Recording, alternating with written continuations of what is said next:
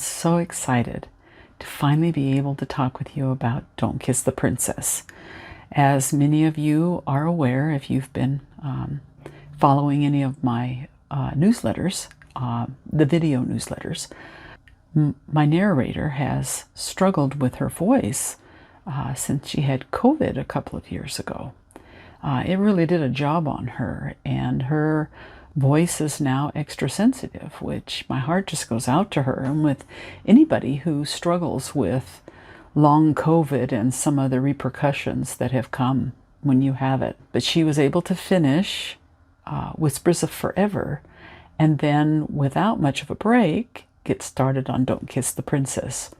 Now, Don't Kiss the Princess is a little bit of a different story in the sense that it began its life as a reader magnet. Now, a reader magnet is a gift that an author provides to people who sign up for our newsletters. In this particular case, Don't Kiss the Princess was part of a large author group effort that lasted for a year. And one of the requirements for it was that it not be published in any other form until then. That meant no paperbacks, that meant no audiobooks. So then after it was finished with that particular group, I chose to use it as a reader magnet for a while. It serves a purpose because not only does it give potential readers an opportunity to see if they like my style, like the way I tell stories, like the characters that I write, it also introduces, hopefully, them into a series. In this particular case, Don't Kiss the Princess actually opens a couple of series. The beginning part of the story takes place at Wildstone. This is a fictional town in northern Washington where the main character, Heath, his family inherited a castle that had been transplanted from Ireland back in the 1850s. But Heath is a programmer, and from the very beginning when I wrote that story, Ghost of an Inheritance, he was a programmer all the time. Well, what's a great series that I could also have him have ties to? And that would be The Billionaires of Wrecked, because they have a corporation that has a battle arena video game that's quite popular. And so there's an opportunity with this story to get a taste of two possible series. My narrator has got it done, and she does such a great job with the characters. I love how she does her work, and I love the characters in this story. I love the Savage family, and I love the wrecked guys and their spouses, and all those books, if you find you like this one and you haven't listened to those other ones, are available to listen to as unabridged, human-narrated audiobooks. So I hope that you enjoy Heath's love story.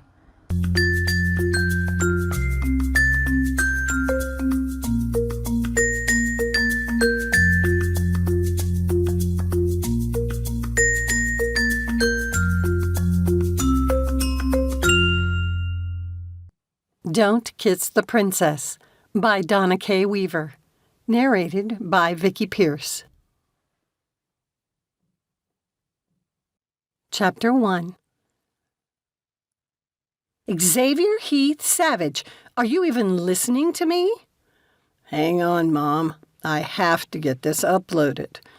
Heath glanced up from his laptop, where he'd been making last-minute changes to the family's business website while his mother talked. He clicked save. All right, now you have my full attention. She visibly slumped in her chair, looking even wearier than she had 2 years ago when they'd first moved from California to Washington. Taking up residence in a transplanted Irish castle and maintaining their own village had been tough on all of them. His parents had grand goals for their historical theme park, but every new thing they came up with impacted his workload, too. What's wrong now? Heath asked, grimacing that he'd added to her stress. You weren't taking notes of my brilliant ideas, were you? She asked with a groan. Heath shook his head. But to be fair, you didn't say you wanted me to. Sorry. No, I'm sorry. His mother gave a self-deprecating chuckle. You already do too much around here. I feel like we're taking advantage of you. Heath's tension ratcheted up a couple of notches. Would she feel betrayed if she knew he was in negotiations with Wrecked Gaming to do part-time work for them as a programmer? He loved what he did here, especially working with his family, but he'd studied to do more than web design. Not that web design wasn't a great career, but he'd always wanted to be a game designer. You're gone again. With a sigh, Heath's mother pulled her chair closer to his and took his hand in that all-too-familiar way she had. Something's been on your mind the last few days. Is it Quinn? I've seen how you look at her sometimes. Heath winced mentally. He didn't want to talk about his feelings for Quinn, but he wasn't ready to fess up about his work negotiations either. Not yet, anyway. If Wrecked Gaming wasn't willing to compromise and allow Heath to work for them remotely, there was no point in troubling his mother about it. Deflection would keep him from talking about either. It's only that we have a lot going on right now with the Harvest Festival coming up. Heath said, No offense to your spa idea, but I don't think it's a good use of your time or mine to worry about something that might not happen. His mother pinched her lips for a second before she gave him a resigned sigh and released his hand. You're absolutely right. Maybe that's why I'm having such a hard time focusing on what I want you to do about the spa. It's not time. She shot him a hard look. But is that everything? At the moment, yes. And it wasn't even a lie, since his hopes might not turn into a reality any more than her spa idea. Besides, he wasn't doing anything wrong. Heath was nearly 23 years old, making an important career decision, not a teen trying to sneak out at night. He woke his phone to check the time. I've got to get to my office. I'm supposed to meet with Leah about her cookbook. Has she settled on a photographer? Quinn, of course. Leah's thrilled. I'm surprised she hasn't mentioned it to you yet. Heath took care to keep his face turned away from his mother, who tended to see too much, or read too much into things that could never be. The Savage Citadel was merely a stepping stone for Quinn's long-term goals. She wasn't staying, and he wouldn't leave. I like her. We're lucky to have someone of Quinn's caliber setting up shop here, even temporarily. I dread the day we'll have to replace her. I'm glad she's doing Leah's cookbook photos. His mother stood and shot him a sidelong glance, one he'd only seen when she had matchmaking on her mind. So you'll be working with Quinn? Well, I have to bounce. Heath rose and picked up his laptop. Talk to you later. He fled the room without a backward glance. It was safer to keep Quinn as a friend. He could still think she was cute with her shoulder-length red hair and hazel green eyes, and that dotting of freckles across her nose above those kissable lips. Don't go there. He already knew about Quinn's big dreams to travel the world as a photographer. The only reason she'd set up a shop in Wildstone and agreed to be the staff photographer at the Citadel was to help build her portfolio and set up potential high-profile clients. Like that famous New York talk show host who'd recently scheduled the entire Citadel for a family member's June wedding next year. Having a prestigious guest, especially if she gave them a good review, would be huge for their business. Heath hadn't missed the gleam in Quinn's eyes when they'd overheard his mother discussing it with the talk show host on the phone. Unless she brought in her own photographer, Quinn had a shot at the gig. And a positive endorsement from someone famous meant Quinn wouldn't remain in Wildstone long after.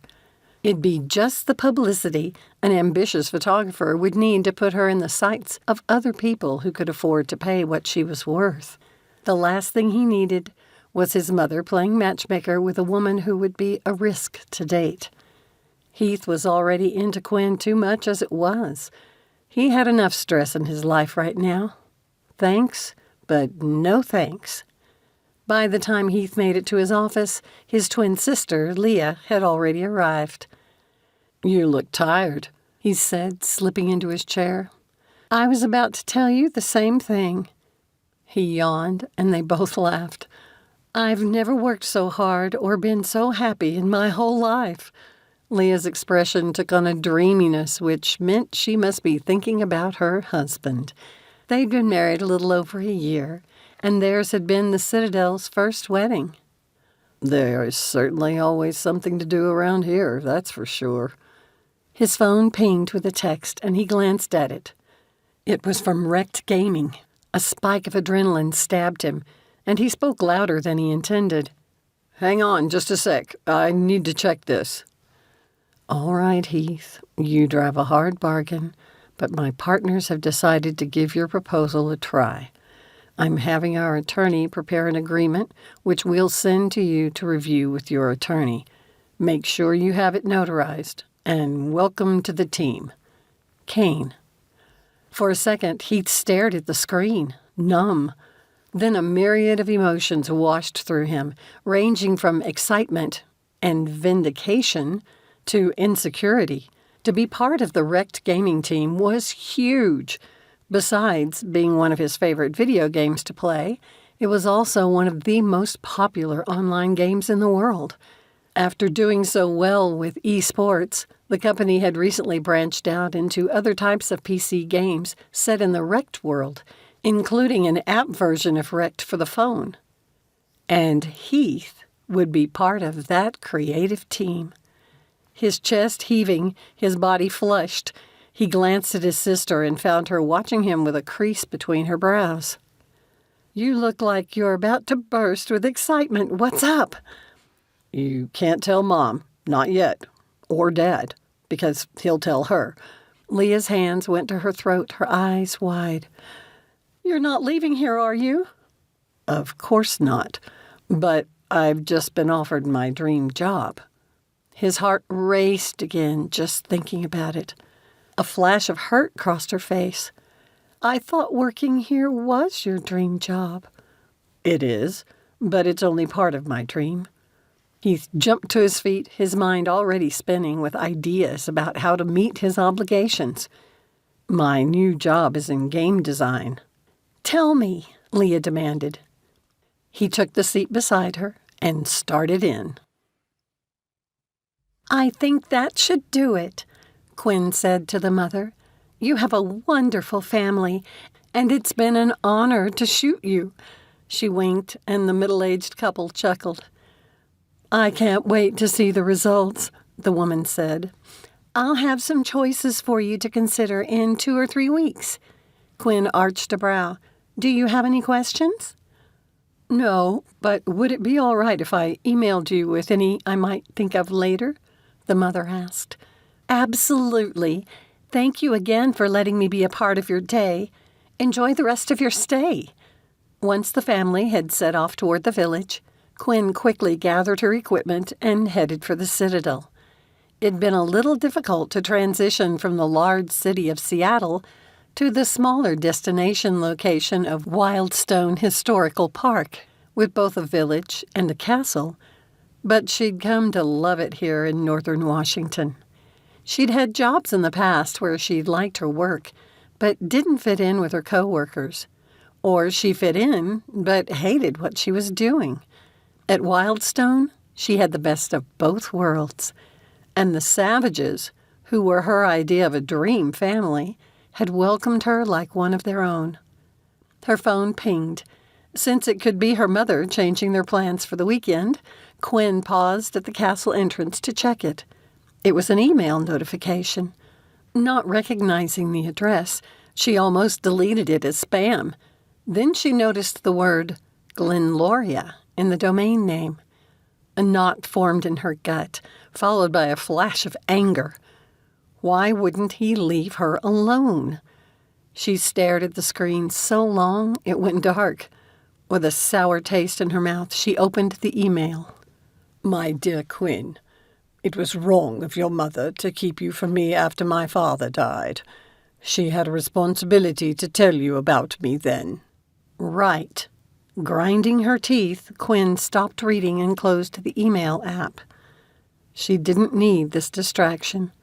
Usually she'd call her mom about how to handle the situation, but the memory of how her mother had sobbed when she told her about the man on Quinn's birth certificate made that impossible.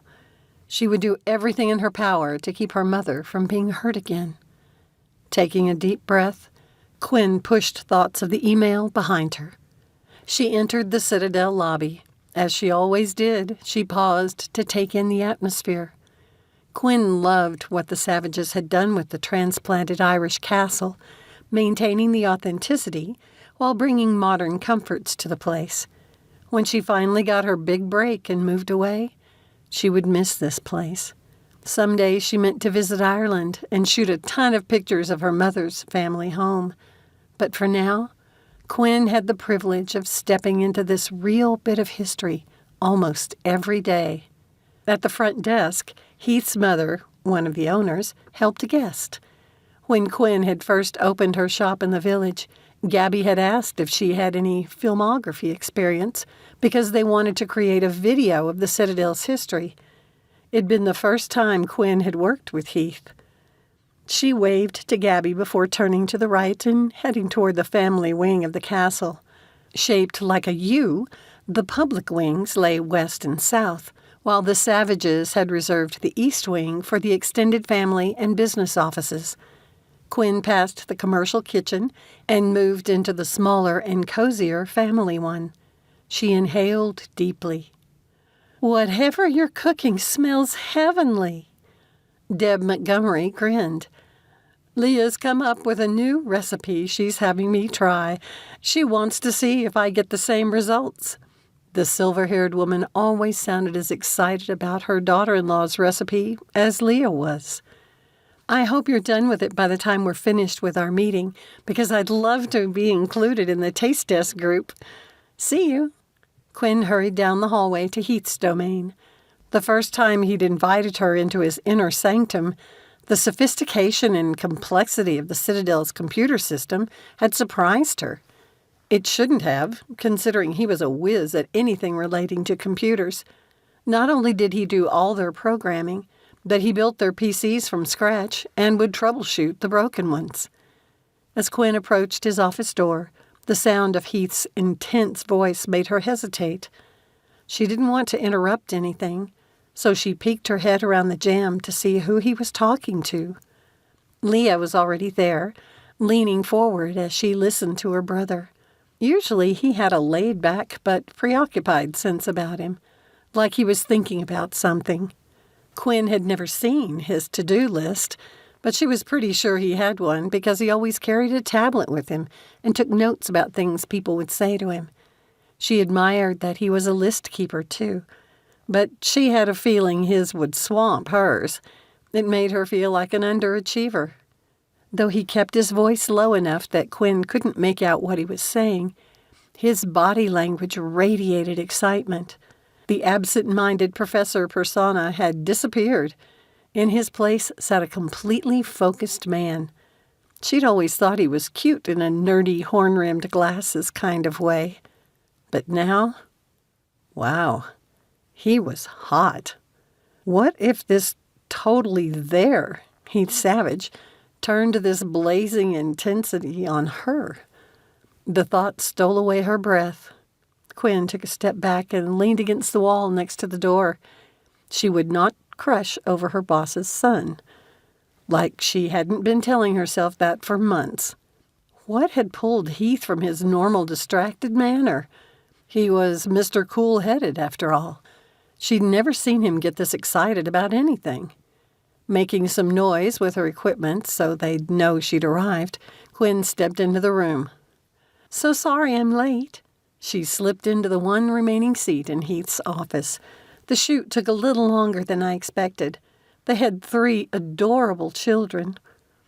"You're so good with kids," Leah said, while Heath closed something on one of his 4 large monitors. Quinn couldn't help wondering if the file he'd closed had been what had brought him to life. She glanced at Leah, but couldn't see anything in her expression showing signs of distress. So he must not be leaving. Letting out a slow breath, Quinn tried not to smile. Not that Heath's personal business had anything to do with her. She turned to Leah. "Whatever Deb is test cooking for you smells amazing," Quinn said. "You sure you don't want to do more than a dessert cookbook?" Leah heaved out a sigh. "I'll leave that to Mom and the dinner chef she's trying to lure here. Maybe this talk show host will put us on the map enough to convince the woman to give us a try. It's harder than we'd hoped to draw high-caliber people here." "What?" Heath asked dryly. "People who are at the top of their craft don't think it's a step down to take a job in the boonies of northern Washington?" "Hey!" Leah glared at her twin. "Word is getting out." Quinn pointed to herself with a self-deprecating wink. "See?" Leah gave Heath an I-told-you-so look. "I rest my case." It was times like this that Quinn wished her mother had been able to have more children with Don.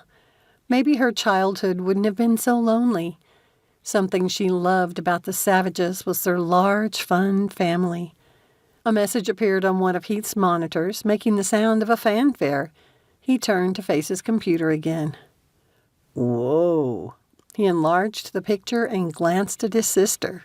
"First, a syndicated talk show host reserves us for a large wedding party. And now, a duke wants to come for the Fall Harvest Festival." "A duke? From where? England?" Leah stood and leaned over Heath's desk to see the email better. "Wait, is it even real? I've never heard of anywhere called Glenloria." Chapter 2. "And look at the security requirements for this guy." Heath grabbed the stress ball from his desk. "It's a good thing Dad's already got the security fence in. I guess we can add that we're a destination location for royalty." "His party is small. It'll be good preparation for the high-profile wedding." Leah's expression turned thoughtful. "Be sure Mom sees that. I wonder if feeding a duke would be enough enticement for that chef." Heath glanced at Quinn, and a tinge of worry made him straighten. She had a fair Irish complexion to go along with her red hair, but she looked paler than he'd ever seen her. "Are you okay?" he asked. Leah took one look at Quinn before grabbing the pitcher on the credenza and pouring water into a paper cup. "Did you forget to eat breakfast this morning?" she asked Quinn, handing her the water. "I keep telling you to eat more. You're thin as a wraith." "I eat a lot. Thank you very much." Quinn accepted the cup and took a sip from it. "I've told you before, it's my high metabolism. I inherited it from my mother." Heath had been watching her and didn't miss that she kept glancing at his computer screen. "What do you know about Glenloria?" he asked quietly. "What?" Leah glanced between him and Quinn and then sat down. "Oh." Quinn leaned back in her chair, looking tired. "My bio dad is from there." "Well, I can see you've been keeping things from us." Leah settled into her chair, crossing a leg. "Tell us more." "It's ancient history." "Must not be too ancient if it's upsetting you today." Leah arched her brows. The expression on Quinn's face shifted from indecisive to resigned. "You remember my mom is originally from Ireland. Well, she attended Oxford University, and that's where she met and married him." "This guy?" Leah pointed to Heath's monitor. "Did she know he was a duke?" "He's not a duke." An odd look crossed Quinn's face. Heath leaned forward in his chair. She was purposely not telling them something. He was about to ask her about it when she continued. "All my mother said was that they'd married while they were both at Oxford. His father didn't approve and put pressure on his son. He divorced her and went home to marry another woman." "What a snake! Did he know about you?" Leah asked. "No. Mom only found she was expecting after he'd gone. Since he'd treated her so badly, she said she hadn't felt she had any obligation to tell him she was pregnant. And I agree with her. He threw her away like so much trash." Quinn sat straighter, color returning to her face, her flush an attractive pink that brought out those cute freckles. "Mom remarried when I was 2. I didn't know my dad wasn't my biological father until I turned 16 and applied for a passport. When I asked her about the man on my birth certificate, she gave a brief explanation, but cried so much that I've never wanted to meet him." "Wow," Leah breathed. "Your mother's such a sweetheart. It really makes me mad to think of how the beast hurt her." From the pinched look on Quinn's face, she agreed. "Hey," Heath said, trying to draw the conversation away from something about to bring both women to tears. He pointed to his monitor and the registration information. "Is there any chance our receiving a reservation from someone in Glenloria is a coincidence? Could your He barely stopped himself from calling the jerk her dad. "Could your bio-father work for this duke?" No." The odd hitch to Quinn's voice made Heath shift his attention to her again. Her complexion had blanched even more. What wasn't she telling them?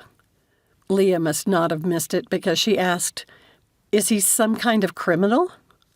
Quinn burst out laughing, but it held a touch of hysteria in it. "If you're not comfortable sharing with us, we understand." Heath turned back to his computer like he meant to return to his work, even though he was dying to know more about this mystery father. "Speak for yourself, brother," Leah cried indignantly. "We promise discretion, girl, but you can't stop now, especially if this guest might have something to do with you." Remaining silent, Heath faced Quinn again. "You're right." She let out a long breath, looking wearier than he'd ever seen her. "I obviously can't tell my mother, and I need to talk to somebody because I don't know what to do." "If he doesn't know about you, what's the big deal?" Leah asked. "Really?" Heath shot his sister a disbelieving glance. "We've never heard of Glenloria, and suddenly some royal dude wants to visit here, and we discover our Quinn has connections there. Of course he's found out about her." "Right. Do you remember that article in World Art News magazine 3 months ago about my mother's sculptures? And how nice she was to mention your photography." "Ah," Leah nodded. He recognized her. "And the daughter who was a perfect age to have been his?" Heath asked. "I got the first email from him a couple of weeks later. It seems I resemble his mother, except for the red hair." "You've been struggling with this by yourself all this time?" Leah wiped her eyes. "If you'd seen how heartbroken Mom was when I asked her about him, you'd understand." Quinn pulled the phone from her pocket and woke it. "He sent another email just before this meeting. I didn't have the stomach to look at it more than the beginning. He keeps ranting about how my mother was wrong to keep me from him. I get an email every few days, each one putting more pressure on me to meet him." All this time, Heath had thought she'd come from a smaller but happy family, like the one he and Leah had. This guy sounded like a selfish twit. "Do you want to meet him?" he asked. "No. I could just block him, but..." Her words trailed off, her eyes glistening. "But you might have a whole other family you never knew about," Leah suggested. "That's it exactly. I found out I have 2 younger half-brothers. What if they're not horrible?" "Do you mind if I look?" Leah asked gently, pointing to the phone. Quinn handed it to her. Heath felt an unexpected wish to pull Quinn into his arms and comfort her, protect her. He didn't have a good feeling about this birth father. The guy didn't look good on paper. Leah made a choking sound, and he turned to her. She stared at him, eyes wide, and handed him the phone. Heath took it, wondering what could have freaked out his sister so badly. The email was the most mannered rant he'd ever seen. He stated that Quinn had a responsibility to take her position in the family. Position in the family? What did that mean? Frowning, he skipped to the bottom. The email was signed by Wolfgang Everard de Fesch, King of Glenloria. Quinn watched bleakly as understanding crossed Heath's face. "Your dad's a king?" Heath finally asked. "No, my dad owns a furniture company." Quinn forced herself to keep an edge from her voice. She would push this point with anyone who questioned it until they got it right. Any male can donate genetic material. It takes a real man to be a dad. "Of course, my bad, and I completely agree." Heath looked properly chagrined, and Quinn relaxed a little. He said, "He talks about you taking your position in the family." "Can he force you to be a princess?" Leah asked, and then giggled. "That must be the strangest question I've asked anyone in my life. It's going to take some getting used to, but can he? Force you, I mean?" "I'd like to see him try," Quinn growled, though she worried about that since she'd received the first email. "That's my girl."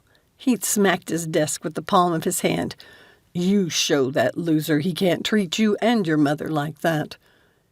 Unexpected burning forced Quinn to blink her eyes several times, and she had to press a finger against her trembling lips. Until Heath's loud declaration, she hadn't accepted how much pressure she'd brought on herself by keeping it all inside. For the first time since she'd received the initial email, she didn't feel alone. "What's this about a loser?" Coop Montgomery asked, stepping into the office suite. "Oh, hey, sweetheart," Leah cried, jumping to her feet to give her husband a hug. "We haven't even gotten started with our meeting yet." Quinn had once heard Coop jokingly describe himself as a Hagrid clone. Coop wasn't nearly that large, but at over 6.5 feet tall and with a muscular build, he definitely took up a lot of free space in Heath's office. And just like the fictional half-giant, Coop had a kind and gentle nature. There was no way he wouldn't find out now that Leah knew. Quinn could tell she was already losing control of the situation, and she didn't know how to pull it back. While Leah and Coop talked about whatever he'd come to see her about, Quinn glanced across the desk at Heath and found him watching her. He leaned forward. "And he's been trying to contact you for 2 months?" Heath asked, his voice low. "I want him to leave me alone. Please don't treat me differently." The second greatest worry Quinn had struggled with since her bio dad had made contact was people finding out and going all weird about it. "We won't. It'll just take a little getting used to." "Thank you." "What about Coop knowing?" Heath shot his sister and brother-in-law a sidelong glance before looking at Quinn again. What could she say? That she didn't trust their discretion? That she felt stupid telling people she was related to a king, like she thought she was something special because of it, which she absolutely did not? Quinn let out a deep sigh and shrugged. "Is this Duke guy going to be a problem?" he whispered. "We can tell him we don't have any vacancies." "You can't do that." Quinn had to blink her stupid eyes again. "It's a big deal if you can advertise that you've hosted royalty here. I won't take that from your family." "Well, it appears we can claim we have royalty on our staff." The humor in his voice barely offset the sense of panic that flooded through her. She straightened and jumped from her chair. "You can't tell anyone." "Hey, I was kidding." Heath felt like an idiot for upsetting her. "What did you do now, bro?" Leah asked, sending her brother a glare. "I'm sorry. It was a lame joke. Besides, we couldn't make a claim like that without your permission." His sister's expression made Heath toss his arms in the air. "Her secret is safe with us. You want me to pinky swear?" He held up his right hand to Quinn, his little finger extended. "It's the ultimate commitment in the Savage family."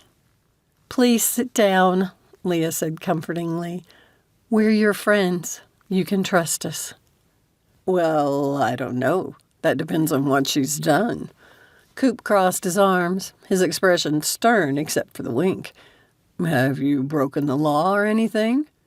We don't want to get into trouble for harboring a fugitive."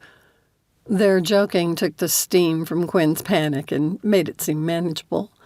Maybe they could help her figure out how to handle the situation without dragging her mother into it. She sat again. "Who do you want to tell Coop?" Heath asked her. "You?" "Every time I verbalize it, it makes everything seem more real, and I don't want it to be more real." Quinn's bio dad got in contact with her a couple of months ago, Leah told her husband. "I'm sorry," Coop straightened. "I didn't realize Don wasn't your father." Quinn gave a low growl. "He is my father, so that should help you understand how I feel about this other guy." "So block him," Coop said simply. "You don't have to allow him a place in your life just because he's decided to show up now. You're what, 23, 24? You're an adult. It's not like he can claim any parental rights over you." Quinn glanced between Heath and Leah, and both of their expressions showed a question. Could the king force her to acknowledge their relationship? All he would have to do was go public with the information. With the article about her mother's artwork so recently in the news, the press could make the connection to Quinn. "Well," Coop said, sounding a little irritated, "there's obviously something you haven't told me yet. Quinn, who is your father? Sorry, your bio dad." So Quinn explained. Coop sat still for a few seconds, and she held her breath, worried what might come next. "Well, I didn't see that coming," the big man said, "but it doesn't change things. You're still an adult." Quinn let out the breath she'd been holding, her eyes stinging with relief. "It's gotten a little more complicated," Heath said. "We just received a reservation request from some Glenlorian duke. It can't be a coincidence." "Whatever else happens, you guys, this can't go public," Quinn said. "It would kill my mother." "How long have you known about him?" Coop asked.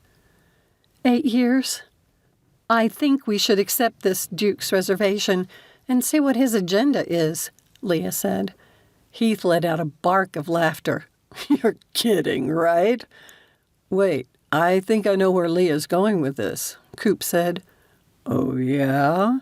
Heath said in the most belligerent tone Quinn had ever heard from him.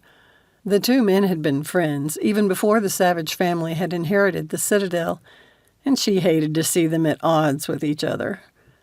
"If we don't accept this reservation, they might come anyway under an assumed name.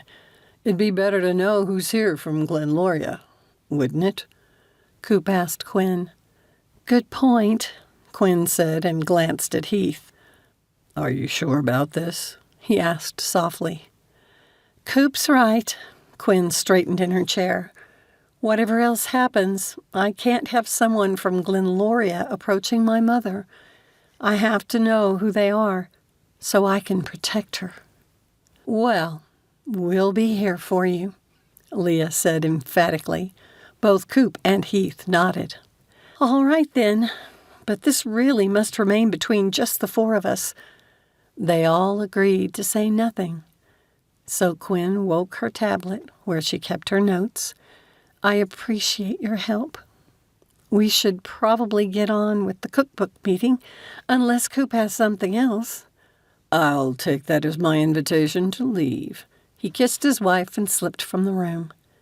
Quinn just wished she knew what a duke from Glenloria wanted to talk to her about. She'd rather the king send one of his sons. Then she could at least meet one of her brothers. Chapter 3. A few days later, Heath stepped from his office and jogged up the stairs to the family floor. He went to the wall of windows his parents had widened the year before. Unless he wanted to get caught watching Quinn at work, he had to be careful. He rarely took time to observe her as she photographed her clients, but he found it entertaining how well she interacted with people, especially children. She got even the surliest teen to crack a smile, and she was always prepared to capture it with her camera. Since the big revelation 3 days ago, he'd taken to coming up here more often to keep an eye on her. The look of desperation on her face that day continued to bother him. Heath admired how much she wanted to protect her mother from further hurt, but there was no way Quinn could control the information if the king decided to out her. What did it say about the man if he had connived to send this Duke fellow here to talk with her? What was the guy's real purpose in coming, and would he admit it to her? Heath didn't want to consider that the Duke might be coming to propose a marriage agreement. Did they even do marriages of convenience anymore? Could they offer Quinn something to tempt her? He hadn't asked Leah if she'd considered the same thing, and her silence on the subject made him think she hadn't. She'd have raged in Quinn's behalf. Finally, he spotted Quinn with the family group. She kept glancing up at the sky where rain threatened. It could be challenging to take outdoor photographs in northern Washington, considering how much precipitation they received. But Quinn had gotten creative and had found workarounds, which included views of the outdoors, but under cover. This young family had a precocious toddler who kept trying to run away. These could be some of the most entertaining shoots to watch because of the antics Quinn had to do to capture the attention of the little ones. "I wondered if I might find you here," Coop said, coming to stand beside Heath. "Are we ready for this royal dude?" "You know Mom." "Indeed I do," Coop said with a chuckle. And he would. The initial meeting of their parents when Heath's family had first arrived hadn't gone well at all. Poor Deb had given Heath's mother the idea the Montgomerys wanted the Savages gone, which hadn't been true at all. It'd taken time for Heath's mother to trust them. Now they were family. "Have you talked to Quinn about how she plans to approach meeting the Duke?" Coop asked. "No. I was kind of hoping Leah would do it. Girl talk, you know. Has Leah said anything to you about it?" "Not at all. Since the king has 2 sons, we wondered if Quinn, being the oldest child, was in line to inherit the throne." Heath had been curious about it too, and done an internet search. "Only a male can rule." "That's what we found out. It must be a relief to Quinn." Coop pointed at the toddler who'd escaped, and he chuckled. "She sure earns her pay." "Yeah, she does." Once the parents had captured the child again, Heath said, "If he doesn't need an heir, do you think he wants to use her as leverage, like through marriage?" "We've wondered the same thing. Quinn's professed goal in this whole situation is to protect her mother from being hurt." Heath stared out at the garden, where the pretty redhead was now taking pictures of the family as they played. One of the many things she was especially good at was candid shots. "I don't think it's realistic, at least not forever. Though if the king threatens to expose the connection, it'd only tick Quinn off. If he does that, how can he then persuade her to marry this Duke?" "We agree. Leah says we should all encourage Quinn to tell her mom to help prepare her." Coop shoved his hands in his pockets. "With that threat gone, what power could the king have over Quinn?" "Right. But how could he know that? I think she's making a bigger deal of this in her mind than it really is." Heath leaned closer to the window. The first of the raindrops had begun, and it looked like the session was ending. As the family scurried back toward the castle, laughing and covering their heads, Quinn continued to click away with her camera. Leah thinks you'll have the best luck convincing Quinn. Me? Heath glanced at his friend again. Why me? Because she usually listens to you when you give advice. Coop grinned. It must be your brainiac computer nerd know-it-all manner. Hey, it's not my fault that I'm usually right. But it gave Heath pause to think Quinn might place more credence in his advice than she would Leah's. The two women had hit it off the first time they'd met the year before and became best friends since. Well, I'm glad your mother assigned you to help so much with the Harvest Festival. You'll be able to keep an eye on Quinn. Coop turned from the window and indicated the stairs to the main floor. Do you have a minute to go over the fence cameras on the north side? Sure. As Heath followed, thinking about the added responsibility made his shoulders tense. When his mother had gotten the idea to partner with the neighboring farm to expand the existing Harvest Festival, Heath had supported the idea. Now it just seemed like a lot of extra work. Are you guys finally coming around to the issues I raised about opening that section next to the Tullis farm?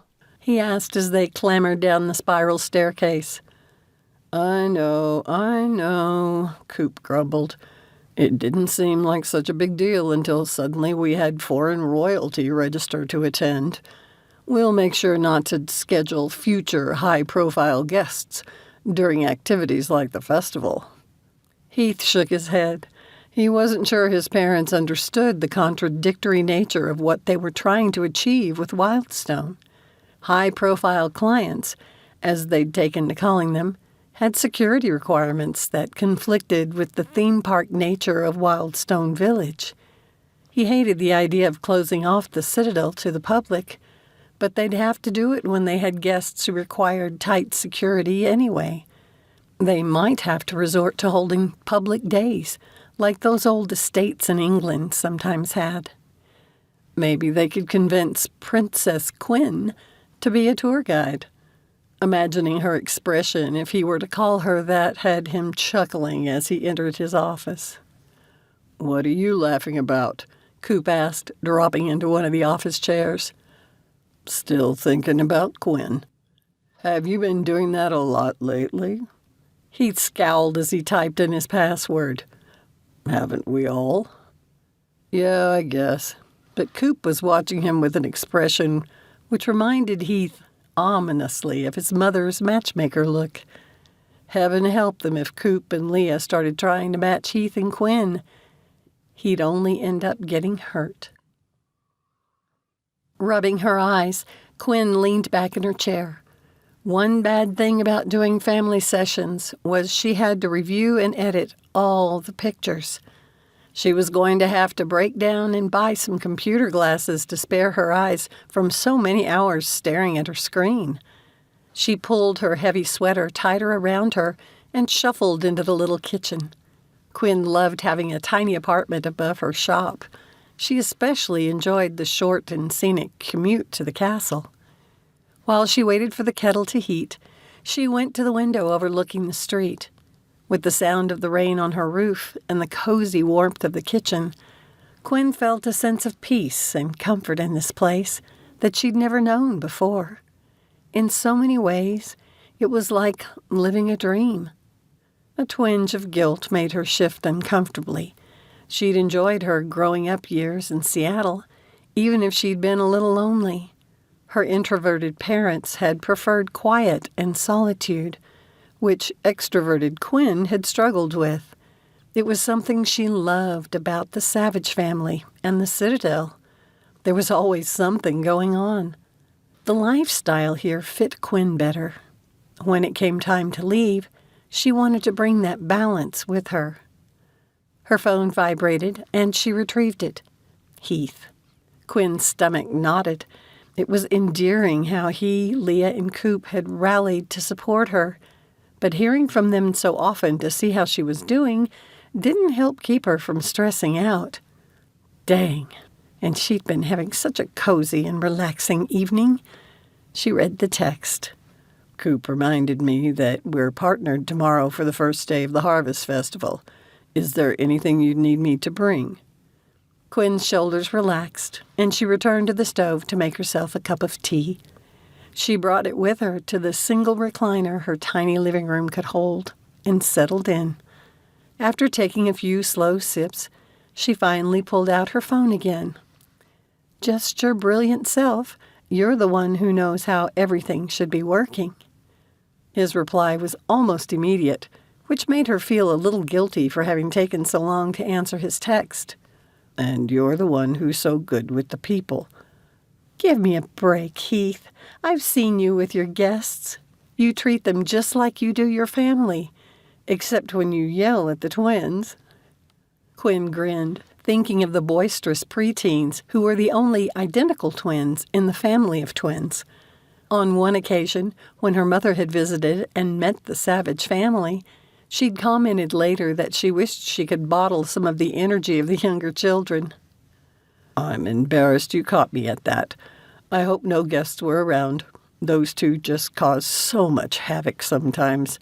You should have seen them when they were convinced we had a ghost here.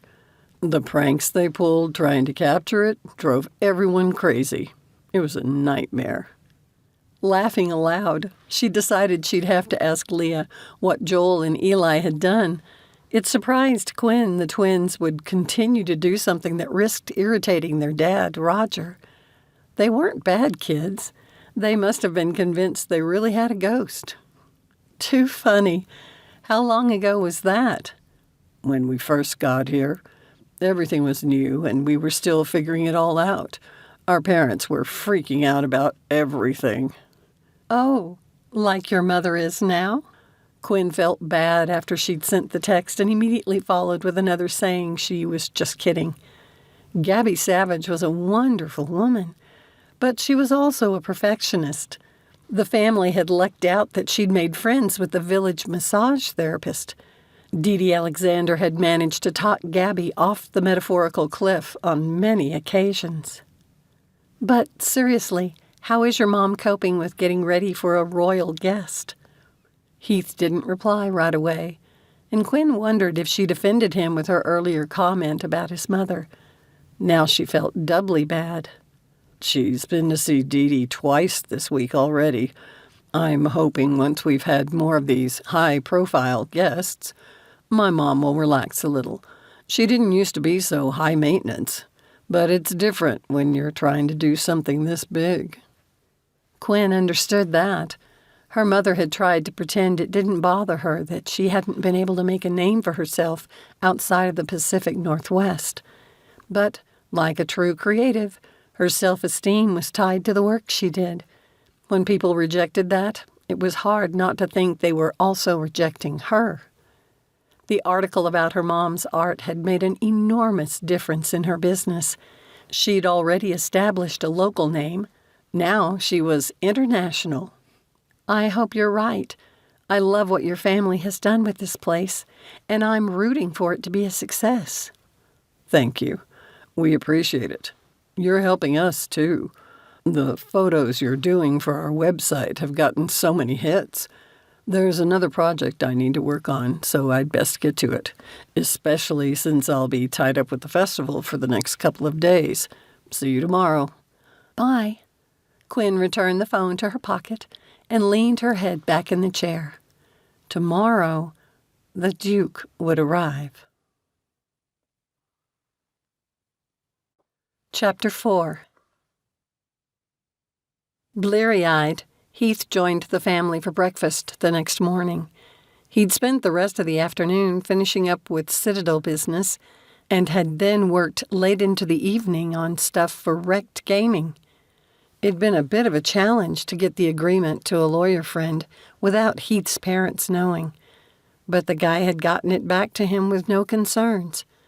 An hour after sending the signed contract to Wrecked headquarters in North Carolina, Kane's staff had set Heath up online. Now, all he had to do was figure out how to tell his parents.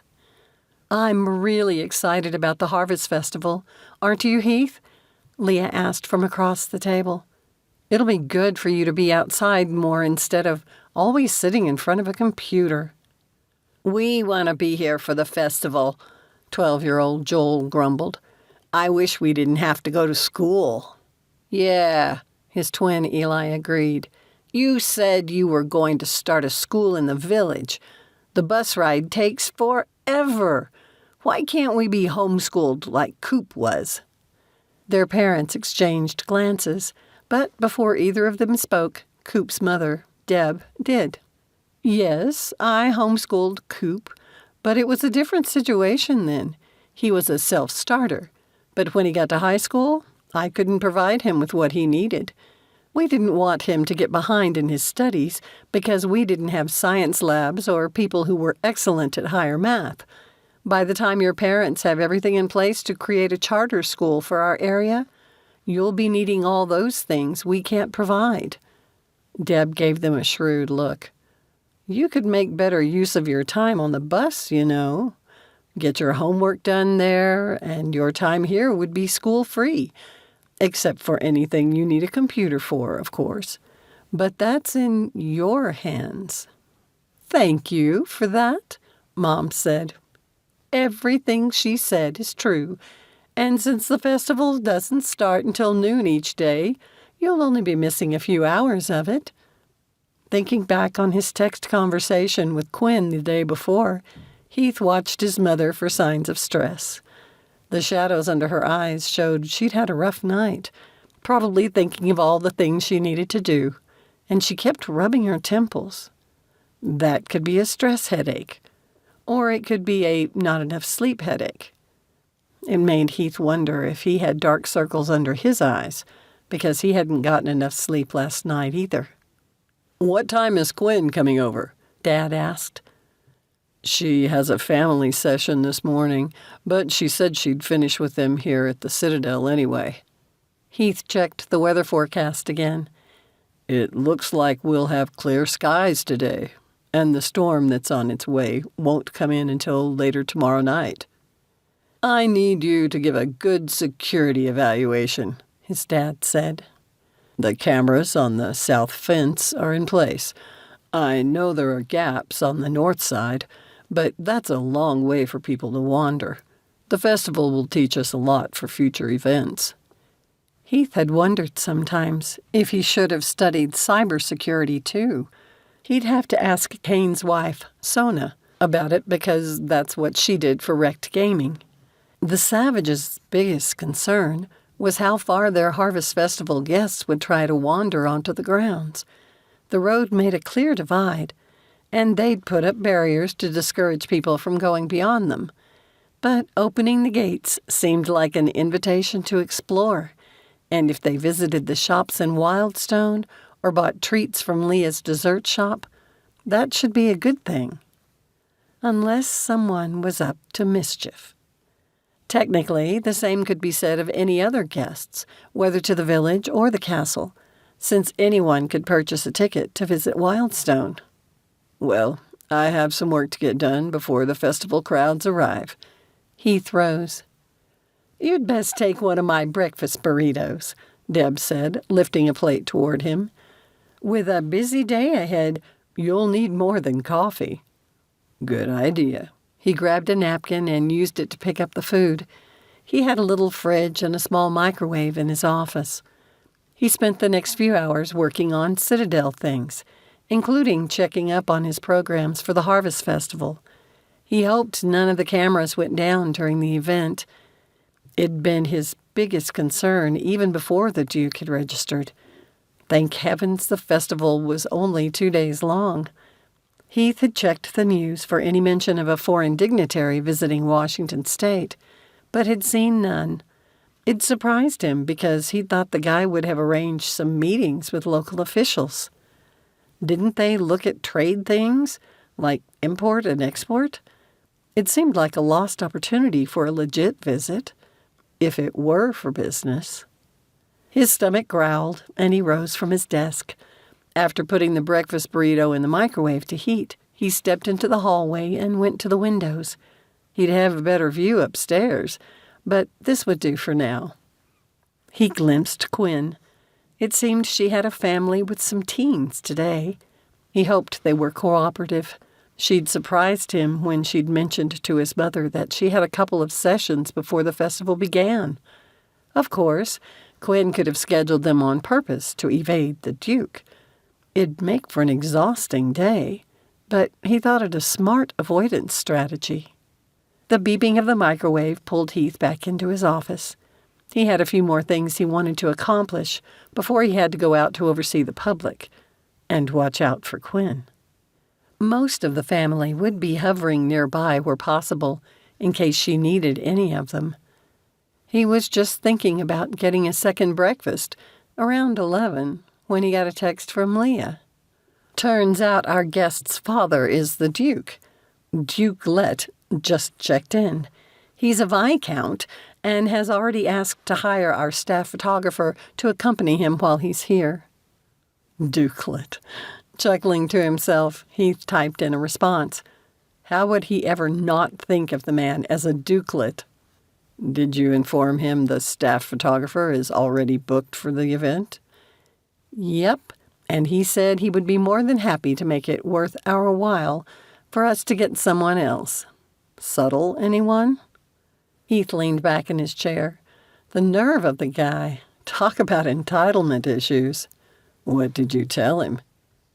That he should have planned in advance, and that he could look for photographers in pain who might be able to accommodate him.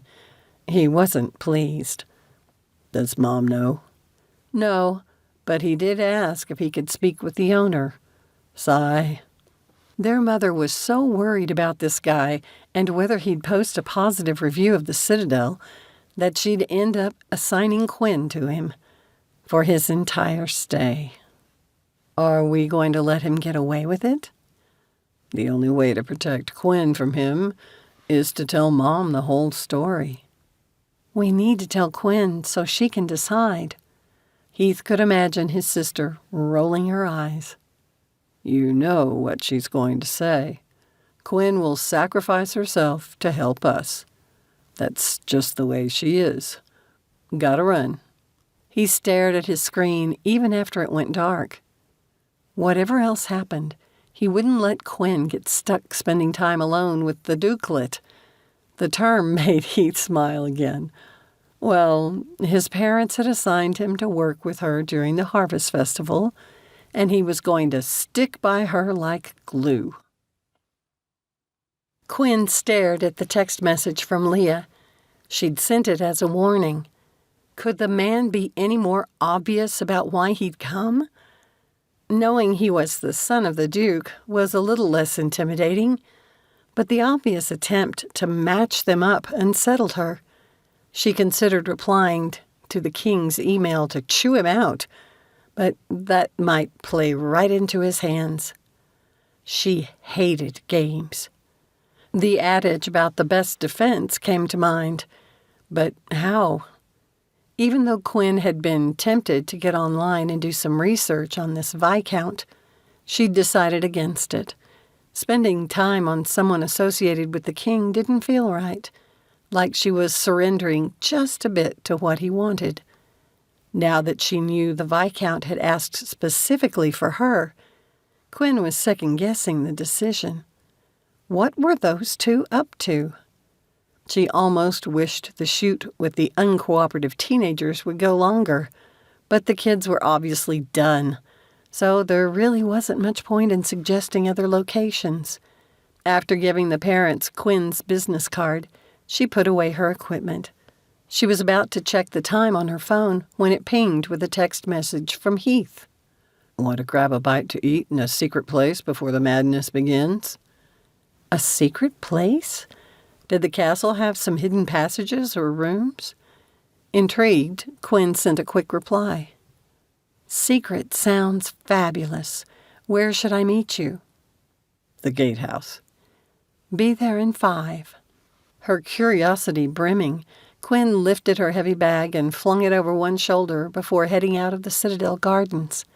The warmer, loving plants were already dying back, but the fall flowers made the garden flush with colors.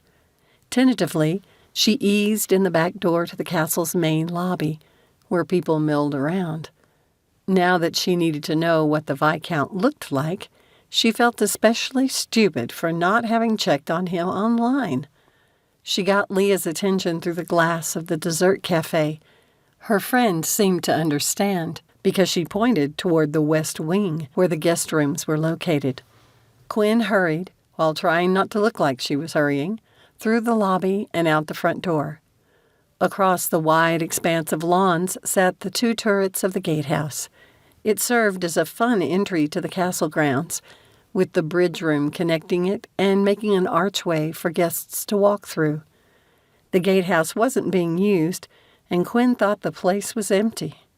Each turret had a door, but she looked for any sign of Heath. Then the one to the left opened, and he waved her in. She hurried over, and he shut it behind her. The round room wasn't as large as the towers in the Citadel, but it had potential. It surprised Quinn the Savages hadn't done something with the space yet. "It's up the stairs." Heath indicated the spiral staircase to the side. "It leads to the secret place." Quinn glanced up. A previous owner had constructed a second floor. She hoped it was heated because the inside of the stone building was already making her shiver. "Lead the way." She indicated that he should go ahead, so he jogged up the circular stairs and she followed him. When they reached the top, instead of going to the left onto the second floor of the turret, Heath pulled out a key and opened a door to the bridge room. She'd never been in there. As soon as he opened the door, warmth hit her, and she hurried in behind him. Something smelled delicious. "You can put your bag near the closet there and hang up your coat. Let me see if the casserole is hot enough yet." Heath hurried away. Quinn took her time examining the room, trying not to laugh at the term secret place. It was an apartment. A nice one, too. Nothing extravagant, but tastefully decorated. It had a homey, lived-in feel about it. Once she'd stashed her gear, she followed the yummy smell and found Heath in a small kitchen-dining room combo. While the living room had a window overlooking the Citadel's stables and farm, the kitchen had a splendid view of the castle. What a fantastic location for an apartment. "Do you guys rent it out as a suite?" she asked. "My parents have considered it, but they said they didn't want to limit their options while they're deciding what to do with the towers. Can you put that towel on the table? If I burn Deb's stuff, she'll kill me." Quinn did as he instructed and glanced around to see if there was something else she could do. It appeared Heath had considered everything. "I thought the Montgomerys lived in the Citadel," she said. "They do, now." Heath set the small casserole on the table before pulling out a chair for her. "I hope you're hungry, because she made a lot." "You know me, the bottomless pit." Quinn sat, and he scooted the chair in for her before taking the other one himself. She said, "This smells like what Deb was cooking the other day for Leah." "It is, though they made a couple of tweaks to it after that batch." "So we're the guinea pigs?" "Best job ever. Even the mistakes are worth eating." Heath handed her a large serving spoon, and she took it. He added, "It's going to be a crazy couple of days, and this seemed like an excellent staging area for us.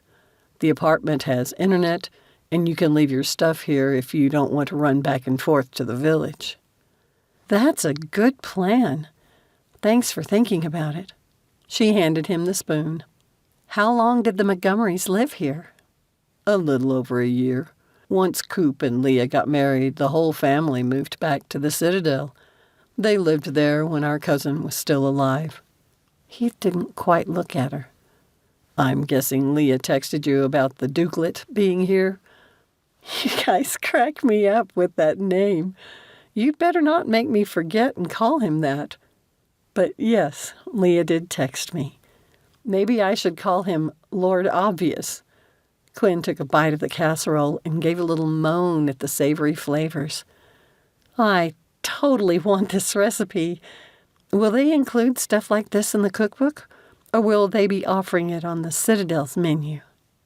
They're still debating that. Is a casserole really what you'd order when staying in an old Irish castle? Heath shrugged. Brighter minds than mine will have to make that choice. Have you decided how you're going to handle the dukelet? Viscount, I can't forget his proper title. It would be easier if I knew his agenda. True enough. But rest assured, the three of us will do our best to make sure you're not alone with him. I appreciate that. Quinn wasn't sure they could guarantee it. They certainly didn't want to offend him and create an international incident. Her mother would find out for sure if something like that happened. As they gathered their things again, Quinn was still mulling over the issue. Heath had been good to leave her to her own thoughts and not force conversation. After exiting the turret, Heath locked the door. They went through the tunnel created by the bridge room.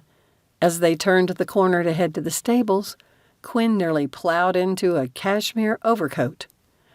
"Excuse me," she said, stepping back into Heath's chest. He responded by taking her arm to steady her. When she looked up, she was struck by the stranger's piercing blue eyes and model-perfect face. The man in his mid to late 20s wore his dark hair stylishly messy, and he was clean-shaven, rather than wearing the dirty beard that was so popular. Recognition sparked in his gaze, and the corners of his mouth curved up. With a sinking feeling, Quinn knew who he must be.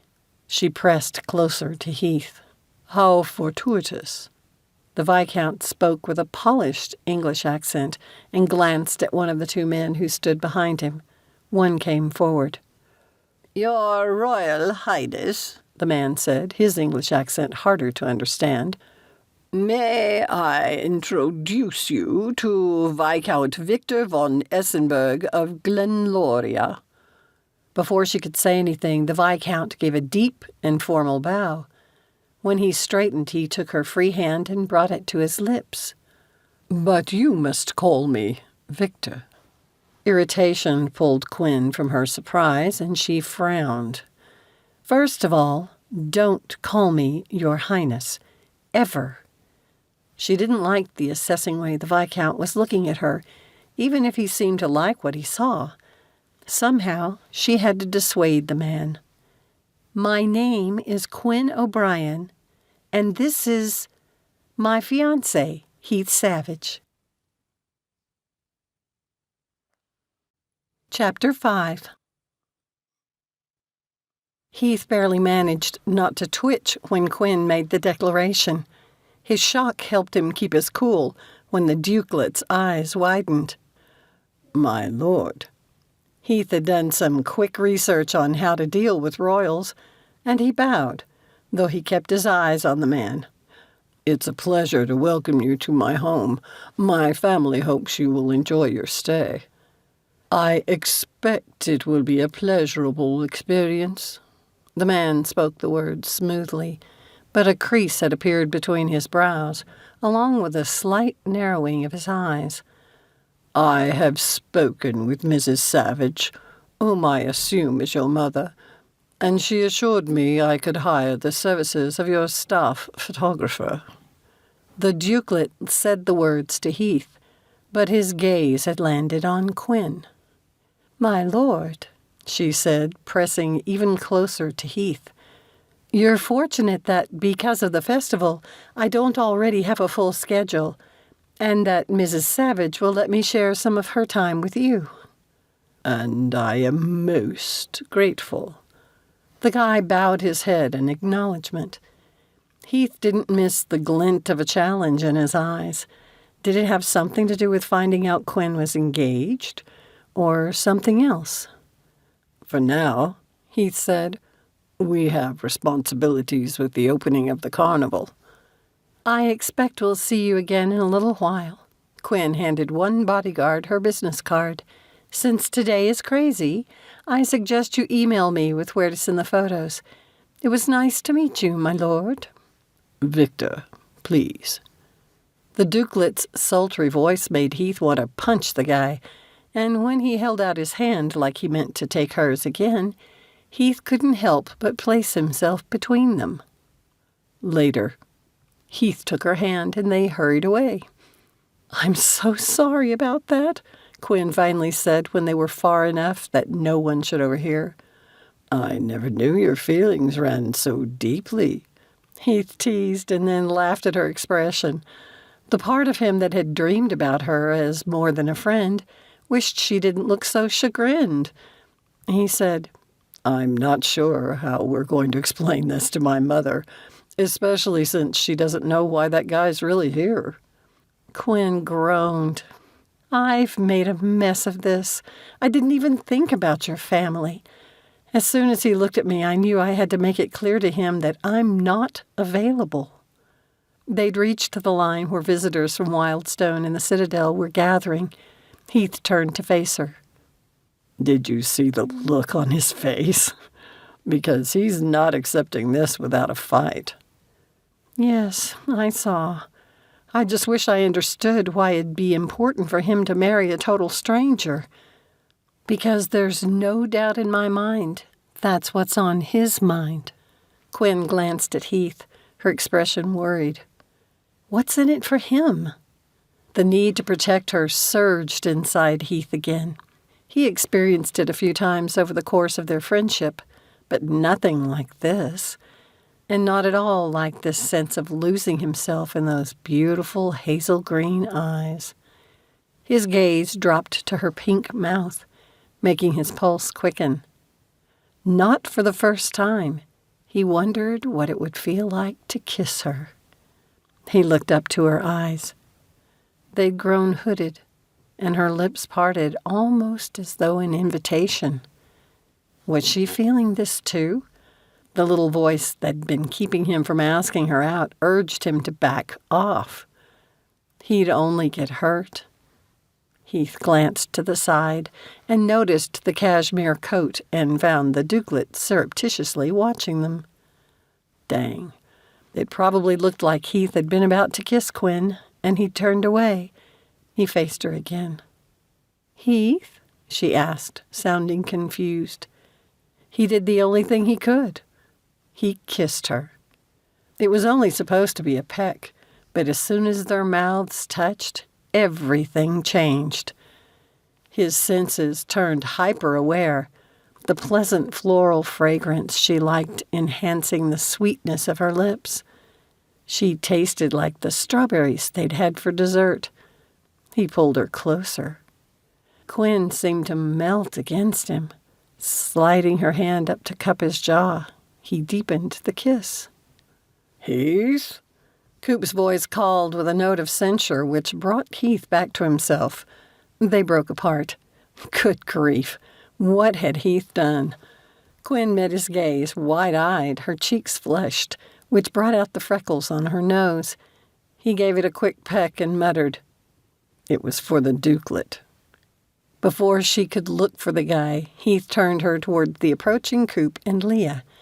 He put his arm around Quinn's shoulders and tried to make eye contact with his sister, to indicate their little royal audience behind them. Coop's confused expression and the crease between his brows showed he might not approve of the kiss. Did that mean he didn't think Heath and Quinn would make a good couple? Or did the big guy think Heath was taking advantage of her? Fortunately, Leah seemed to understand something was going on and whispered to Coop. He scanned the crowd and nodded. "That was a close call," Quinn muttered. "Yeah, I hope it doesn't get me killed." She chuckled, waving them over. "At least we can tell them the truth." Quinn pulled the camera from her bag.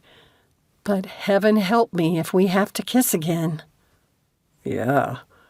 Heath agreed wholeheartedly, though he sensed she might be feeling a little differently about it than he was.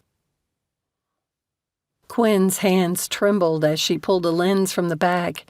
That kiss had just flipped her world upside down. Sure, she'd always thought Heath Savage was cute in his nerdy way, and maybe she'd dreamed of kissing him a few times. but those had not prepared her for the real thing. For pity's sake, how did a guy who spent so much of his time in front of a computer monitor get to be such a good kisser? Not that it mattered. She decided long ago that her career would come first. Guys were a distraction she didn't need. Quinn glanced at where Heath was talking to his sister and brother-in-law. And what a distraction. We also have festivals in Glenloria, Victor said from behind her. I would love to show you your... Don't say it, Quinn hissed, spinning to glare at him and hitting him in the chest with the long lens. His 2 bodyguards moved in, and Heath was at her side again in a flash. Victor raised a hand, and his men stopped. My apologies. I've come to think of you this way because of how your father speaks of you. My father lives in Seattle, and he would never make the mistake of calling me that. She put as much disgust as she could in the word, glad when Victor frowned. Quinn raised the camera and took a couple of quick shots of him. Wait, I was not prepared. The Viscount went into a typical pose with a smile that didn't reach his eyes, while the bodyguards stepped out of the shot. Now you may take my photograph. Sorry, I do impromptu shots. I'll get 1 or 2 posed ones, but not now. Quinn took Heath's hand and headed toward Leah and Coop. You would make a good paparazzo then, Victor said, hurrying to catch up. I believe they purposely take the most unflattering pictures. Life is often unflattering, but that can be when it's the most real. Quinn glanced at Leah, who made a kissing motion with her lips while raising her brows. She then mouthed, "Wow," before she pulled her husband away, tugging him down to talk to him. Sighing, Quinn hoped her cheeks hadn't flushed too red. How would she ever explain this to them? At least she and Heath must have put on a convincing show for the Viscount, one she wouldn't mind putting on again. No. Heath had kissed her, but that didn't mean he wasn't off limits. Stop thinking about him. Quinn stood straighter. It was time to act like the Citadel's photographer. She'd come up with several approaches for the 2 days, hoping to provide a fun visual representation of the Harvest Festival. For the next couple of hours, she photographed people as they gathered around the craft and food booths. The Citadel provided carriage rides, and the Savages had brought out their giant chess set. Heath had said nothing, but she'd sensed him nearby. She finally glanced at him and found him trying to type things into his tablet as he evaluated the people and flow of foot traffic, all while juggling her camera bag. "I'm sorry, you don't have to carry that." Quinn slipped it off his shoulder. "If Melly were a little older, I'd hire her for my assistant." His 9-year-old sister was adorable, but too small to carry the heavy bag. She'd love it, and she's more responsible right now than the twins. I think they'll be fine as they mature. They're just creative. You're creative too, so don't be too hard on them. She snapped more pictures. But I'm also disciplined, which they're not, and never have been. He typed something into his tablet. I don't think I ever had the energy those two have, and they feed off each other, which makes it worse. It's fortunate there are different kinds of creativity, isn't it? And your mom's doing a good job helping them focus it into something productive. I noticed they're learning woodworking. Heath grunted. Whittling, you mean? And that's only 'cause they get to play with knives. "Hey, you two," Trace Barton said as he approached them. He must have been working in the trees, because he had on his forester harness loaded with his gear. "Have you seen Coop? We've had some people wandering outside the perimeter, and I'm not sure how he wants to handle it." "The last time I saw him, he was over there." Heath pointed in that direction and pulled a face. Quinn couldn't help but glance over as well. Leah and Coop were talking with the Viscount. "Is that him?" Trace asked. For a second, Quinn panicked. Heath must have recognized her concern because he shook his head.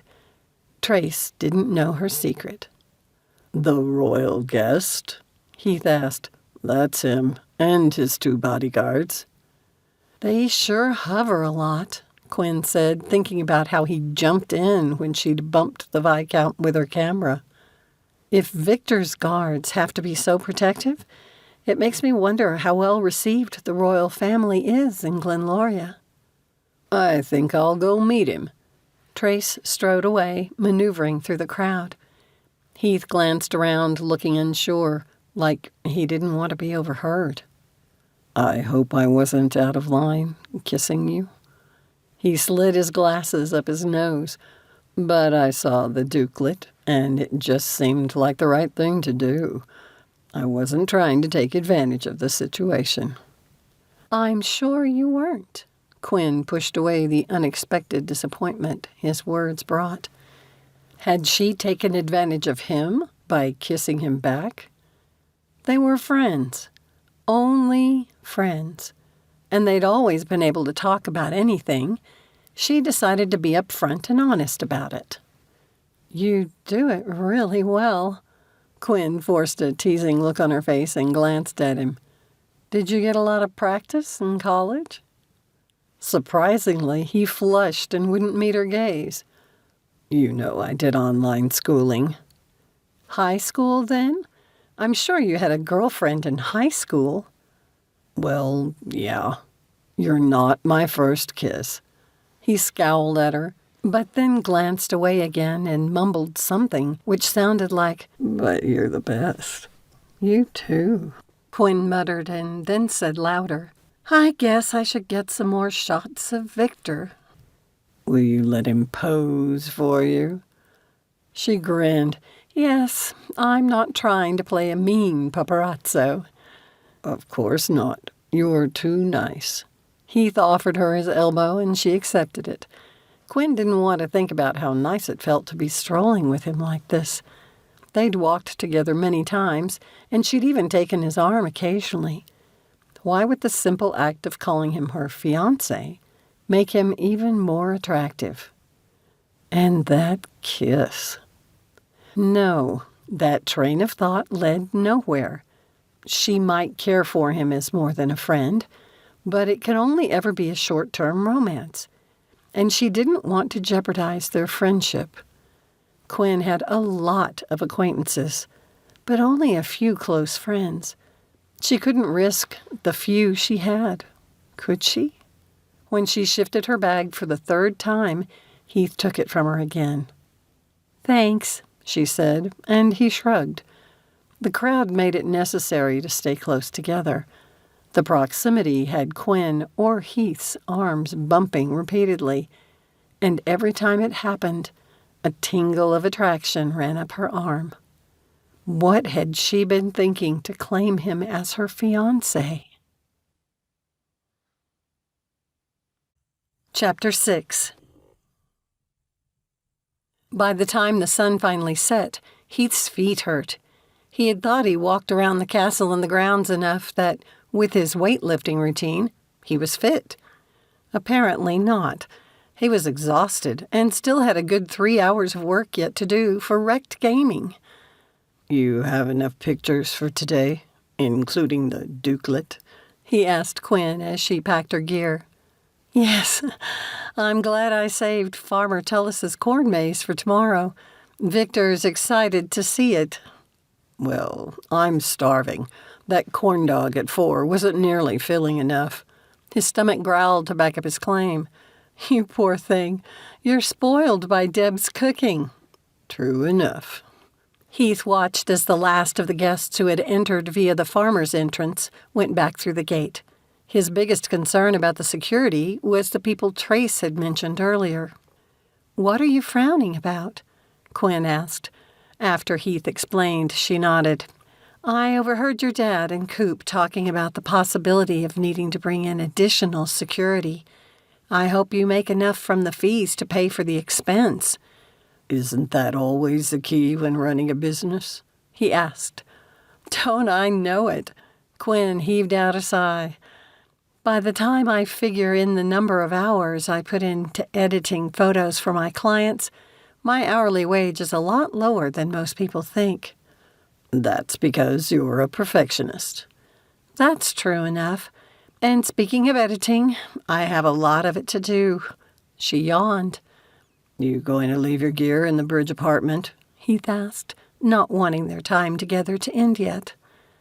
Tempting as the thought is, I need to download this to my computer. Quinn sent him a tired grin. Go get some of Deb's leftovers. You know she saved some for you. She headed toward Wildstone. He waited a couple of minutes until the staff had locked the gate by the farm before turning toward the Citadel. 3 men stood some distance away, watching him. Heath hesitated only a moment before striding toward them. Good evening, my lord. I hope you enjoyed the first day of our harvest festival. Our simple activities are probably different from the ones in your country. Isn't it between Germany and Denmark? Do you have traditions from both countries? He continued walking toward home, and Victor joined him, easily keeping pace. Heath couldn't help wondering if the man's feet hurt too. Glenloria is an old country, and we have fought to maintain our independence, something which has been difficult through the years, most recently during World War II, as I'm sure you would understand. Yes, I read the Nazis occupied your country. It was a difficult time for all of Europe. And the world, Heath added. Indeed. But let us speak of contemporary issues. A change in the man's tone made Heath glance at him, wary. Oh, I thought you were on vacation, since there's no press about you meeting with local officials. You know very well I'm here to woo the princess. Heath had to give it to Quinn that her instincts had been right. When she'd declared herself already engaged, it must have thrown a wrench into the arrogant dukelet's plans. Well, that's too bad for you, since I got there first. Heath didn't even try to keep the smugness from his voice. And I love her for herself, not for some title she doesn't want. The words just spilled out, but he meant them. Victor grabbed Heath's arm, pulling him to a stop.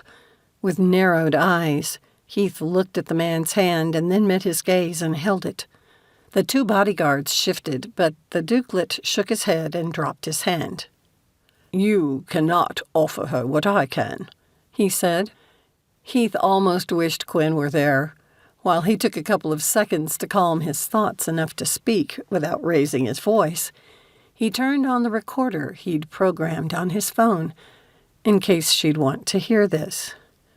How do you know that she wants what you have to offer? You don't know her. I do.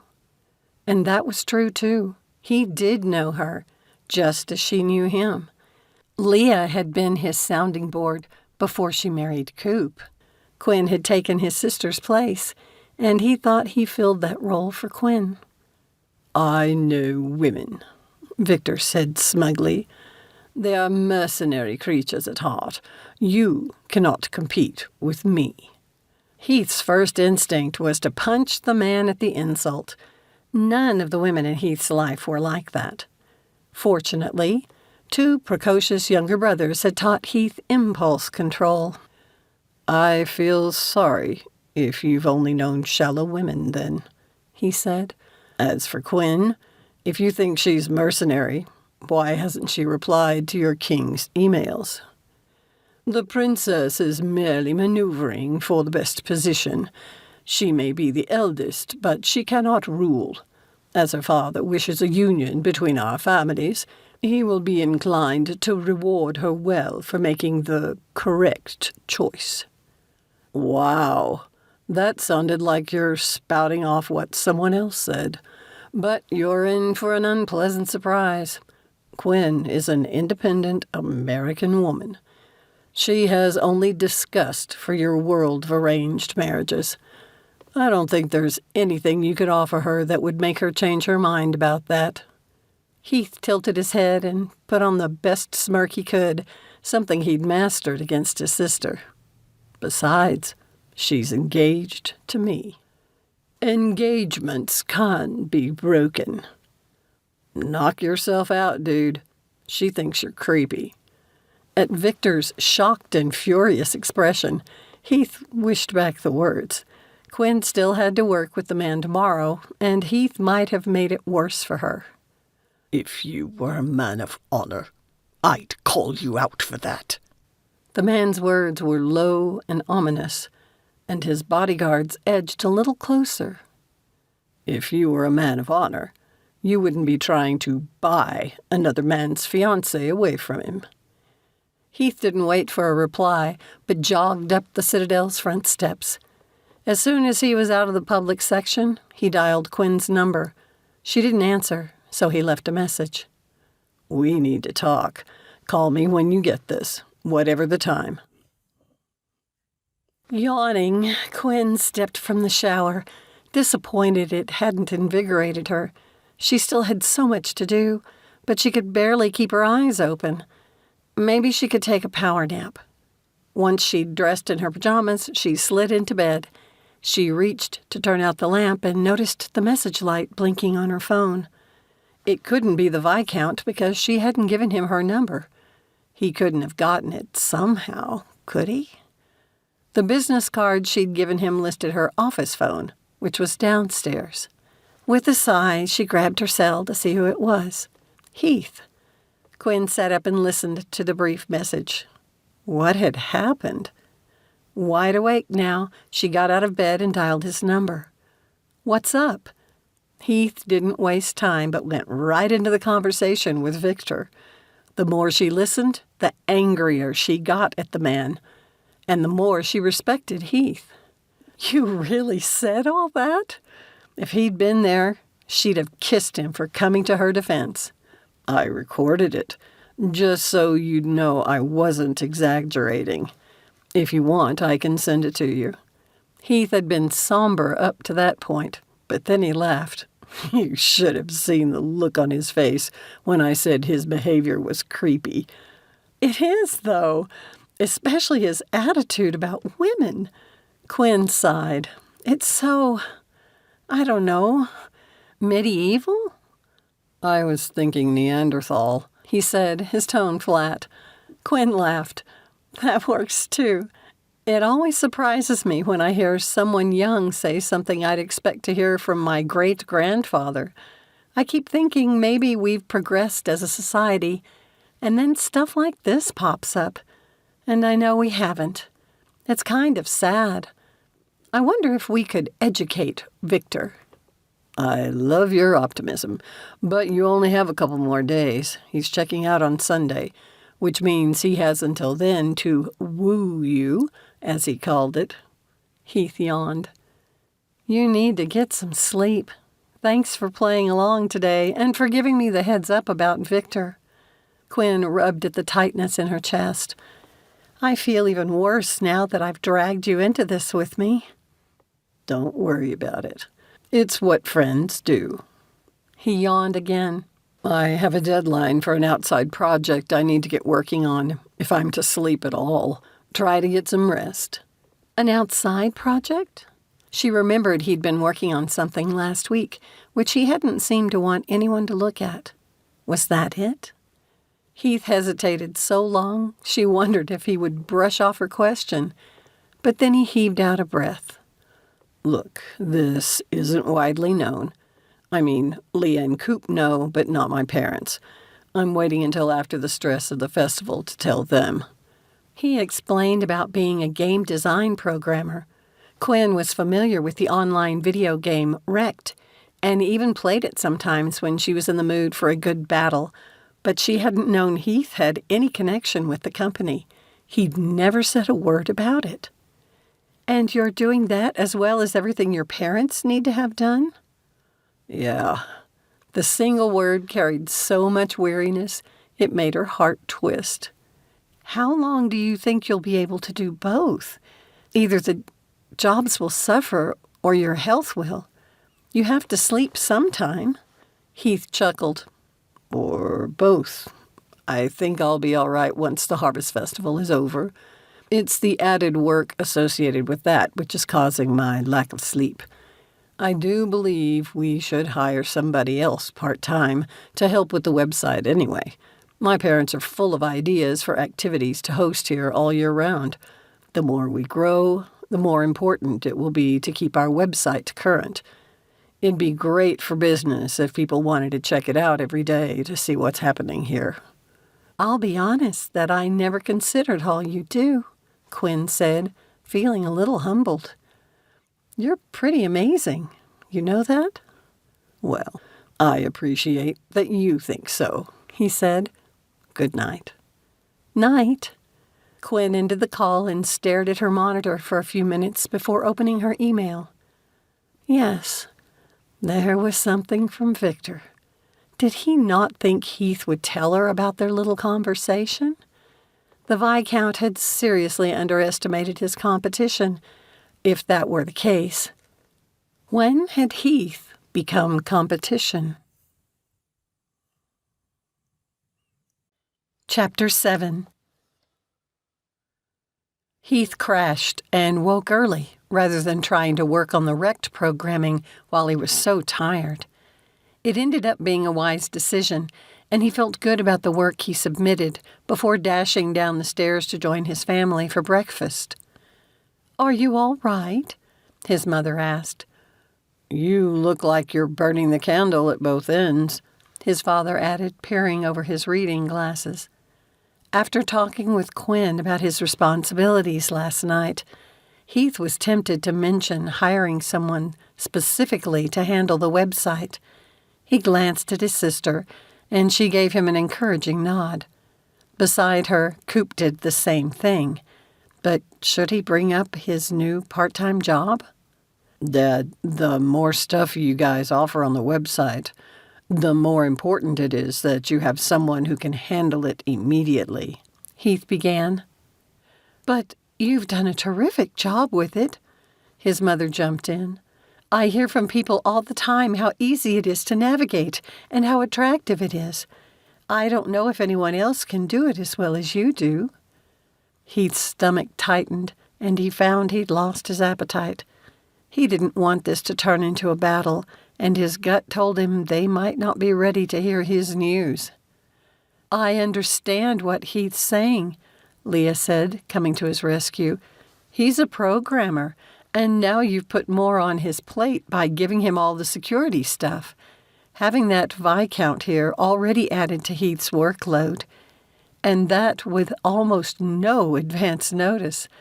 You say he looks like he's burning a candle at both ends, but it ought to be obvious to you why he is having to do that. He has a life, you know. Everything Heath does shouldn't tie back to working here. Their parents exchanged chagrined glances. They turned their gazes on Heath. His dad put down the paperwork he'd been going through and leaned forward. Have we been overworking you, son? Heath didn't want to give his parents the wrong impression, because when he finally confessed about the wrecked gaming job, they'd feel like he'd lied to them. No, but I can see a time is coming when it's going to take more than one IT person to handle everything. Heath clenched his hands into fists under the table. From the time he'd been a little boy, his parents had had a dream to own a bed and breakfast. When they'd inherited the Citadel and the village of Wildstone, it had looked like their fairy godmother had granted them their wish. They'd worked hard his whole life, and he'd promised to do everything within his power to make this a success. Telling them he'd taken a part-time job with another company felt like a betrayal. I'm just saying that when I give something up, it'll be the website, he said. I know plenty of people in the field who'd love to have a shot at it when you're ready.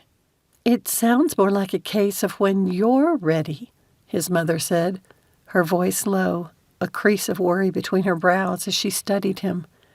Someone kicked Heath's foot under the table, and he knew it must have been Coop when the big man mouthed, "Tell them." I am ready, Mom. I think you should hire someone to do the website. All right, His father nodded, giving Keith a knowing look. I'll have our HR firm put out a notice. You can help by letting some of those friends of yours know. Heath felt like a huge burden had been lifted from his shoulders. Thanks, I will. His mother looked like she was about to ask him more questions, so it was time to divert her attention to something more important. He said quickly, I'd like to talk with you about your royal guest. He's coming on to Quinn really strong, and it's making her uncomfortable. What? His parents asked together. What's he done? It's more what he said. How could Heath explain without giving too much away? He's got some of the worst pickup lines I've ever heard, Leah added. What's a pickup line? Mellie asked from her end of the table. The adults turned to look at the little girl. She'd been so quiet during the discussion that they'd almost forgotten there were some things her 9-year-old self didn't need to know about. That's when a guy wants to ask a girl out, but he doesn't know her, Joel said as he slid into his chair. No, Eli took the seat beside his twin. It's when a guy's trying to get a girl's number so he can call her later. It's actually both, Coop said, like asking a girl if she's religious. Leah shot her husband a disapproving look, but he only shrugged. That's a pickup line? Joel asked. It sounds stupid to me. That's only part of it, Heath added with a grin. Tell them the rest. This is rated PG, right? Mom asked. Yes, Gabby. The corner of Coop's mouth twitched. You ask the girl if she's religious, and then say, 'Cause you're the answer to my prayers. That's lame, Eli complained while the adults at the table chuckled, and Mellie just looked confused. A pickup line is a conversation starter. Their father lifted the papers he'd set down. Not that you boys need to learn any yet. You're only 12. But, Dad, both twins whined. Heath grabbed a cinnamon roll and stood. Gotta get to work, he whispered to his mother and left before she could question him any more. He wondered if she dared to approach the dukelet about coming on to Quinn. As he hurried down the hall to his office, he wished he'd coordinated schedules with Quinn for the times they wouldn't be working together. He wanted to stay available to run interference. Victor coming on so strongly last night had surprised Heath. It also made him wonder what was at stake for the man that he'd pushed so hard for an alliance with a woman he'd only met once. Could it be the king was holding something over his head, or was there some kind of business proposition? The first thing Heath did was write a quick search program for anything relating to Victor, his father, and the King of Glenloria. After setting it to work in the background, he jumped into his to-do list. Usually he would bury himself in his work and the time would fly. Today, he couldn't shake an uneasy feeling about what Quinn might be dealing with this morning. That was perfect, Quinn said to the grandfather who had scheduled the session for his family at the Citadel. I've never worked with 4 generations in one session, so this morning has been special to me. I hope you like the pictures. She handed him her business card and explained the time frame for getting the proofs to him. She had to bite back a yawn as she gathered her equipment. Last night, she had stayed up way too late trying to get caught up. It had also been important for her to get some preliminary shots from the Harvest Festival ready for uploading after Gabby gave her approval. Quinn yawned again. It was going to be a long day, and she wasn't sure about spending time with Victor after what he'd said. She'd even had a nightmare about him. At last, I found you. The suave, English-accented voice faltered, and Victor coughed behind her. Quinn. Speak of the devil. You're early, my lord, she said without looking at him. Yes, ma'am. I hoped I would have an opportunity to speak with you. Well, here I am. I hope you received the link to the photos I've taken so far. I haven't edited any yet, but I'd rather wait until you tell me which ones you're interested in," Quinn said, pulling out her phone and jotting down some notes to herself about the last session. "No, my dear. I had hoped for an opportunity to get to know you better." "My dear?" Quinn took a second to calm herself. She didn't want to judge this man wrong, but she had no intention of being manipulated. Considering the link to her bio dad, she was justified in her wariness about the man's intentions. "Why are you really here?" She met his gaze and held it. "I'm a straightforward person, and I don't like games. Are you a pawn in whatever this is?" His perfectly arrogant mask broke for a second before reforming, though the troubled look in his eyes stayed. "My father and your—" Victor must have seen her flash of anger, and he broke off. He began again. "My father and the king have been friends since childhood, and their greatest wish has been to unite the two houses. Unfortunately, they both only had sons." "So, whose plan was it to come to America and meet the newly discovered daughter?" Quinn didn't try to keep the sarcasm from her voice. "Theirs or yours?" "It was a combination." "Well, Heath told me about your conversation last night." Victor's brows shot up and his mouth dropped open. "I have a mercenary heart? Seriously? You don't even know me, and I feel sorry for you that the only women you know appear to be like that. Just so you know, I'm not mercenary." "Yes, that is what your friend said." "My fiancé, you mean? Look, you need to understand that I have zero respect for your king because of how he treated my mother. I have no wish to associate myself with a man who would do that to his wife. I'm sorry you wasted your time by coming." Quinn held his gaze. "You said you were in on the decision to come here to woo me. Be honest with me here, Victor. Did you really want to marry a stranger?" His expression crumpled and he shook his head. "I knew it was what my father wanted. His health has been declining, and I wished to give him something to look forward to." "Grandchildren?" "Yes, and I have failed him." Quinn's heart twisted at the sincere emotion, both in his voice and in his posture. Victor was a bit of a martyr, willing to sacrifice himself to make his father happy. "You haven't failed him. You can still find a wife, and you can raise a family together. But you deserve someone who loves you, and not just your title. You need a loving life partner, like my mother found in my dad." Quinn frowned. "Not your king. If you need examples, just watch Mr. and Mrs. Savage. They've been married for nearly 25 years, and they're still crazy about each other.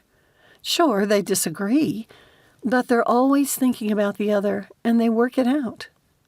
"You make it sound so reasonable, but neither my parents nor my younger brother have been happy in their marriages."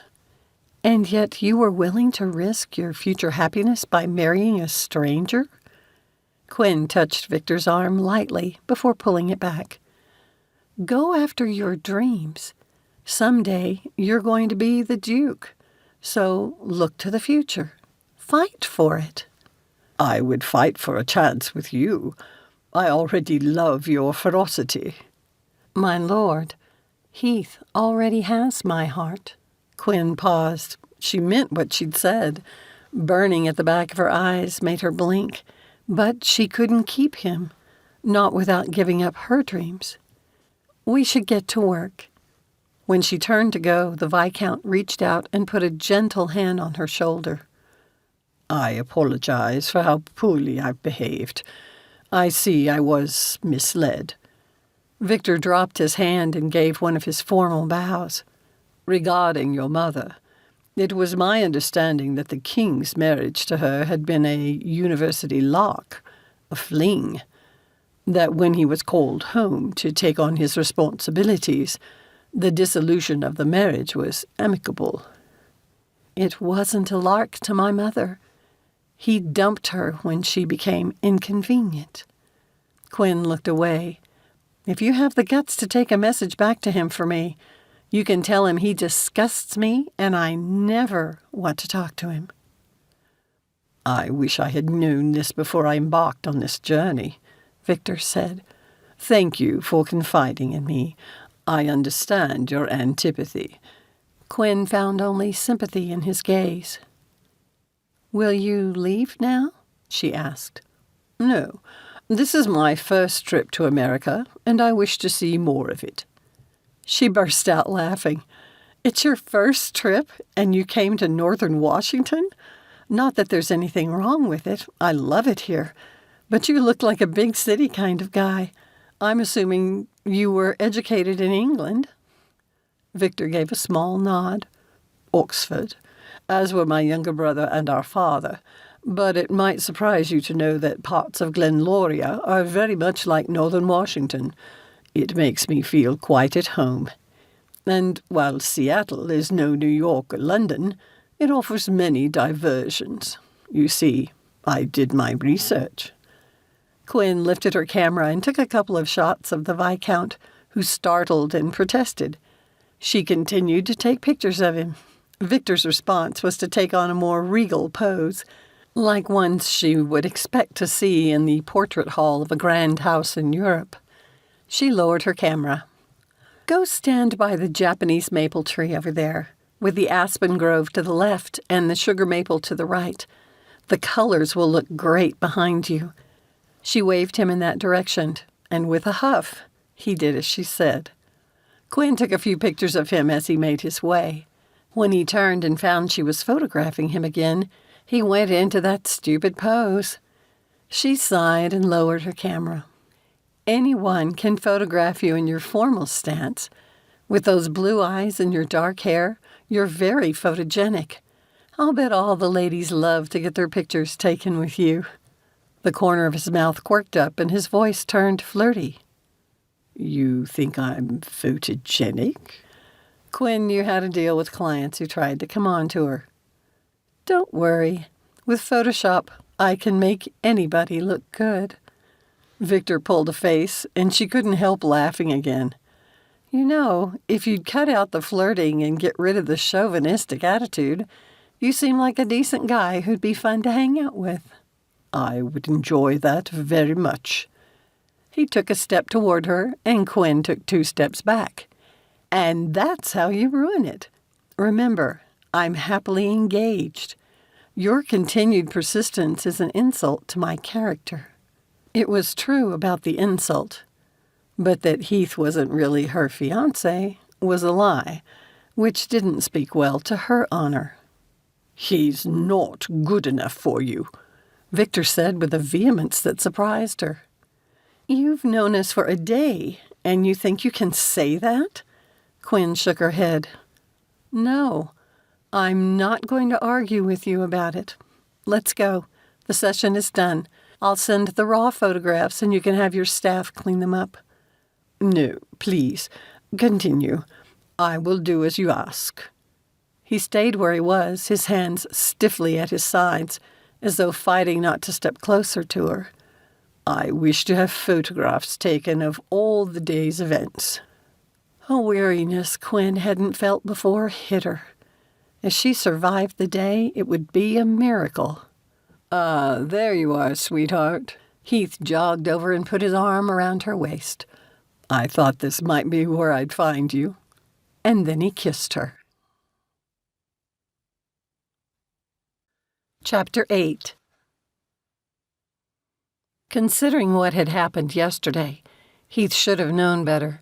But with Victor watching and the memory of his words from the day before going through Heath's mind, he had to kiss her. Once again, Quinn played along. She slid her hand up and around his neck, pulling him closer. He loved the feel of her, but didn't lose himself in the moment this time. A cough from the direction of the dukelet gave the signal Heath had been waiting for. He pulled back a little, but then kissed her one more time, a quick peck. Her gaze met his. Her cheeks flushed, that pretty pink she hated, but he loved. Why hadn't he been kissing Quinn O'Brien for months? Another cough, now even louder and irritated, made them step apart. But Heath laced his fingers with those of her free hand. Together they faced the man, and Heath found them staring at each other.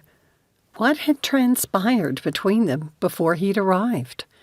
Victor's expression turned resigned, and he nodded. We will meet again at noon when the events begin. Yes, but we don't need to be together the entire 6 hours that the festival is open today. Ah, but as you know, I must do my duty. Once again, something passed between them, and Heath felt a tinge of jealousy. Quinn wasn't the standoffish and annoyed woman she'd been yesterday. It was almost like she and Victor were reluctant friends now. The man worked fast. While Heath had reservations about getting involved with her, he tossed them away. He liked how things were developing with Quinn. She obviously had feelings for him, too, and he wouldn't let her go without a fight. Well, my love, he said, pleased at how naturally the endearment slid off his tongue. It's time for us to get our lunch before we head out into the festival.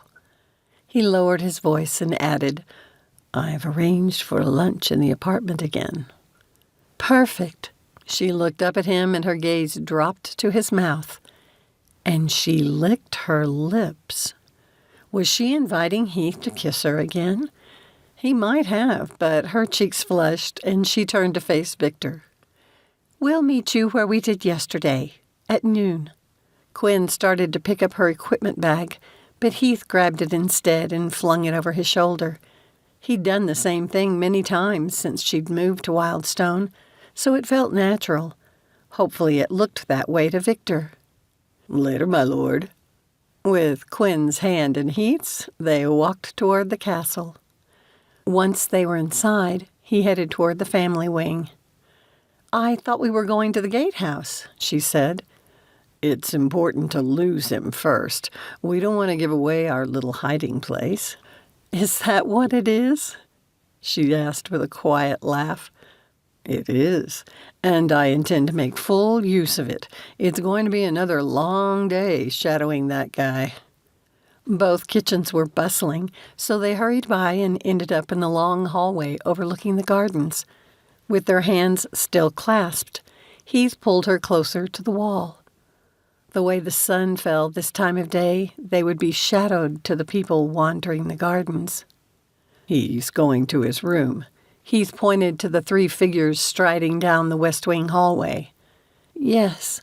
Quinn gently pulled her hand from his.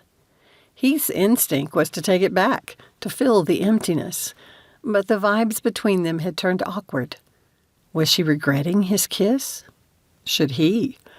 He thought about it, and both his mind and his heart said he should move forward with her. I brought the food to the gatehouse before I came looking for you, he said. You've already been on your feet a long time this morning. Let's get over to the apartment so you can rest them. Thanks. She didn't say more, but followed when he led the way out of the family exit from the east wing and skirted the tree line. Heath tried to make it a game, glancing around to see if anyone was watching before making a dash for the gatehouse. By the time she caught up with him, Quinn was laughing. Whatever had been bothering her earlier seemed to have passed. Heath unlocked the door on the opposite side of the castle, and they entered the chilly turret. This time, Quinn led the way up the spiral stairs. He had the key ready and stretched his arm past her to unlock the door. That zing of attraction ran up his arm where it touched her shoulder, but she stiffened. So the playfulness hadn't taken away whatever was troubling her, but it was obvious he was part of the problem. His body felt heavy as he opened the door. He held back so she could enter first, making sure no part of him touched her. I need to use the ladies' room. She carefully put down her camera and headed to the hallway. Heath settled her bag next to it and went to the kitchen. He'd already set the table, so he put the meal into the microwave to heat, listening for Quinn as he did. He heard the door to the restroom open and the sound of her footsteps as she came out, but she didn't join him in the kitchen.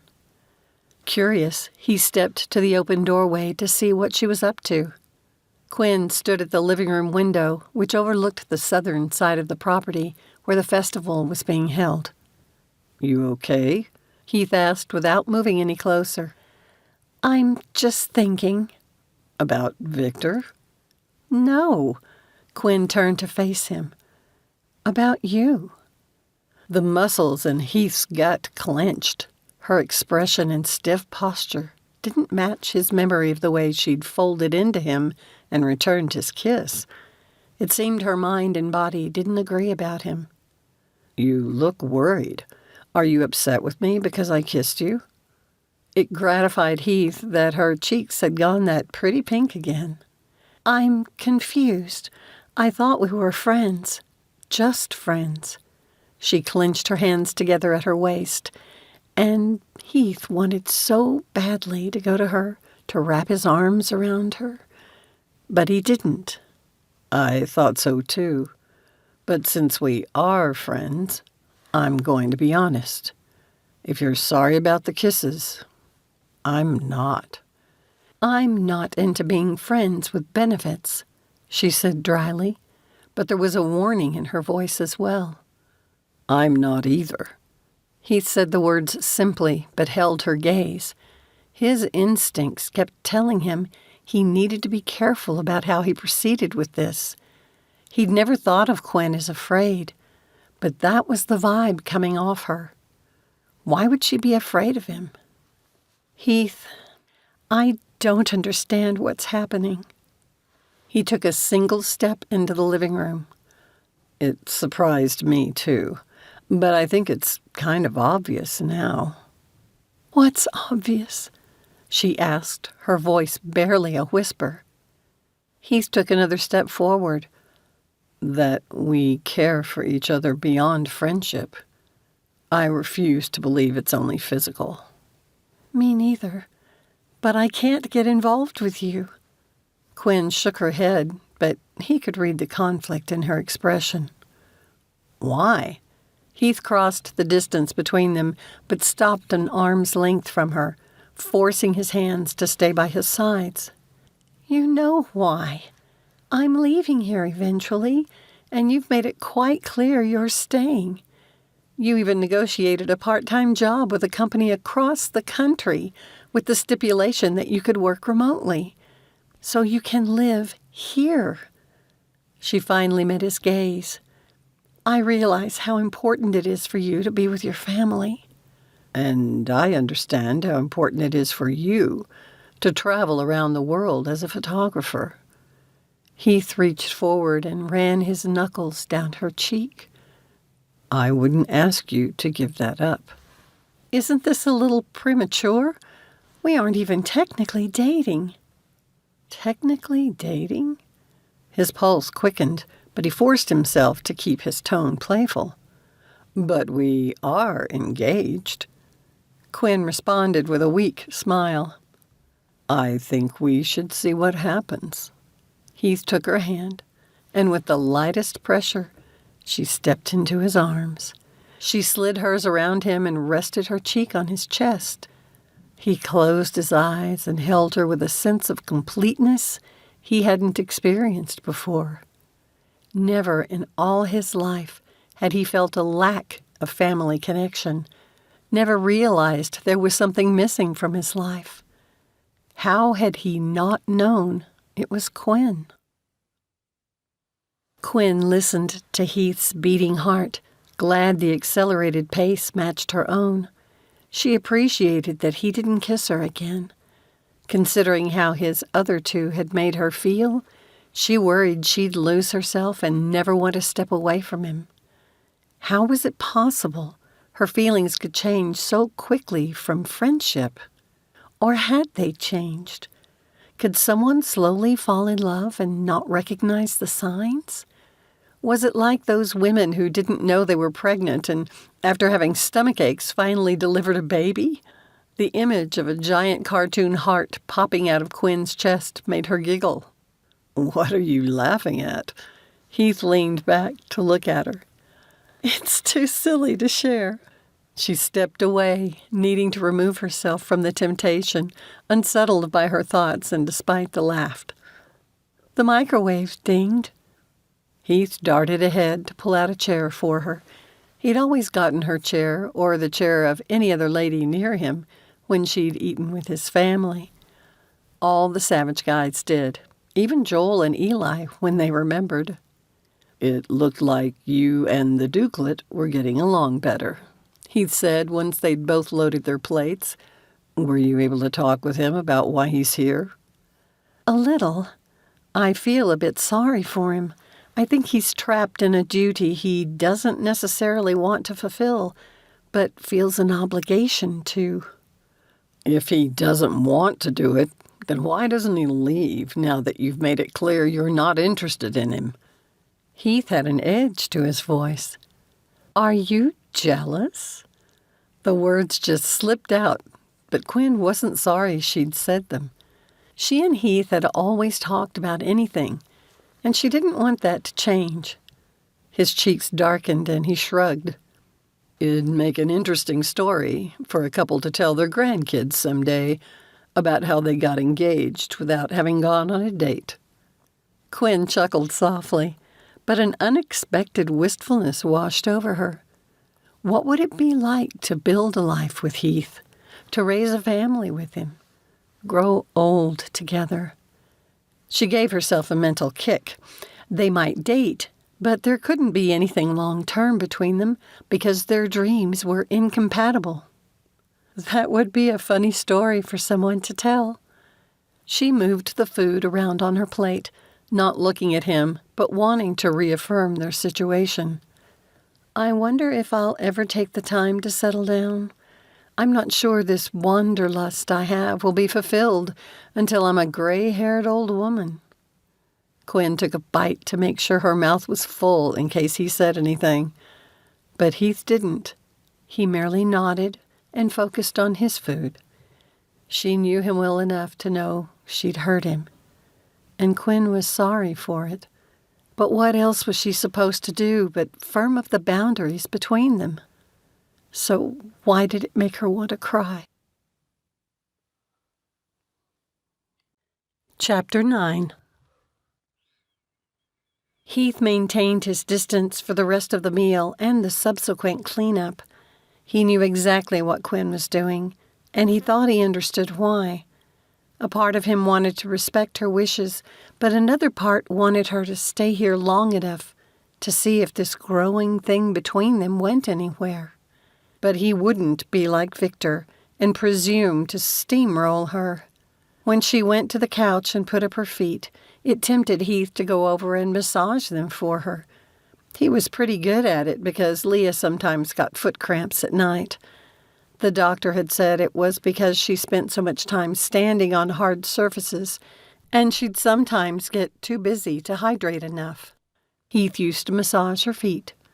When she and Coop had gotten together, it'd been one of the first things Heath had shown the big guy how to do. Dee Dee, Wildstone's massage therapist, had demonstrated even more techniques. If Heath offered to give Quinn a foot massage, would she see it for what it really was? He glanced at his laptop, which he'd left on an end table, thinking to work during their break. Instead, he strode into the restroom and grabbed the bottle of lotion kept there.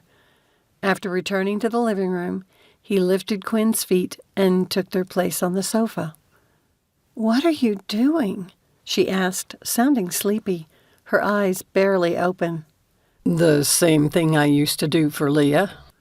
He slid off one sock. "Hey!" Quinn was fully awake and trying to sit up. "No, stay where you are." Heath quickly removed the other sock and squirted some lotion into his hand. She'd just started to pull her leg away when he quickly smeared the cream on the ball of her foot and went to work on her toes. Quinn gave a low groan and quit fighting him. Why do foot massages feel so good? She lay back on the cushion. Your shop is 2 doors down from Dee Dee's, and you haven't gotten a massage from her yet? Heath chuckled as he moved from Quinn's toes to the pad of her foot. She explains it to you as she works. The thing I remember is that it activates the nervous system and releases endorphins and such. A good foot massage helps your whole body relax. He then told her about Leah's foot cramps. By the time he moved on to Quinn's other foot, she was asleep. Heath finished, but didn't know what to do. They had 20 minutes before they should get ready to head to the festival, and he didn't want to risk waking her by moving.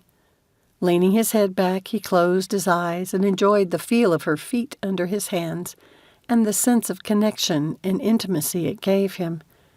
If only she could feel the same way. The ringing of a phone startled Heath awake. He found he'd leaned over in his sleep and was resting with his head on Quinn's hip. With a jolt, he straightened and found her watching him, an unreadable expression on her face. Sorry. She bent her knees and pulled her feet toward her, so he stood. The ring hadn't been his, so it must have been Quinn's. He asked, Where's your phone? My camera bag. She swung her feet from the couch like she meant to stand, but he waved to her to put on her shoes. By the time he'd pulled the phone from her bag, it quit ringing. Then it started again. He handed it to Quinn. Quinn O'Brien, how may I help you? She frowned. How did you get my number, Victor? Heath couldn't hear what he said in reply. I understand, but it's a boundary issue.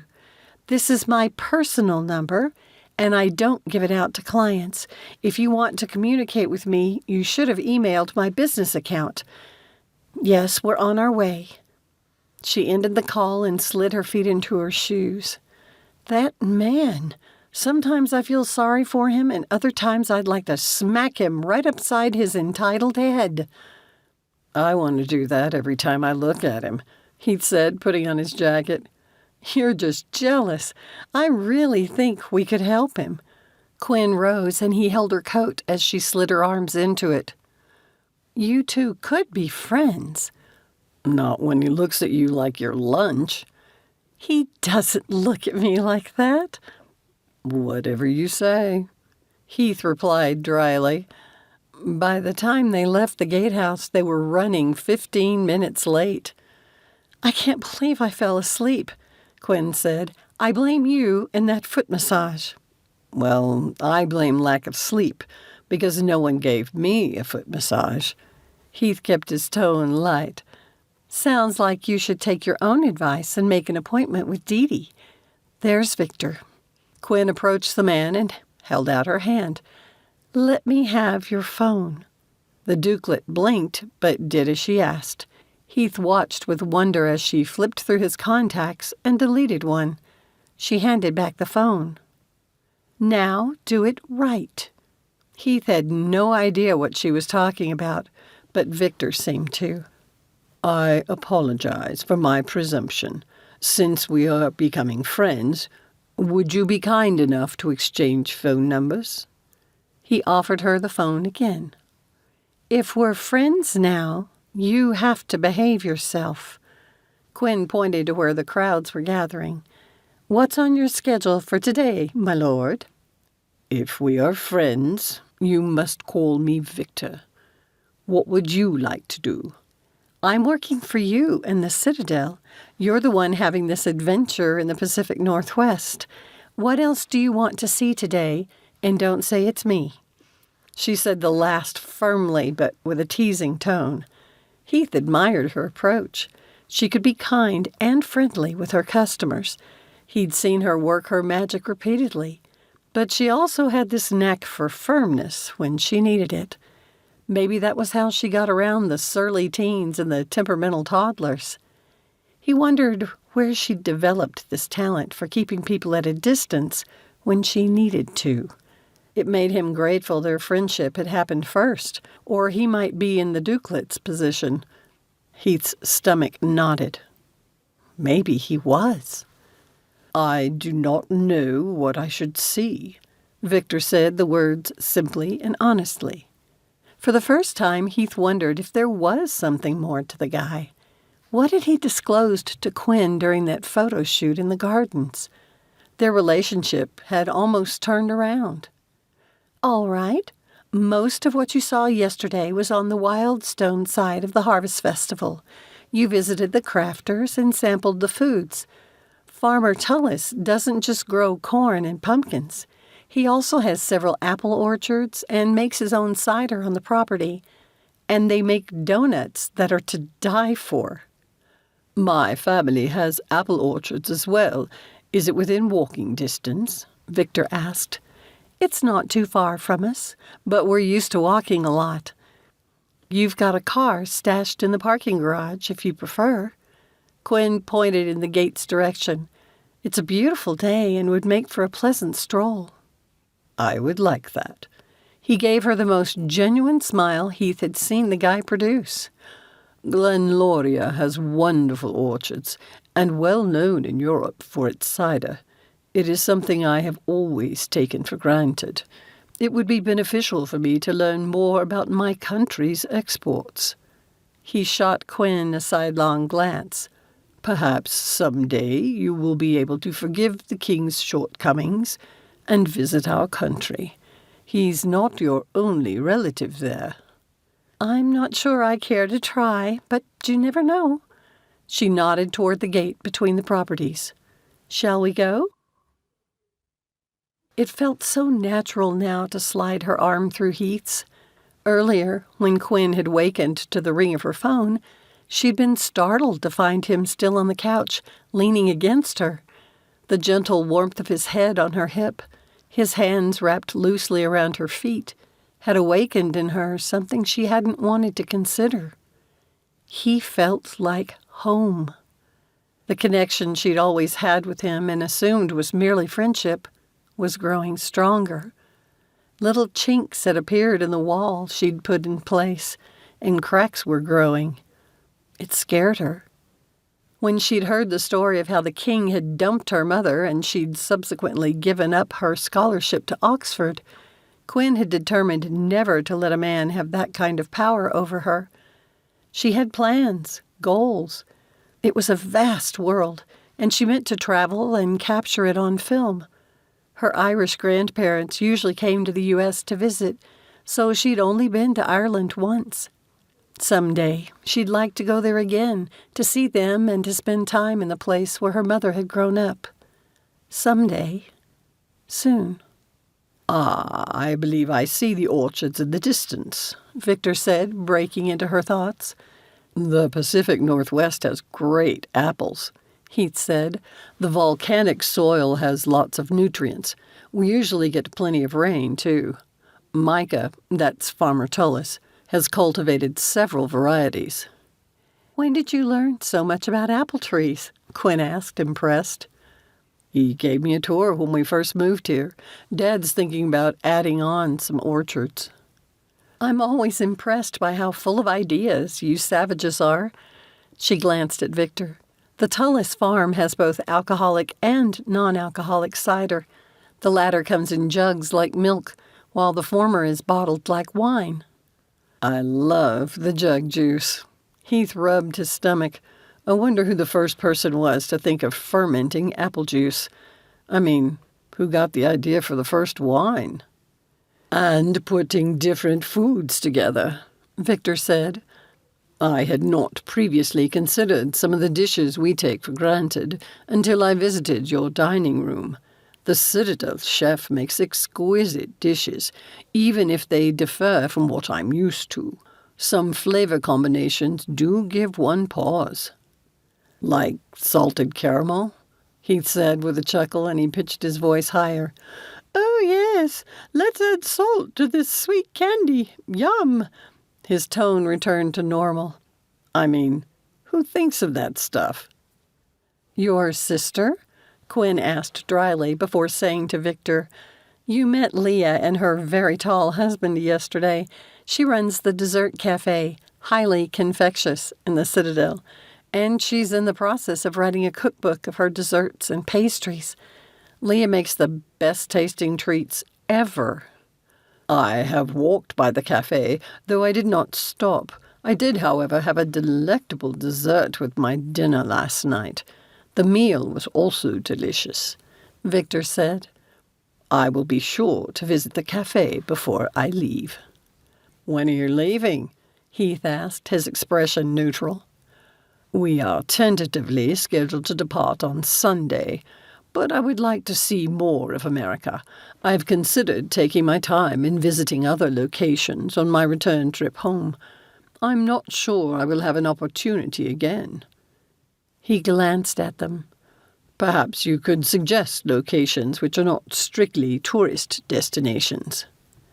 I'm not that well-traveled myself, but I'll give it some thought, Quinn said, and Heath nodded. They followed the other guests to the main orchard event. It also held crafter booths, but other local creative types had tables as well, including authors.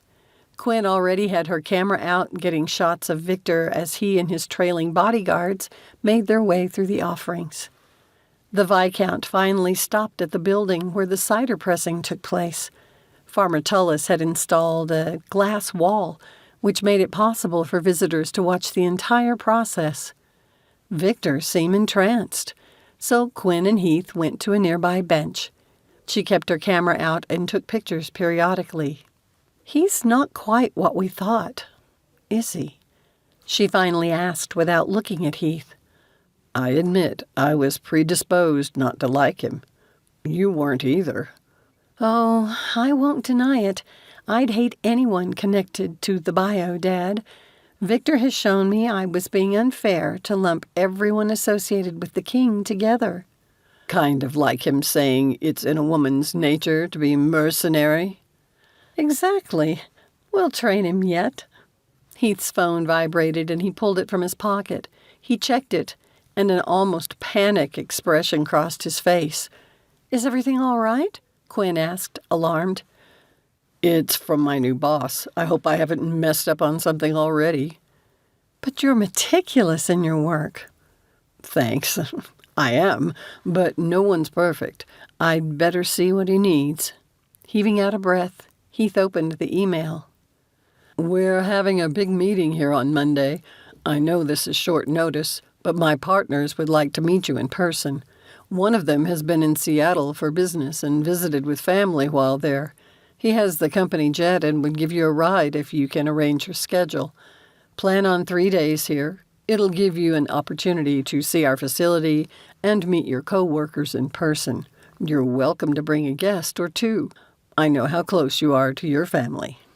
Heath stared at the message. What? Quinn asked, curiosity burning through her resolution not to ask him. He handed her his phone. Wow! They'll fly you to North Carolina in a private jet? Well, one of them is already in Washington, so it's not like they're coming to get me. But, yeah, I'd get to ride in a private jet. He shifted to face her. Do you want to come with me? Me? What about your family? Quinn asked, fighting the desire to cry yes. She'd never been to North Carolina and had looked up Boone when Heath had told her about his new job. It would be a beautiful time of year to photograph the area. Yes, you. Look, I know my family's schedule for next week. There's no way any of them could come. His expression turned pleading. I'll pay for your return flight. I don't have any appointments next week, since I was planning to catch up on my photo editing. Then you can come with me. Heath gave her a quick hug. What is this? Victor asked, hurrying to join them.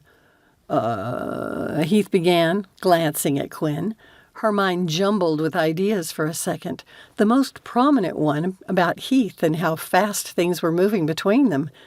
Having the Viscount around might keep things from getting out of hand. Have you ever heard of the video game Wrecked? Quinn asked Victor. I have played it a few times, but I don't have a great deal of time for such things. Heath is a programmer for them, and he'll be there for an important staff meeting. She sent Heath a pleading look. He looked confused for a second before his expression turned resigned, and he asked, "You want to come with us, Victor? It'd give you a chance to see North Carolina." Chapter 10. During the drive to Seattle to meet up with the wrecked gaming partner, Heath felt a little like a chauffeur and not part of the group. Quinn sat turned slightly in her seat. She could see both men, but it was Victor she chatted with most of the trip, talking like old friends. Heath kept glancing in the rearview mirror, so he knew his expression was sullen. He reminded himself not to be petty and tried to think of something else. Not about when he'd finally broken the news to his parents about his new part-time job. Leanne Coop had been right. Heath should have said something sooner. His sister had assured him she'd help their parents understand while he was gone. The only entertaining thing to happen that morning had been when they'd prepared to leave. Victor was coming to Boone without his bodyguards, and they weren't happy. It'd been hard not to chuckle at the quiet argument that had gone on between the three of them. As the two disgruntled men had stood outside the Citadel, the Viscount had said one sentence to them. "I will be just a regular guy on this trip."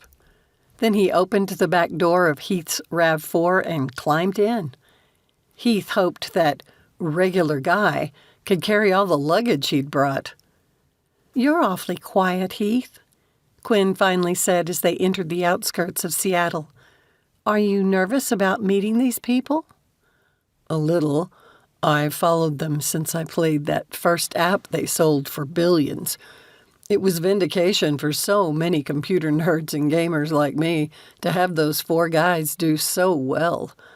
Heath shrugged, taking the lane to the airport. "And it wasn't simply luck in coming out with an app that happened to catch on. They took the money from its sale and invested in creating a new game that's even more successful. It's an impressive story." "I would like to learn more of this." Victor leaned forward. "This company in North Carolina has been a good thing for the local economy, I imagine." "I hadn't really thought about it, but I'm sure it must have. Most tech companies have moved into the area, I hear, and it's already a college town." The thought made Heath wonder if complementary businesses would want to move closer to Wildstone. "One partner is originally from Boone. I imagine that was part of the giving back they're known for. They can hire the best." "And yet they chose to hire you," Victor said, but then frowned. "I apologize. That did not sound the way I meant it. What I wished to say is such a business would be a draw for many talented employees who would be happy to live there. It is forward-thinking of them to allow you to work from your home across the country." "Well, a tech company would be the most capable of pulling it off," Quinn said. "I'm grateful they're willing to try it." Heath's stomach tightened as it did every time he considered it. "I'm a test case for them. They did it during the pandemic, of course, but everyone lived close. If I mess up, I could ruin things for other potential employees who might want to work remotely." "No pressure there," Quinn said, her tone dry. When she put her warm hand on his to give it a sympathetic squeeze, he laced their fingers. Something flashed in her eyes, and Heath was afraid she might pull away, but he glanced in the rearview mirror at the dukelet. She narrowed her eyes, but kept her hand in his until he needed both of his to make a turn. Now in the city, Victor asked questions about Seattle, which Quinn could answer better than Heath, since her family lived there. The thought gave him pause, because he knew how close she was to her mother, yet she'd made no mention of wanting to stop by to see her mom. Then he felt like a dunce for missing the obvious. No way would Quinn visit her mother with the Glenlorian in tow. It took another half hour to get to the airport, and Heath turned on the road to the long-term parking. Once there, he opened the rear door and helped Quinn with her luggage, and then got his own. When she looked like she meant to help Victor, Heath shook his head at her. If he wants to be a regular guy, he needs to know what it's like, he whispered. She gave a resigned sigh. It was just as well, because between her bag, camera bag, and laptop case, she had plenty to juggle. Heath's situation was the same, but Victor was struggling with his 3 large bags, so Heath took pity on him and grabbed the man's laptop case.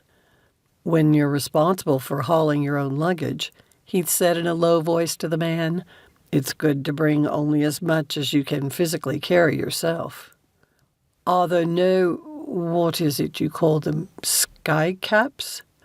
There will be at the terminal, but we still have to take a shuttle there.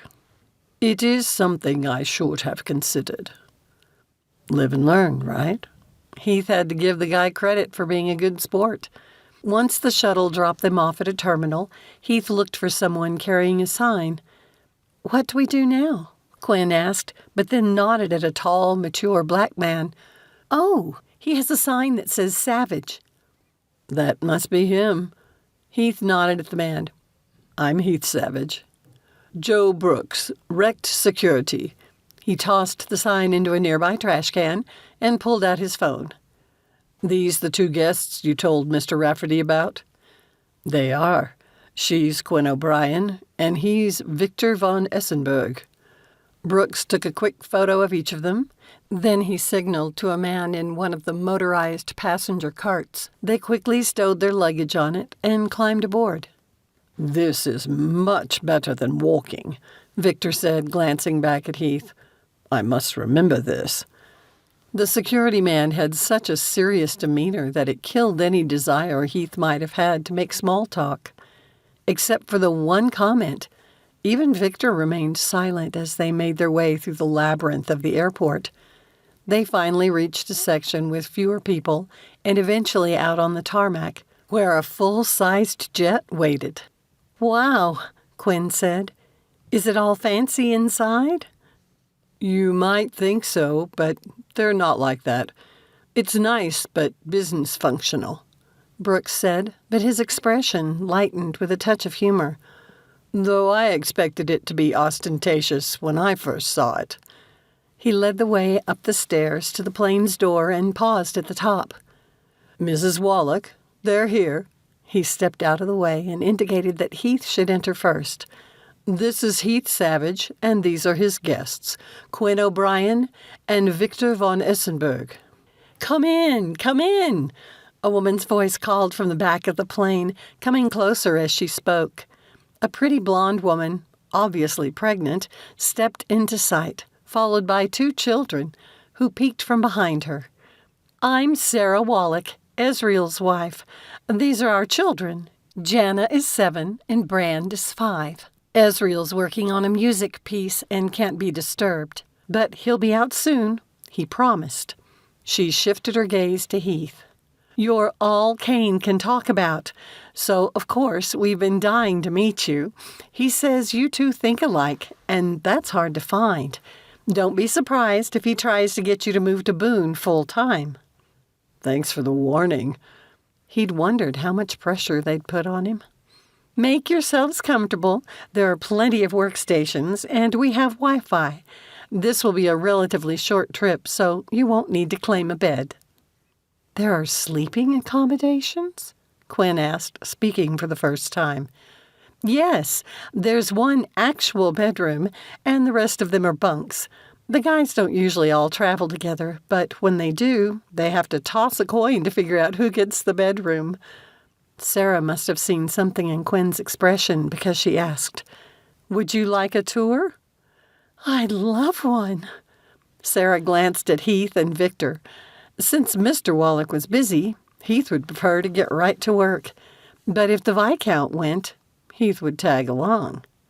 "My family owns a private jet, so I'm conversant already," Victor said with a bow. "I do have some things I must see to, if you wouldn't mind." "You're from England?" Sarah asked. Heath wondered if the guy would say who he was, despite claiming to want to be just a regular guy for this trip. "I was educated in England, yes, but I am from a small country off the Baltic Sea. I'm most interested in speaking with your husband about his business model. We are looking to bring more technology to our country. Well, Ezreal would be happy to tell you what he knows, but you need to understand he's a musician. Rafe Davis is the CEO, and he can answer any of your questions. Thank you. I look forward to discussing it with your husband and his business partners if they can make time for me. I'm sure they will. Sarah turned to Quinn. Time for the cook's tour. When they turned back the way Sarah had come, the children clinging to their mother's slacks, Heath looked at Victor. You're looking at opening a gaming company in Glenloria? We are considering many options to bring modern technology to the country, yes.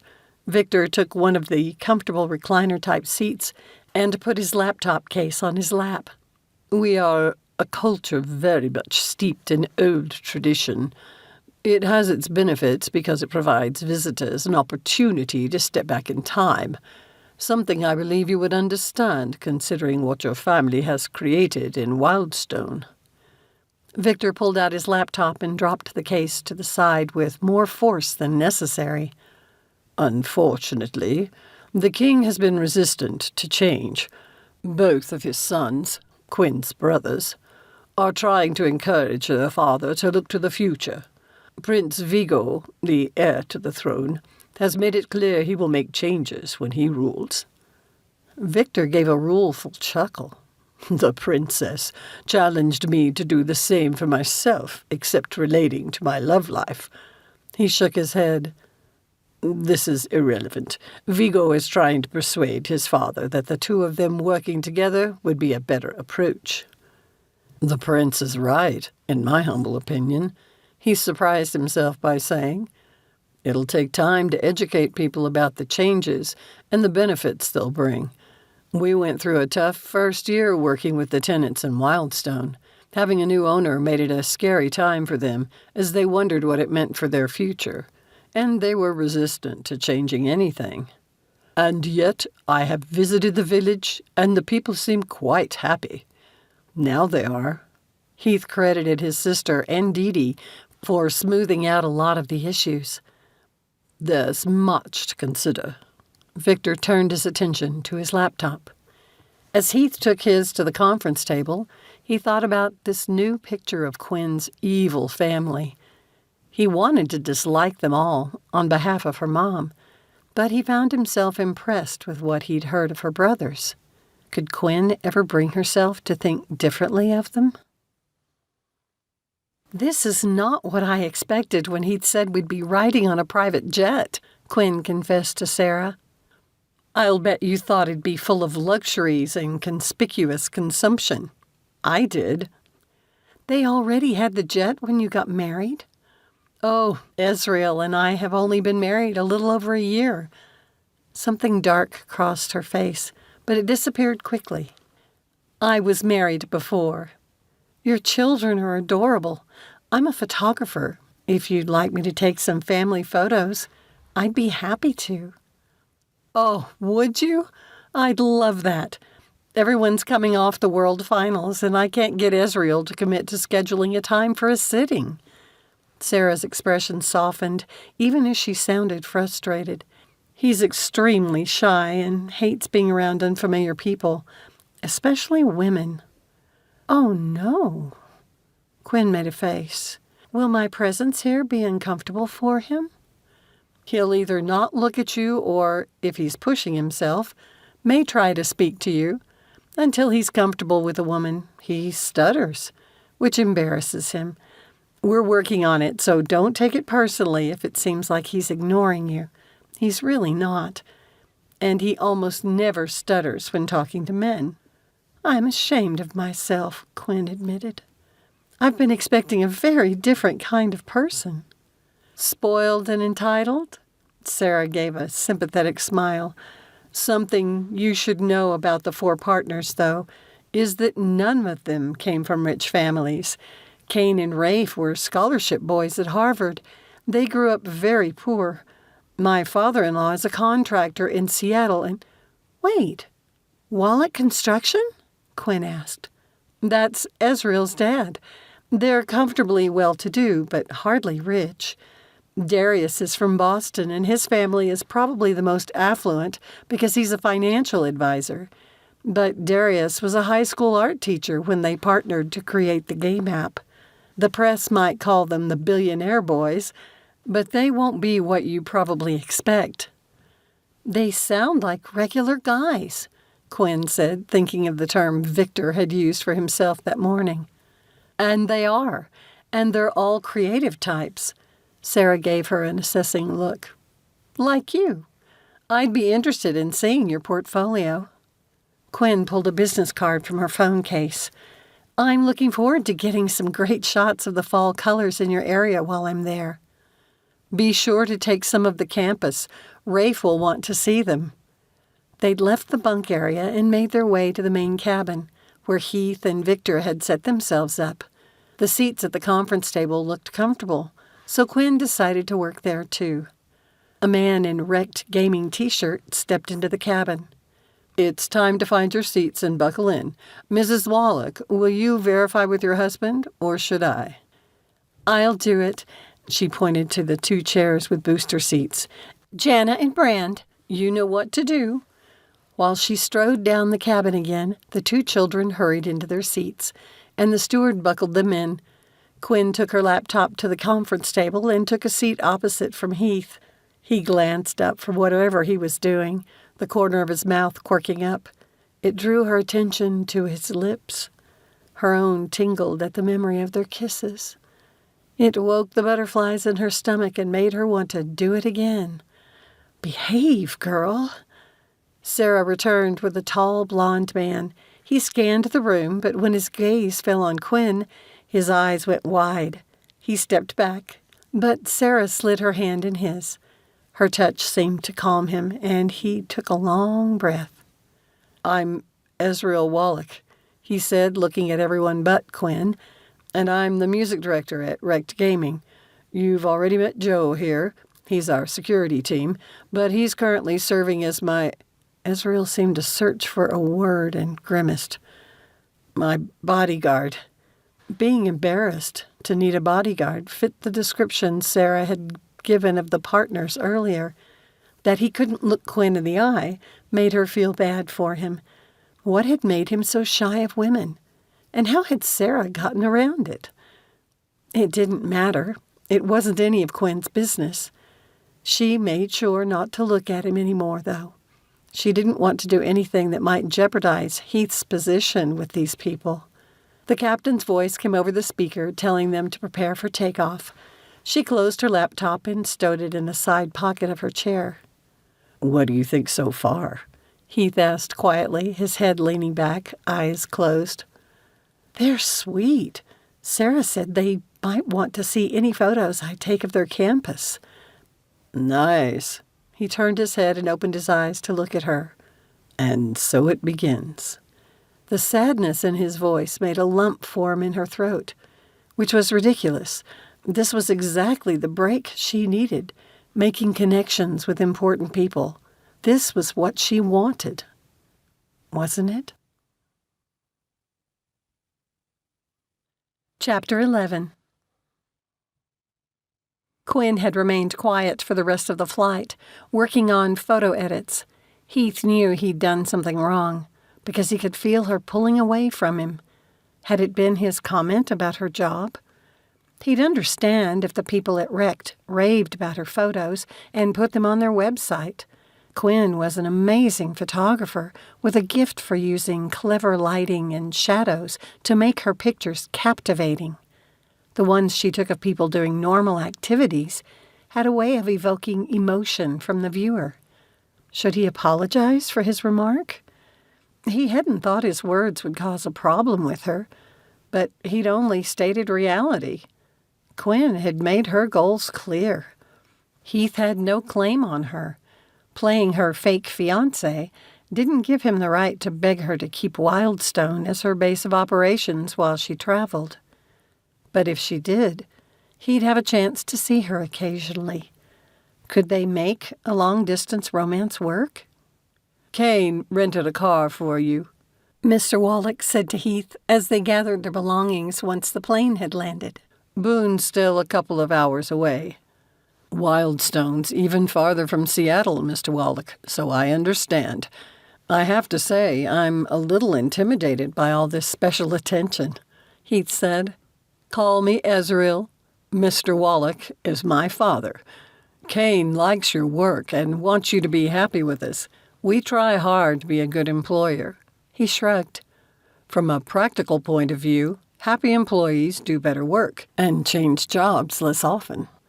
With a grin, he stepped over to scoop up Brand and tickle the child before following his wife from the plane. As they disembarked, Heath stayed close to Quinn, as a real fiancé should. He'd normally have done it anyway because they were friends, but this change in their relationship had muddied everything. He didn't know what he should and shouldn't do around her. On the tarmac, Joe stood by an SUV. Sarah walked up to Heath while Ezreal buckled the kids into a second SUV. I meant to mention this on the plane. You're staying with us. All the partners have apartments at headquarters, and Kane would have put you up there, but they're remodeling at the moment, and it's chaos. We have lots of bedrooms to accommodate Ezreal's extended family when they visit. I hope you don't mind. She looked unsure. You'll have easy access to headquarters since she'll be on the campus. That's very kind, Quinn said with a smile. We'll meet you there then. They're so normal, Quinn commented when Sarah had gone. No spoiled entitlement issues with them, that's for sure, Heath agreed. Do you find me spoiled and entitled? Victor asked from behind them. Sometimes, especially when you first arrived. Quinn glanced back at him. You're getting better, though, and you're more likable now because of it. Victor pulled a face. Merely more likable. His voice had taken on a wistfulness Heath hadn't heard before. It made him wonder what life was like for him in Glenloria. If you're ready, Joe called from the SUV. He'd opened the trunk for them and stood waiting by the driver's door. Mr. Wallach suggested I drive, since you're not familiar with the area. Thanks. I appreciate it. Heath grabbed a bag. I hate driving in unfamiliar places. I understand, because I've had jobs all over the country. Since I've been to work for Wrecked Gaming, I've even done quite a bit of traveling internationally. Driving in the UK is a pain. Not sure if Quinn would want him to sit in the back with her. Heath hesitated. Victor made the decision by taking shotgun. Joe served as a great tour guide as he drove them down what turned out to be a scenic route. He was full of information about North Carolina and surprised them by mentioning that Boone got several feet of snow every winter. And I always thought of the South as being hot and humid, Heath said. They are in the Blue Ridge Mountains. Quinn winked at him, which lifted his spirits. Maybe she'd worked through whatever had been troubling her, but he intended to ask her about it. When they approached the outskirts of Boone, Joe's commentary shifted to the Wrecked Gaming headquarters. You'll find the design of the building differs from most big-box-type office buildings. If you see it from the air, it looks like a wheel, but missing the outer rim. Each of the spokes is a department: programming, art, music, and story. The business offices are in the hub. The aerial photos are pretty cool, Heath added. What I'm really excited about is seeing what it's like when everyone working on the same project is together. You know that's where they'll try to get you, Quinn said softly, leaning closer. They'll hope the group synergy will pull you in. I guess I'll have to invite them to visit the Citadel then. Heath felt confident they'd understand why he had no intention of moving away from there. You'd really never leave? Not even for your dream job? Quinn's face had moved so close he could feel the warmth of her breath on his cheek. Heath wanted to put his arm around her shoulders, but he satisfied himself by lacing their fingers. Working with my family is my dream job. But it's not your only dream. You said working for Wrecked Gaming was one, too. She lifted her gaze and met his eyes. Her eyes dropped to his mouth and then widened before straightening, her cheeks flushing. Heath's chest lightened, and he couldn't help feeling a little smug. Whatever else she claimed, he knew she'd wanted to kiss him too. How was he ever going to convince her they were good together if all she wanted to do was leave? Quinn was relieved when they finally pulled into the parking lot of the wrecked gaming headquarters building. Sitting in the back seat of that car, knowing Heath was so close, had practically killed her. She'd known him for a year. How had this friendship suddenly changed into something more? It couldn't just be claiming he was her fiancé. Fake fiancé. Were her brain and her heart forgetting the fake part? Joe pulled next to the Wallachs' SUV. They appeared to have already gone in. There were so many trees it reminded Quinn of Washington. The bodyguard opened the gate to their smallish backyard, and she was enthralled. It looked like anything but part of an office building. Encircled by fencing and trees, it had a grassy area with enough space for children to play, but also included a fire pit and a barbecue, and a log cabin-like covered deck. "I'm glad you made it safe and sound," Sarah said from the back door. "Oh, I'm in love with your home already." Quinn couldn't help gushing. "Thank you. While I can't claim any of the credit because Ezreal had it already done when we met, I agree with you. The children love it too." Sarah stepped back and held the door open. "Come right in." Wow. Quinn stared into a great room that followed the log cabin theme. The large space could accommodate many people, but still had the warmth and hominess of a much smaller space. "Your rooms are upstairs, so follow me." Sarah led them up the staircase. Quinn glanced over her shoulder to see how Victor was doing. He wore a sad puppy expression as he stared at all his luggage, and Ezreal didn't hesitate to grab one suitcase. The Viscount took the other two, expressing gratitude with every step. "Victor, your room is this first one," Ezreal said, opening the door.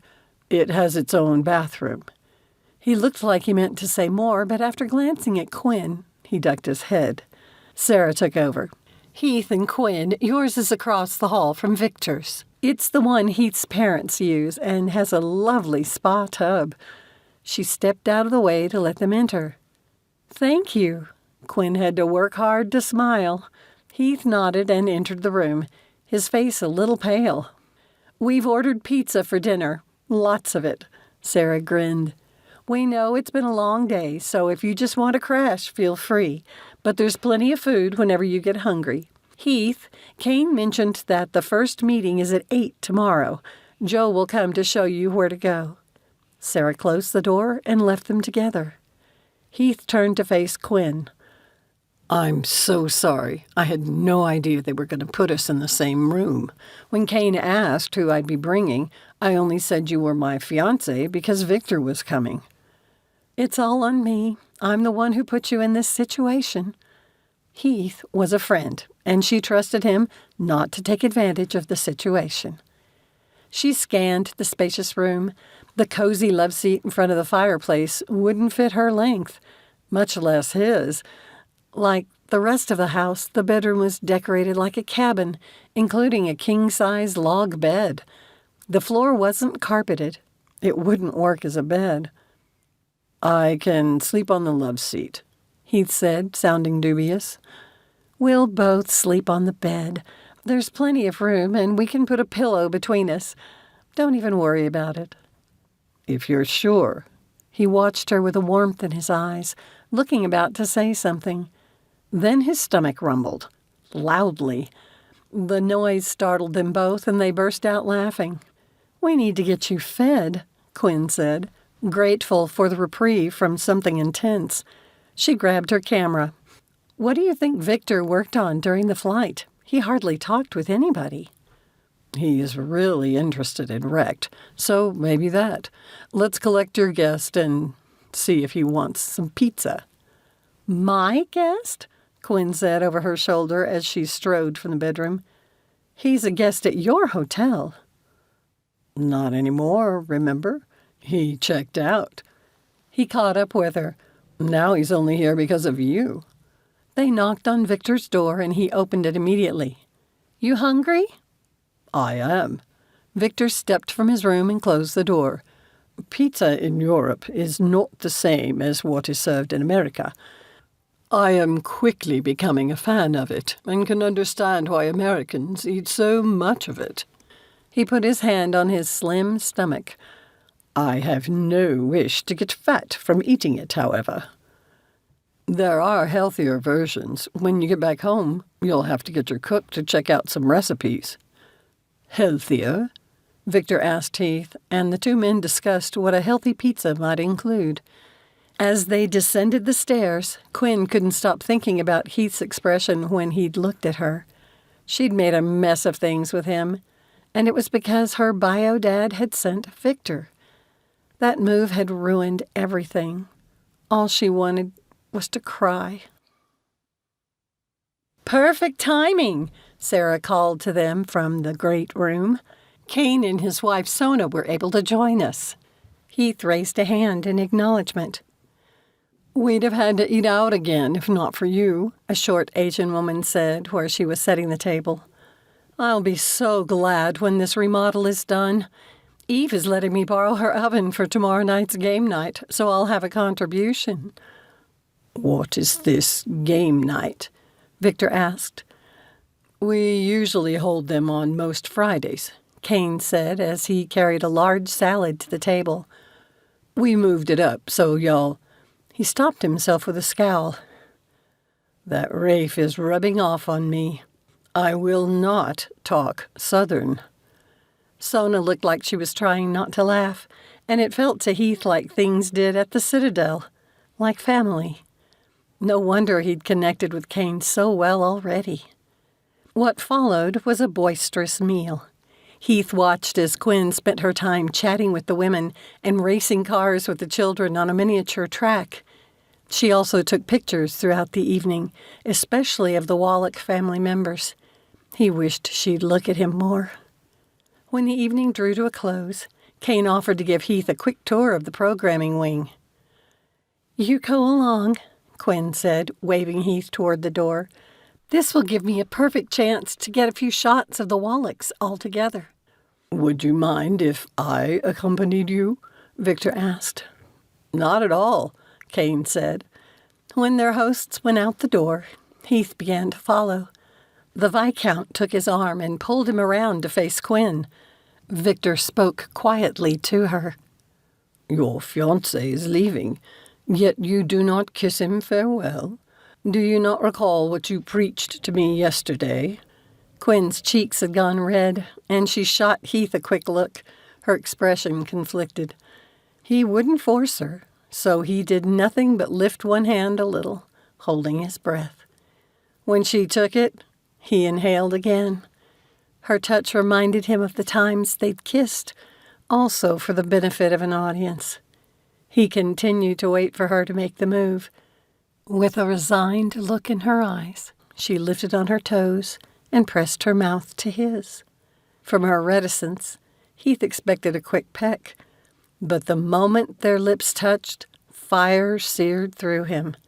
The next thing he knew, she'd flung an arm around his neck and was tugging him closer. He wrapped her up, savoring the light fragrance of her shampoo, the softness of her skin. This was what he wanted forever. As soon as she stiffened, he released her. Quinn wouldn't look at him. Have fun with the Wallachs, sweetheart. Heath grimaced at how the words sounded like a line from a poorly written parody. I'm happy to have seen that, Victor whispered, looking between the two of them. Her Highness deserves to have a love such as the Wallachs share. I was worried I might have to reconsider my decision not to pursue her. Come, Savage. Victor strode to the doors. Bemused, Heath hurried to catch up to the others. Sona and the four men made the trek down the music wing, through the eerily quiet central hub, and to Kane's domain. His wife left them with a wave before heading down the corridor to their apartment. It's usually busier than this, Kane said. While you're the only programmer off-site at the moment, Heath, we do have staff from the other departments all over the world. Because of that, we frequently have people in the office 24/7, depending upon what promotion we have going on. Since we're coming off the World Championship, he glanced at Victor and added, it was in Berlin this year, but we're in a lull before we gear up for the new season.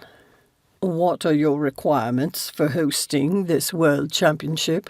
Victor asked. While Kane went into details Heath wasn't interested in, his thoughts drifted to Quinn. He had to get her to talk about this growing thing between them. She continued to act like she was interested one moment, but then retreated the next. It scared him that one of these times she'd never come back. They had to talk. Kane gave Heath a pat on the back, pulling him from his worries. You'll see how different it is in the morning. There's an energy we share when we're in the middle of a project. It feeds the team. That's one reason why I'd love to have you here with us. You can't capture it in the isolation of working remotely. You miss the team vibe. I get it, but I've explained why I can't. The idea of moving here might have tempted Heath until he thought about leaving his family behind. Sure, they could hire someone else to do the work he did, but he was part of the family and not just a job team. I understand. I wonder if you'd be willing to fly out here for a few days once a month. Like this visit? Exactly. There will be times when it may be especially important for you to be physically here. I don't understand, Victor said as they entered an empty conference room. Why can Heath not take part in these group discussions online? It is quite a lengthy trip to fly thousands of miles for a meeting. The travel time alone would take from his work at the Citadel. Have you visited it? His family has quite a vibrant workplace there. It would not seem to be a good use of his limited time to spend it on an airplane when he could merely share your group energy via a video camera. A chagrined expression crossed Victor's face. I most humbly apologize for speaking for you, Heath. It was not my place. He gave one of those regal head bows. Go right ahead. You did it well, and I appreciate it. You're observant. Heath had been determined not to like the man, but he was turning out to be a decent guy. It was hard. Fine, I concede. Kane shook his head.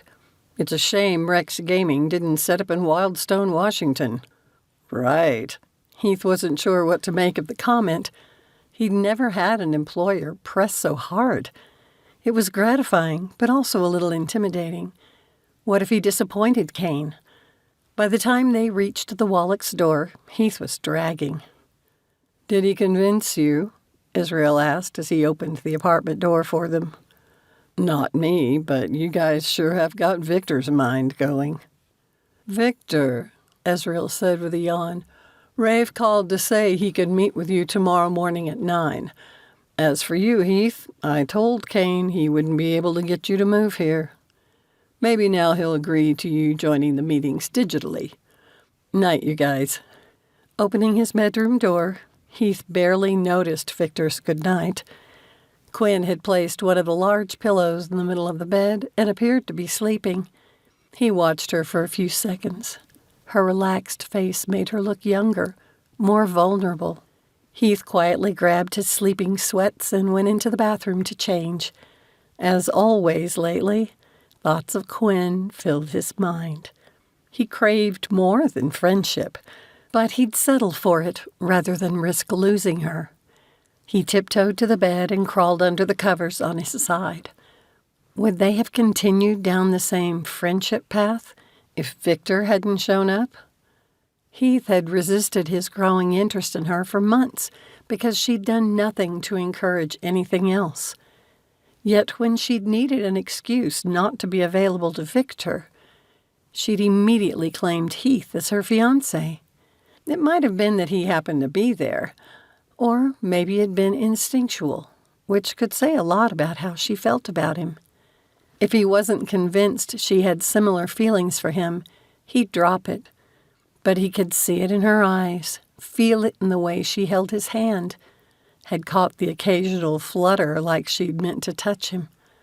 But she almost always stopped herself.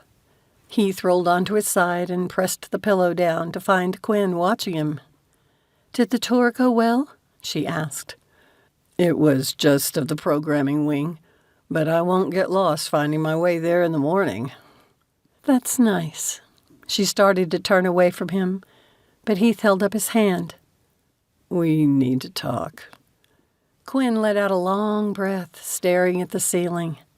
"There's nothing to talk about. We're friends. Just friends." I'm getting mixed signals from you. You keep saying we're only friends. Heath stretched over the pillow to take her hand. Then we touch. Or kiss. It doesn't feel like we're just friends then. And I won't lie. I'm falling for you, Quinn. She watched as he brought her hand to his lips and kissed her knuckles, her eyes filling with tears. "Heath," Quinn said his name like a plea. "This is a fake engagement. It can't be real." I'm not stupid. I understand we're not really engaged, but pretending like we're a couple has made me face my feelings. Come on. I've always been able to talk to you about anything. Can't we please talk about this? "I'm sorry. We don't suit each other, so there's nothing to talk about." She gently pulled her hand free and rolled to the edge of the bed, where she stayed the rest of the night. Chapter 12. Heath woke the next morning to the soft pinging of his phone alarm. He sat up and checked Quinn's side of the bed. She was gone, her half already made. The girl really didn't want to talk to him. As he got ready for the day, Heath considered his options relating to Quinn. He didn't understand what was holding her back. The excuse that she planned to leave Wildstone, and he refused, didn't cut it. There had to be something more, something deeper to her inflexibility. If two people really cared for each other, they'd make it work. The thought made him recall his conversation with Kane last night. Heath cringed mentally. Was it fair of him to call Quinn inflexible about her career when he was just as intractable about his? Could he be the one creating the chasm between them? He got his phone and checked again for a text from her. Nothing. So he sent her one. What are your plans for the day? It took a couple of minutes, but she finally replied. The area has some great hiking trails. I've got my eyes on a couple because that will put me up in the trees among the colors. A pair of conflicting fears stabbed Heath's chest. He didn't want to encourage time with Victor, but he also didn't want Quinn going off by herself. Is Victor going? I've already gone. He's still there. You're not hiking alone, are you? She replied with a frowning emoticon. So is that a yes or a no? I don't hike alone for several reasons. I scheduled a hiking tour with a local company. Is that all right with you, Mother? She was getting snarky. It made him feel a little better. It is now that I know you won't be alone. I was worried for a minute there. Don't forget the game night this evening. I'll be back in plenty of time. Have fun at your meeting. See ya. Bummed, Heath glanced at the time. He didn't want to go down to breakfast without Quinn, so he opened his current programming assignment. Might as well get some work done. When he finished, it was time to leave for his meeting. After sending it off, he gathered his things and hurried down the stairs. You should eat something before you leave. Sarah handed him what looked like a breakfast sandwich, eyeing him as she did. Is everything all right between you and Quinn? Sorry, I shouldn't have asked. It's none of my business. Did she say something to you? Heath accepted the food. Not directly, but she seemed in a big hurry to get away. I couldn't help wondering if you'd had a fight. Sarah's tone held kindness and concern. He glanced up the stairs toward Victor's room before returning the woman's sympathetic gaze.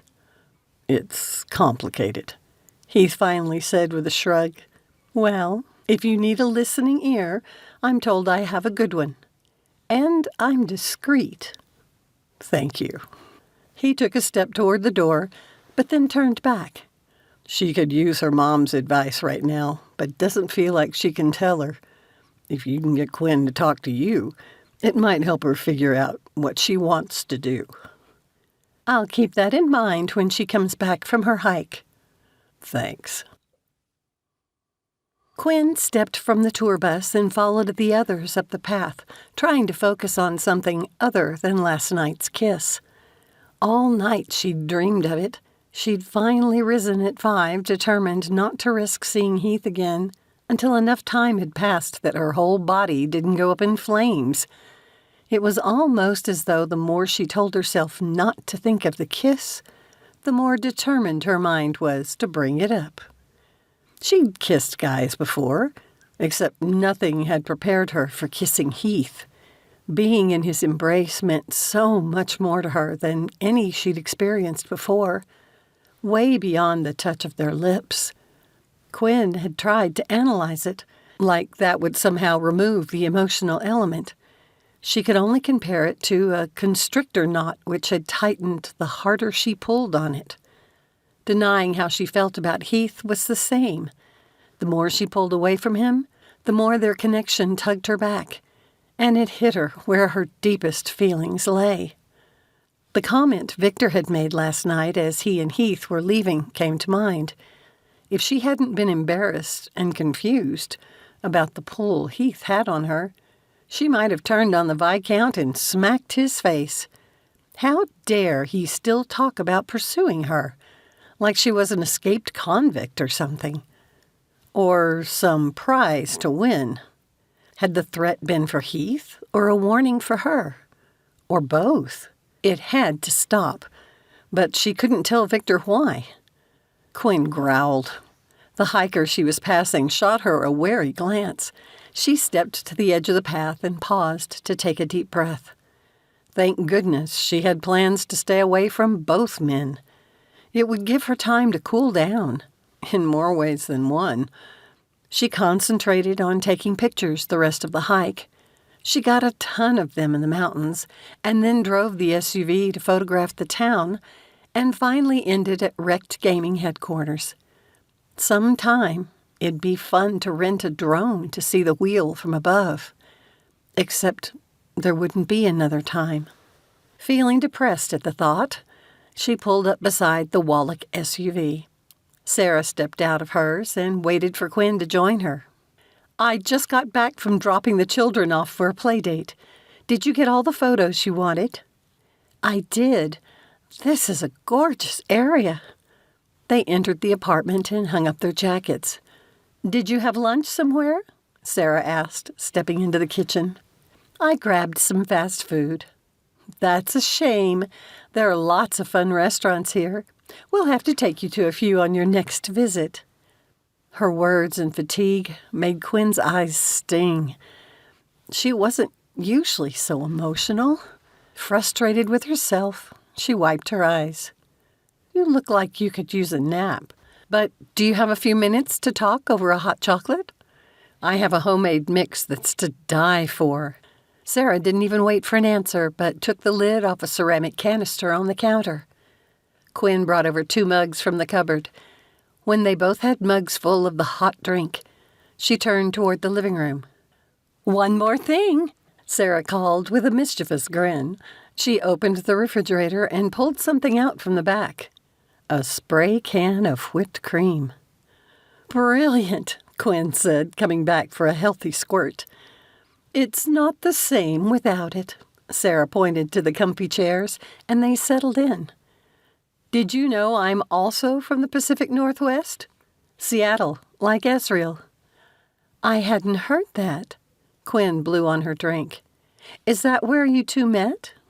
No, we met here. I've often wondered if it was kismet or serendipity that we both had to cross the country to find each other. Quinn frowned, trying to remember the difference between the words. Isn't serendipity a fortunate accident?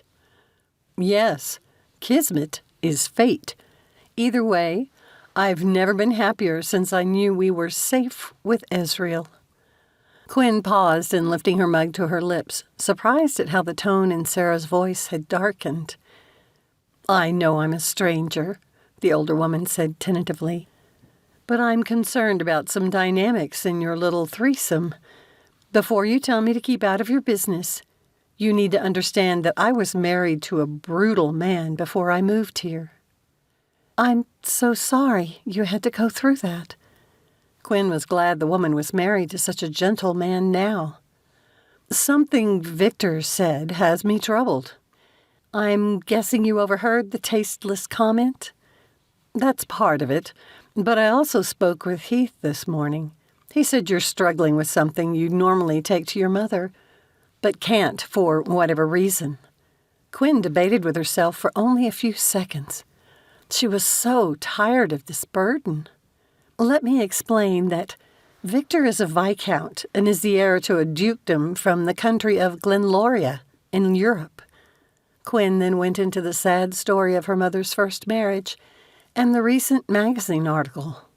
"Oh, I remember reading that. I still pay particular attention to things happening in Seattle. Your mother's a sculptor, and there was a photo of your family. No wonder I kept thinking you looked familiar." "Yes, and the article is how my bio-dad found out about me." "Your mother never told him she was pregnant?" Disapproval flashed across Sarah's face, but it was gone quickly. "Was your mother afraid he'd try to take you from her?" "We've never talked about it. It made her too emotional. I assume that must have been part of her motivation, but mostly I thought it was because, well, if he hadn't wanted my mother, why would he be interested in a child from her?" Quinn sighed. "Now that he's trying to contact me, I guess I should talk with her about it again." "And you haven't responded to him?" "Oh, my dear, whatever transpired between him and your mother, that's their business. Your relationship with him, or lack of one, should be between the two of you and not based on what's happened in the past." Quinn shook her head, feeling immature, but also misjudged. "Would you say that about your ex-husband and your children?" Pain crossed Sarah's face, and Quinn wished back the words. But the older woman gave a sad smile. "Do you believe your birth father is a danger to you? My ex-husband was." "My mother never said he was abusive, but there are different kinds of abuse. Manipulation, for one." Quinn placed her mug on the side table. "When I didn't reply to his emails, he sent Victor here to woo me. That was the actual term he used when I got him to fess up. As for the king, I can't abide a man who throws away his wife like he did my mother." "Wait, king?" Sarah asked, her eyes wide. "Is your father the king of Glenloria?" "My bio-dad is, and Victor won't tell me what pressure the king's putting on him to get me to marry him. He just says both his father and the king want it. Once I told Victor I was engaged, he backed off." Quinn rubbed her temples against a growing headache. "I wish they'd all just leave me alone. I refuse to be a pawn in someone's game." Sarah still looked a little stunned, but there was a twinkle in her eye. "So you're a reluctant princess?" Quinn made a sound of disgust. "I think the king wants me to be a princess, but why should I? I have more connection to Ireland, where my mom's from, than I do to Glenloria. At least I've been to Ireland once." "And you haven't talked with your mother about this?" Emotion overwhelmed Quinn, and her voice turned shaky. I'll never forget how she sobbed when she told me about him. I was only 16, but it broke my heart that anyone who expected to rule a country could claim he loved her and then treat her like that. Sarah nodded, looking thoughtful. "Can I ask why Victor is traveling with you then?" "Because It turns out he's a decent guy, and they put pressure on him to come after me." His comment about pursuit came back to Quinn's mind. "I'm wondering if he suspects the engagement is fake." "Oh, my dear." Sarah pinched her lips, looking for a second like she wanted to say something, but was unsure if she should. "I don't believe Heath is pretending." "He's not. He said so." Quinn started to cry. "And now I've ruined our friendship. It's too much, and I'm sick of it all. I wish I could just leave and not worry about it anymore." "Well, I'm not sure you'd be happy away from him. I've seen how you look at him, too." "It doesn't matter." Quinn jumped up from her chair and paced the large room. "Our life goals don't match. We can never be more than friends." She explained about her career plans as a photographer. "And you already know how firm he is about staying at the Citadel." "People's ambitions change all the time." "Not Heath."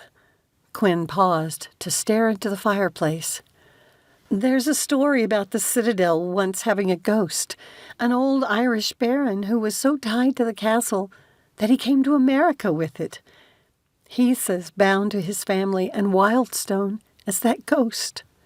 "It takes a leap of faith to step into a relationship," Sarah said slowly, as though she were choosing her words carefully. "And it requires compromise and flexibility. Sometimes it's important for us to reshape our dreams to fit our reality. I hope you'll take the tour of the facility here." Quinn blinked at the change in topic. "I'd planned to. Why?" "Because seeing the 4 departments come together for the final project shows how such different things can create something amazing. There are many ways to approach life as well as business." Sarah gave a rueful laugh. "The first time I saw Ezreal, he was walking down the street muttering to himself about his music. I thought he was some homeless guy. If anyone had told me then that I'd marry him, I'd have thought they were crazy. Sometimes our future doesn't look like we thought it would, but that doesn't mean we can't still find a way to pursue our dreams." "That sounds really profound. You've given me a lot to think about." Quinn wanted to believe, but how could 2 such conflicting things both be hers? "You're an artist, so don't give up on Heath without being creative. If you 2 haven't talked about how you feel, I think you're doing each other a disservice. 2 smart people should be able to find a way." Sarah rose and stretched. "I have some work to do, so I'll leave you to your thoughts. If you need anything, my office is that door." "Thank you. I'll take care of these." Quinn took the mugs to the kitchen and loaded them into the dishwasher before retrieving her laptop. She might as well get some work done on the photos. She settled into a large, overstuffed chair before the fireplace. After uploading the photos, she settled into her routine. She pulled up a picture of the Wallachs. Staring at the sweet little family, Quinn thought about what Sarah had said. Was a long-distance romance the only way for Quinn and Heath to be together? She thought back to her hike. In Washington, she'd gone with friends or photographers she knew. Today's hike and the beautiful surroundings had invigorated her, but she hadn't known anyone there. The others had come as couples or in small groups. Would the future she'd planned leave her alone even when people surrounded her? Heath had mentioned wanting to see the fall colors, and she wished he could have come along with her, or that she'd waited until he could. But that would mean they'd have to talk, and she didn't know what to say. Chapter 13. By the time Heath left his last meeting, he could barely lift his feet to keep from shuffling. He hoped he had enough energy for the game night. It sounded fun. His day had included a long collaboration meeting for his programming team, but there'd also been a couple of sessions with members from the other departments, also working on the project. Kane hadn't been kidding when he talked about the energy that came from a room of creative types. There'd been disagreements, too, but most had been good-natured. Even the arguments had inspired brainstorming, which had fed the synergy. But as much as Heath had enjoyed it, a part of him missed his family, and he was fretting about the work he wasn't doing for them. The smell of something savory hit him when he reached the Wallachs' door. He knocked, relieved someone must be home. Otherwise, he hadn't been sure what he'd do. The sound of someone messing with the lock made Heath stand straighter, expecting to see Ezreal. It wasn't. "Oh, hey." As Quinn opened the door further, she stepped back, her expression wary. Heath was too tired for finesse. "Sheesh, Quinn. Don't look at me like I'm the boogeyman. I hate this weirdness between us." He shuffled past her, and she followed him after closing the door. He glanced at the stairs, but he didn't even have the energy to face those and simply sank onto the sofa. She went to the chair next to it. Her laptop rested on the end table, so he must have interrupted her. "Something smells good," he said, leaning back and closing his eyes. "Sarah's baking a crab dip for the game night. Doesn't it smell yummy?" "It's making me hungry." He smiled to himself at how Quinn was starting to sound more like her usual self. Maybe they could get back to normal, but with more. "Did you get some good shots on your hike?" "Oh, yes, and lots around town and on the wrecked campus. How did your meetings go?" "Kane was right about the collective energy when the whole team is together." "Do you think you'd want to move here?" Quinn finally asked. "Nope. That hasn't changed, but I've given it some thought and decided I need to be less rigid. I agree there'd be some benefit in coming here, maybe once a month, especially if I can work while I'm flying." Heath opened his eyes, turning his head toward her. "I've been thinking a lot about my career goals and what's really important to me." "And?" she asked when he didn't say more. He straightened. "I don't know if I've ever mentioned my dad's dad. He was a workaholic, almost to the end. Then he found out he had an aggressive cancer and died 2 weeks later. I was with him the night before he passed, and he was talking about his regrets. He said he was sorry he'd missed out on so much raising his family and spending time with his grandkids. He told me that, at the end of the day, it's your family who will be devastated when you die. Your boss and co-workers might feel bad for a little while, but then they'll hire someone to replace you and move on. Your family will always grieve your absence." Heath leaned forward, his hands clasped before him. "I was 17 then, impressionable, and I'd always wanted to be just like him." His words weighed on me. Then the following year, almost on the anniversary of my granddad Savage's funeral, we lost Phoebe. "She was Mellie's twin, right? I'm so sorry. Leah's only mentioned her a couple of times and nearly cried." Phoebe was 5. It's been 4 years, and it still hurts. Sometimes someone will say or do something that reminds us of our loss, and it's like she just died. Heath coughed, tried to get the roughness from his voice. Losing Phoebe cemented something that had been on my mind since my grandfather's passing. My family will always come first. He turned his head and met Quinn's gaze.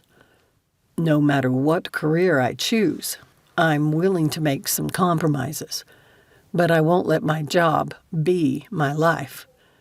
Phoebe taught me it's too short. Quinn nodded, wiping her eyes. "While I was on the hike, I did some thinking too. I want to see the world. I love to experience life as it's happening. What I photograph teaches me so much. Like those family sessions, watching the people interact is fascinating. It's also enlightening. Some of those families are seriously messed up, and I doubt a lot of them will still be together in a few years unless they fix it. But others are sweet and loving. They're... Her voice broke. They're like your family. Heath didn't say they could be her family, too. That would step over the line. But in many ways, they were like her family because they'd already adopted her. I'm not sure I understand what you're saying, he said. It sounds like you're searching for family by wanting to leave. Quinn gave a wry laugh. I can see why you'd think that. You know I love my parents, but they're both introverts. Dad owns a furniture store. By the time he's spent the day around people, all he wants when he comes home is quiet. That's perfect for Mom, because she works best in solitude. And you thrive from being around people. Yeah. Heath shifted to face her, thinking he understood what might be bothering her. Were there many people on your hike? At least 30, I think. Quinn didn't look at him. Did you talk to many of them? She finally glanced at him. They all had their own groups. So, my sweet Quinn, who thrives on being with people, was alone in a crowd. Heath's heart ached for the loneliness in her eyes. He couldn't help himself. He extended a hand to her. She didn't hesitate, but jumped from the chair and cuddled beside him. Heath simply held her, like the friend he'd promised always to be, surprised to find she was crying. Remembering times his sister had needed the release, he said nothing. I don't know why I'm so emotional about this, Quinn finally said, straightening. He dropped his arms, and she pulled a couple of tissues from a box on the end table. It's not like I haven't felt this way before, just not in a long time. Did anything else happen today? Since we're being transparent, yes. I had a long talk with Sarah. Did you know she's from Seattle, too? Well, they were there visiting family when we met them. True enough. Quinn tossed the tissues into a wastebasket. She told me that you and I should talk. I know you've said the same thing. I wasn't ready then. Heath pushed down the whispers of hope trying to sneak out of his heart. If he knew anything about Quinn, she had to find her own way to an answer. He should have remembered that earlier. It might have put less pressure on her. But you are now? He asked carefully. I am. She rested her head on his shoulder. Her time. She needs to do this in her time. Heath wrapped his arms around her shoulders, but no differently than he would have if it'd been Melly, though he didn't feel at all like he did when his kid sister cuddled next to him. I have a dilemma, Quinn admitted. More than what he already knew? What was it Leah was always lecturing him about? Something about a girl needing to talk a problem through. She didn't want a guy poking his nose in and trying to solve it for her. Yes. He agreed. Quinn lifted her head. Her gaze went from his eyes to his mouth and back to his eyes. Dang. If she was going to look at him like that, it'd mess with his ability to stay neutral. Do you have any idea how much I love kissing you? She whispered. Quinn? Heath turned his face away. If we're going to talk about your dilemma, I think we need to just talk. Right. Sorry. Should I move? Not unless you want to. He glanced at her again to find her still looking at him. I enjoy having you close, but only if you're comfortable with it. I meant it when I said I won't put any pressure on you. Quinn surprised him with a smile. Thank you. I've had so much of it the last couple of months that you're giving me hope there's a chance for us. For us? Heath was speechless for a couple of seconds as the hint of hope morphed into something much larger and threatened to break free from his chest.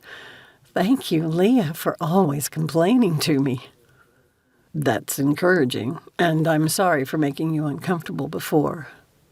Not uncomfortable, just confused, I guess. Quinn rested her head against his shoulder again, this time sliding her right arm down his left and lacing their fingers. I thought I knew what my future would be like, and I still do. But this last week has made me reevaluate a lot of things, too. I've always known I wanted to travel. To photograph the world. Right, but until this trip, I hadn't let myself look at what that really meant. Quinn's voice softened to almost a whisper. That I'd be alone. Alone while surrounded by people. Like your hike today? Yes.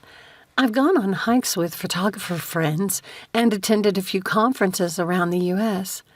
I've connected with several people, but their goals don't match mine. I can save up my money to take a year off for travel, but I'd have to do it by myself. Does it have to be a year? Sorry, I shouldn't interrupt. Quinn moved to sit on the arm of the couch to face him. No. Tell me what you're thinking. Well, it's just that a year's a long time to take off, so it'd be hard to find people of a like mind to travel with. But if you broke it into smaller increments, no, that'd be more expensive, wouldn't it? Never mind. No, you're right, on both accounts. Years ago, I made a list of all the places I wanted to visit and mapped out how long to see the most for the fewest flights. It would take about a year to complete. After my experience today, though, I'm wondering if I could bear to travel alone for so long. Heath's adrenaline spiked at the image of Quinn being jumped by some unsavory guy while hiking by herself. She must have seen it on his face. What? Just thinking about your safety if you traveled alone. Yeah, I've thought about that, and the idea totally freaks out my mom. Would you let me come with you? Heath asked carefully. If you weren't gone too long? Quinn went still. You'd do that for me? You're not the only one who's come to some realizations during this trip. He gave her a wry smile. One is that I want to see where this thing between us goes. My dad's always saying relationships are about the give and take, the compromise. If I can be more flexible about coming to headquarters, I have no doubt about taking a few weeks off to spend with you. She jumped from the couch and pulled him to his feet, sending his heart into a frenzy. Heath waited for her to take the lead, and Quinn didn't disappoint. She reached up to cup his cheek, running her thumb lightly over his mouth. Quinn, he said with a low growl, I really want to kiss you right now, so if that's not what you're... She flew up on her tiptoes and pressed her lips to his. Heath had just wrapped her in his arms when someone knocked on the door.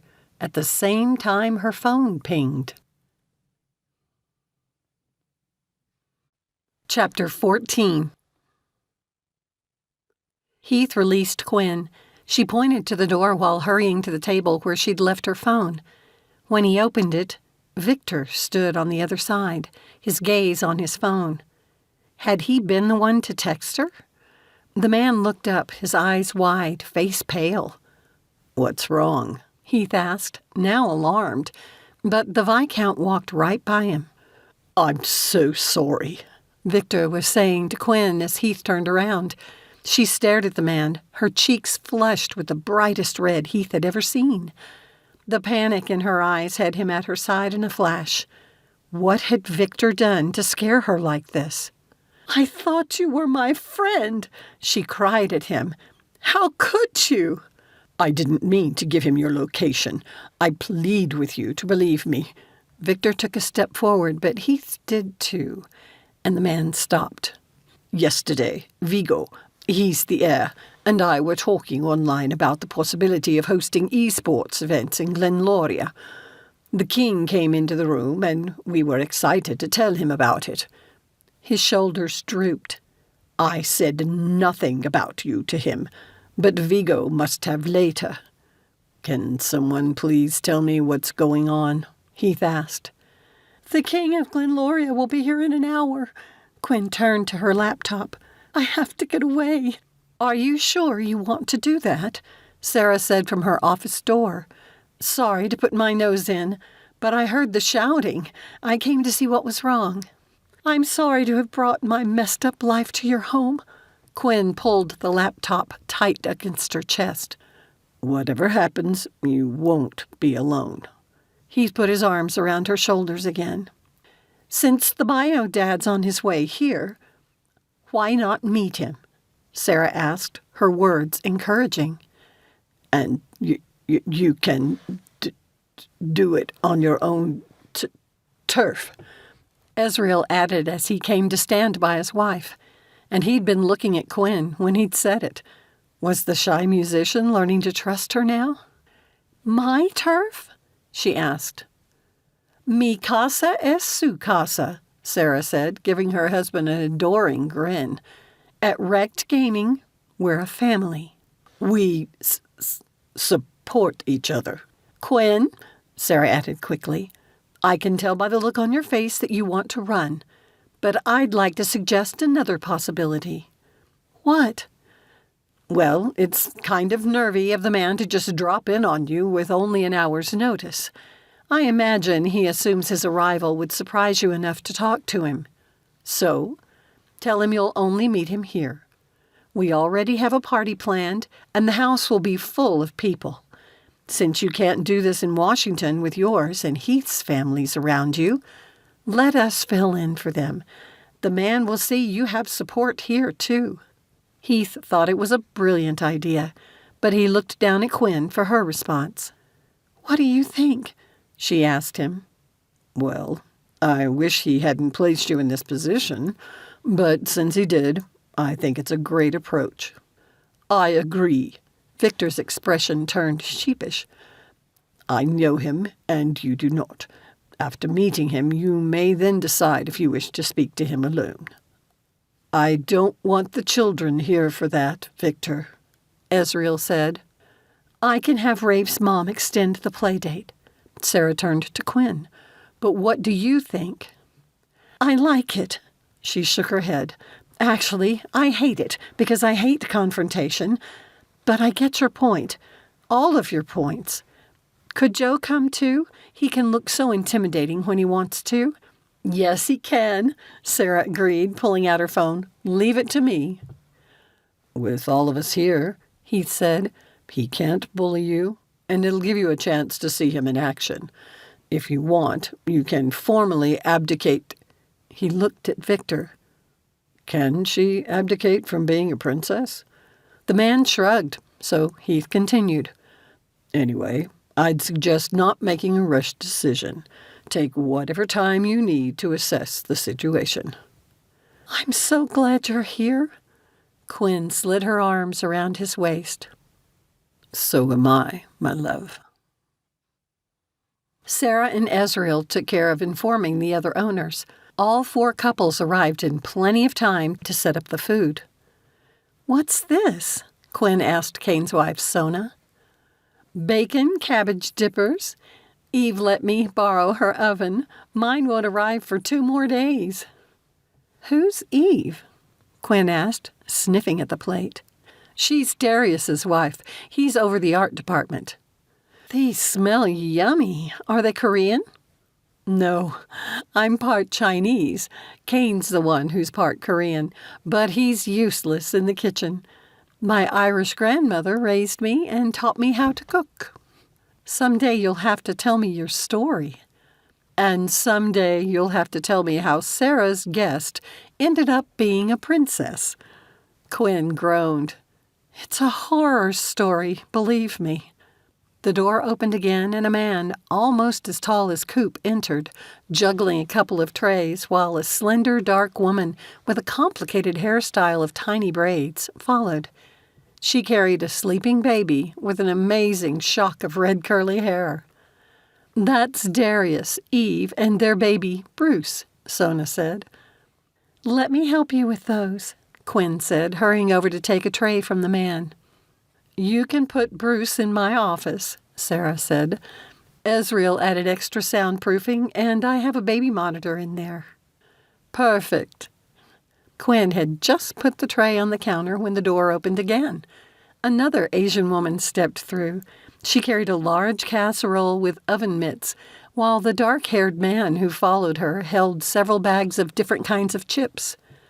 "That's the CEO, Rafe Davis," Heath said from beside Quinn.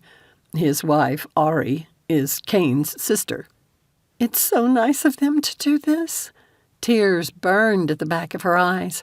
She couldn't believe these busy, important people would disrupt their schedules to help someone they didn't even know. Quinn was about to voice her thoughts when her phone pinged. Her body went cold and her hands shook. Heath gently took it from her and opened the message. "He says he's here, and his driver wants to know where to park." "Is that a text?" Rafe asked, coming to stand beside them. "Can I call him back?" It's an email, Quinn admitted. I've refused to give him my phone number. "I have his number." Victor offered his cell to the CEO. "Thank you." Rafe glanced around the room. "Everyone, spread dishes with half-eaten food on them around the room.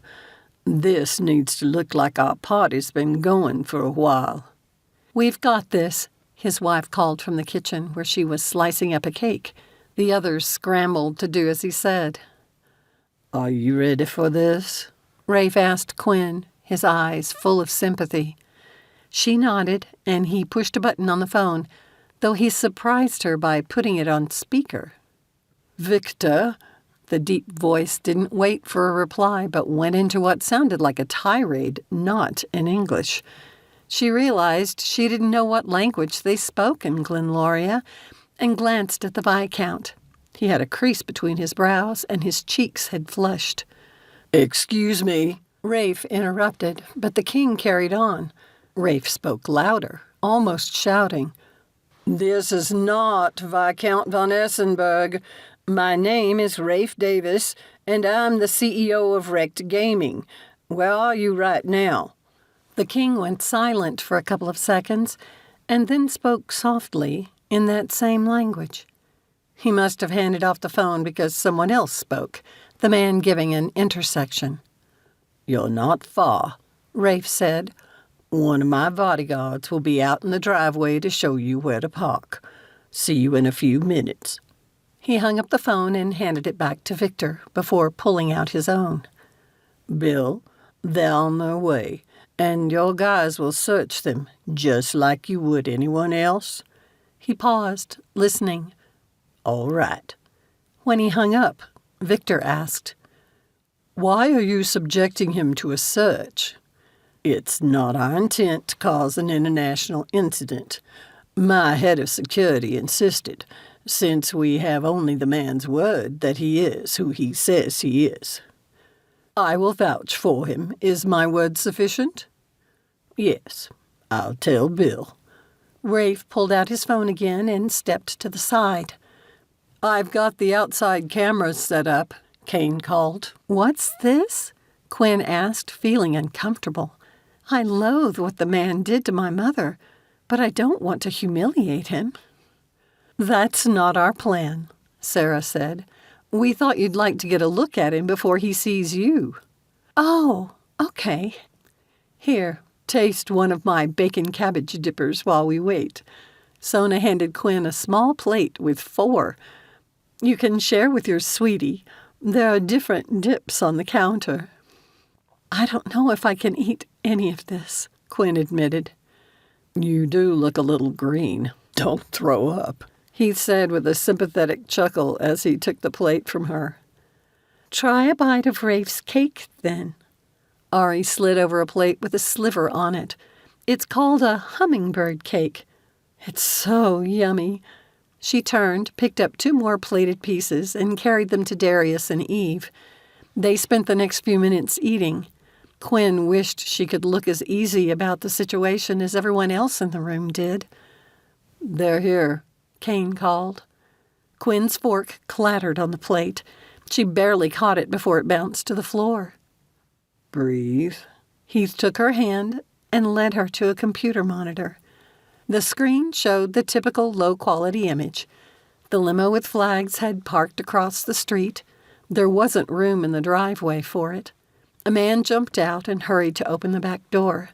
Quinn stiffened in anticipation of seeing the man who'd broken her mother's heart all those years ago. "Have you ever wondered if he was just clueless back then?" Sarah murmured from behind. "If he had to hide the hurt of leaving your mother while he did his duty? I've learned a lot in the counseling I've received.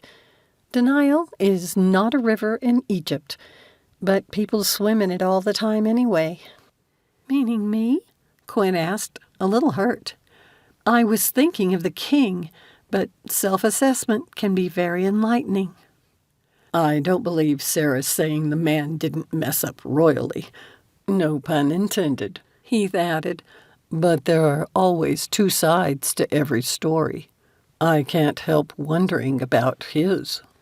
"You make me wonder as well," Victor said thoughtfully.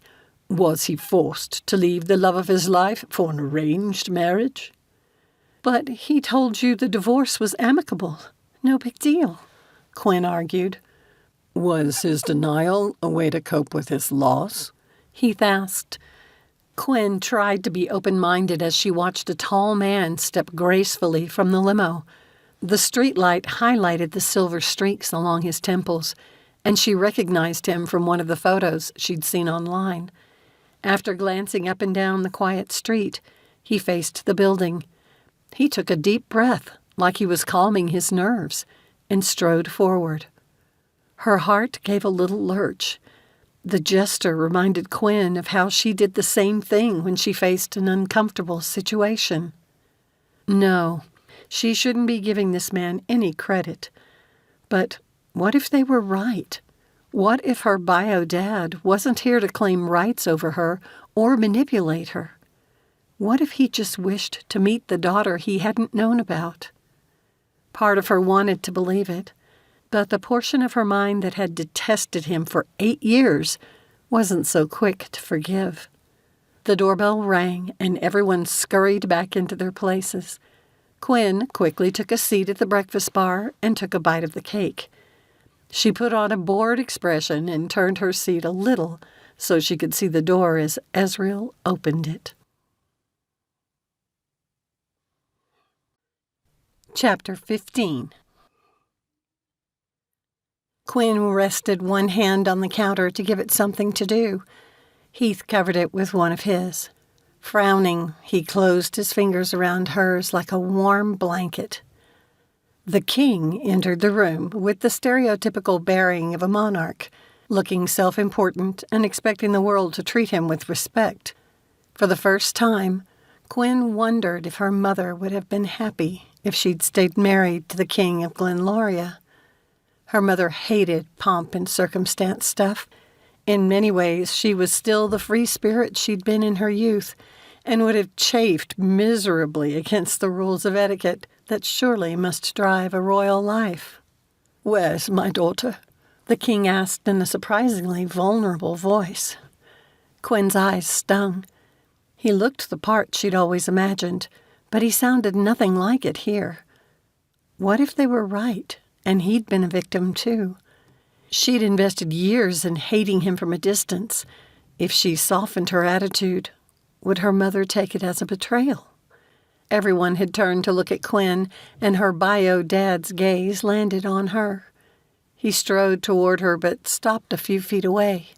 For the first time, she saw a crack in his royal mask. His eyes glistened, and he pinched his lips tightly in the same way she did when she didn't want hers to quiver and give away how emotional she felt. Like right now. All these years, she'd resented him, and here she was seeing herself in him. The king finally spoke. "For nearly a quarter of a century, I have ruled the hasty marriage with your mother." When she opened her mouth to protest, he held up his hand. "Not because I hadn't loved her or the memories of the glorious months we shared, but because I hurt her. We were young and foolish, impulsive, and we wanted to rebel against the demands being placed on us. I knew I had responsibilities at home, but your mother's love let me pretend I could walk away from them." "So you walked away from her instead?" Quinn's words came out less bitterly than they used to. If I'd truly understood the problems I would create with the impetuous decision to wed, I would have made different choices. I regret I wounded her so much that she kept the knowledge of you from me. When I contacted her 2 months ago, she explained her fear that my father would take you from her. Wait, what? Quinn jumped off the stool. You and my mother have been in touch? Who do you think gave me your email address? Now it was Quinn's turn to feel betrayed. All this time she'd been trying to protect her mother, and she'd already known, and hadn't said a word. Heath must have sensed Quinn's distress because he'd risen to stand beside her and took her hand, but he said nothing. Your mother's fears were justified, the king continued. Had my father known about you, he would have moved heaven and earth to take you from your mother's arms. All Quinn had remembered was her mother's feelings of rejection. In grief, she'd thrown away her Oxford scholarship and fled to America to live with a cousin. I wish I could have seen you grow into the beautiful woman who stands before me, my daughter, who resents and hates me. His voice broke off with emotion. Quinn's lips trembled. Here he was, surrounded by people he didn't know, showing his pain. She felt unsteady. How could her life have flipped with her feelings of resentment toward her mother and the compassion for her father? Are you all right? Heath whispered. I don't know. Is there somewhere we could speak privately? The king asked, sending a quick glance around the crowded room. Quinn's mind was overflowing with questions, and she itched to pull out her phone and call her mother. I think that's a good idea, she finally said. If you're sure, you're welcome to use the game room upstairs, Sarah offered. The loft is far enough back we won't be able to hear you, but you won't be isolated. The king offered Quinn his arm, and she took it. Heath watched Quinn and her father walk up the stairs, already talking animatedly with each other. The 2 bodyguards positioned themselves at the bottom. Would the king talk her into moving to Glenloria? It'd give her a home base to photograph Europe. Would she still want to pursue a relationship with Heath if she were rubbing shoulders with the rich and famous there? You and Quinn will need to consider setting up security measures. Kane pointed to the laptop where they'd watched the limo. What do you mean? Heath asked, following him to it. We haven't kept it secret that Victor's from Glenloria, Kane said. And now the king of said country has been driving through town in a limo flashing his little flags. Boone might be a high-tech district now, but it's still a relatively small city. We rarely get visitors who warrant paparazzi, but someone's bound to have noticed. What are your security concerns? Heath asked. If word gets out that the king of Glenloria has a daughter he didn't know about, it's going to be big news. Kane gave Heath's shoulder a sympathetic pat. I doubt Quinn will want people finding her from her website. Or from the Citadels, where she's listed as the staff photographer. Sona leaned back so they could see the screen. But what about her photography? People have to find her business online. Heath felt sick. Quinn would hate this. Can she keep her name out of the press? Did the king look like he wanted to keep her a secret? Sona asked dryly. Being outed as a princess could drive traffic to Quinn's business, Kane added. But it might not include the kind of clientele she wants. Well, I've checked, and she already has good security, but we can strengthen it. Sona glanced over her shoulder at Heath. Yours at the Citadel is good, but I can make a couple of recommendations for you, too. Does she live near where she works? Joe Brooks asked. Yeah, her apartment is over her shop. The bodyguard shook his head. That will have to change. Even with our security there, Wildstone's like a gated community. But also a tourist attraction, the bodyguard said. Quinn startled Heath by slipping her hand into his. The king stood on her other side. That was fast, Heath murmured. We called my mom and scheduled a time for us to have a nice, long chat, Quinn said to Kane. What were you saying? He explained the issues. My daughter must have proper security, the king insisted. I will provide whatever is required. Including keeping me a secret? Quinn asked. Everyone turned to stare at her. I won't be a working princess. She glanced at her father. From your email, I can see you feel strongly about this, but I've been thinking about it. I'm an American, and I'm going to stay an American. I've never even been to Glenloria.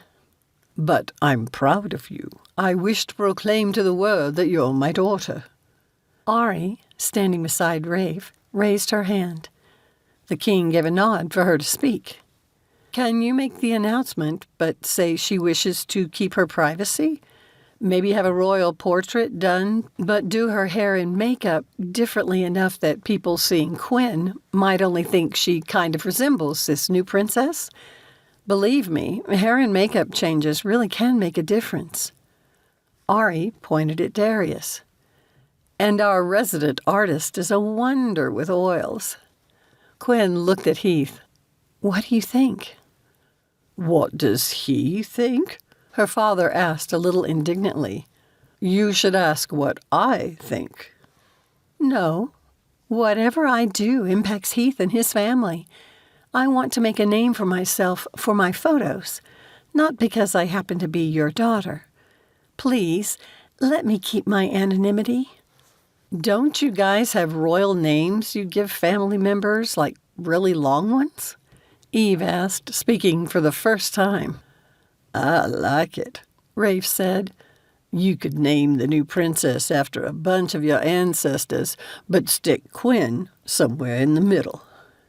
You make a point, but the king watched his daughter's pleading face and finally let out a resigned breath. I must approve of the painting. Thank you. Quinn gave him a quick hug, and the man's eyes glistened.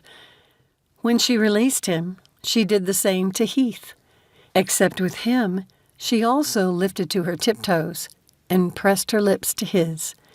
He wrapped his arms around Quinn and savored the feel of her, his heart swelling. He wouldn't lose her. Hey, don't kiss the princess, Kane joked. Yes, the king growled. I must know your intentions. We're still figuring that out, Quinn said with a grin. My intention is to kiss him. A lot. Epilogue. 2 months later.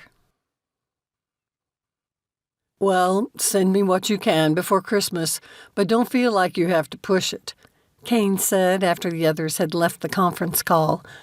I get that the holidays are a big deal at your castle. Oh, and did I mention we're all coming there in June?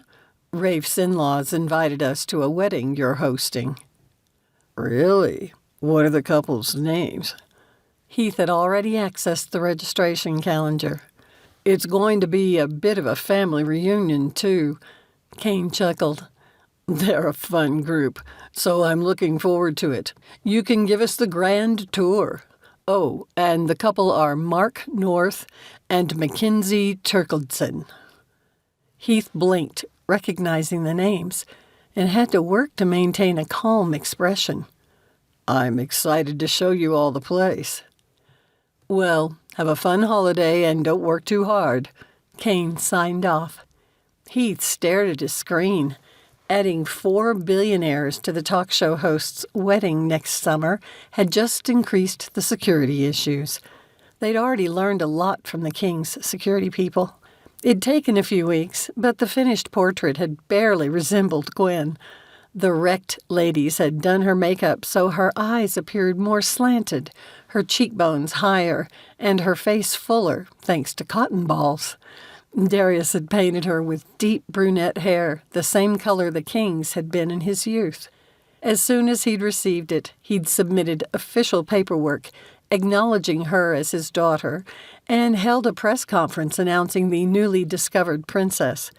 So far, no one had made the connection with the real princess living in her little apartment in Wildstone.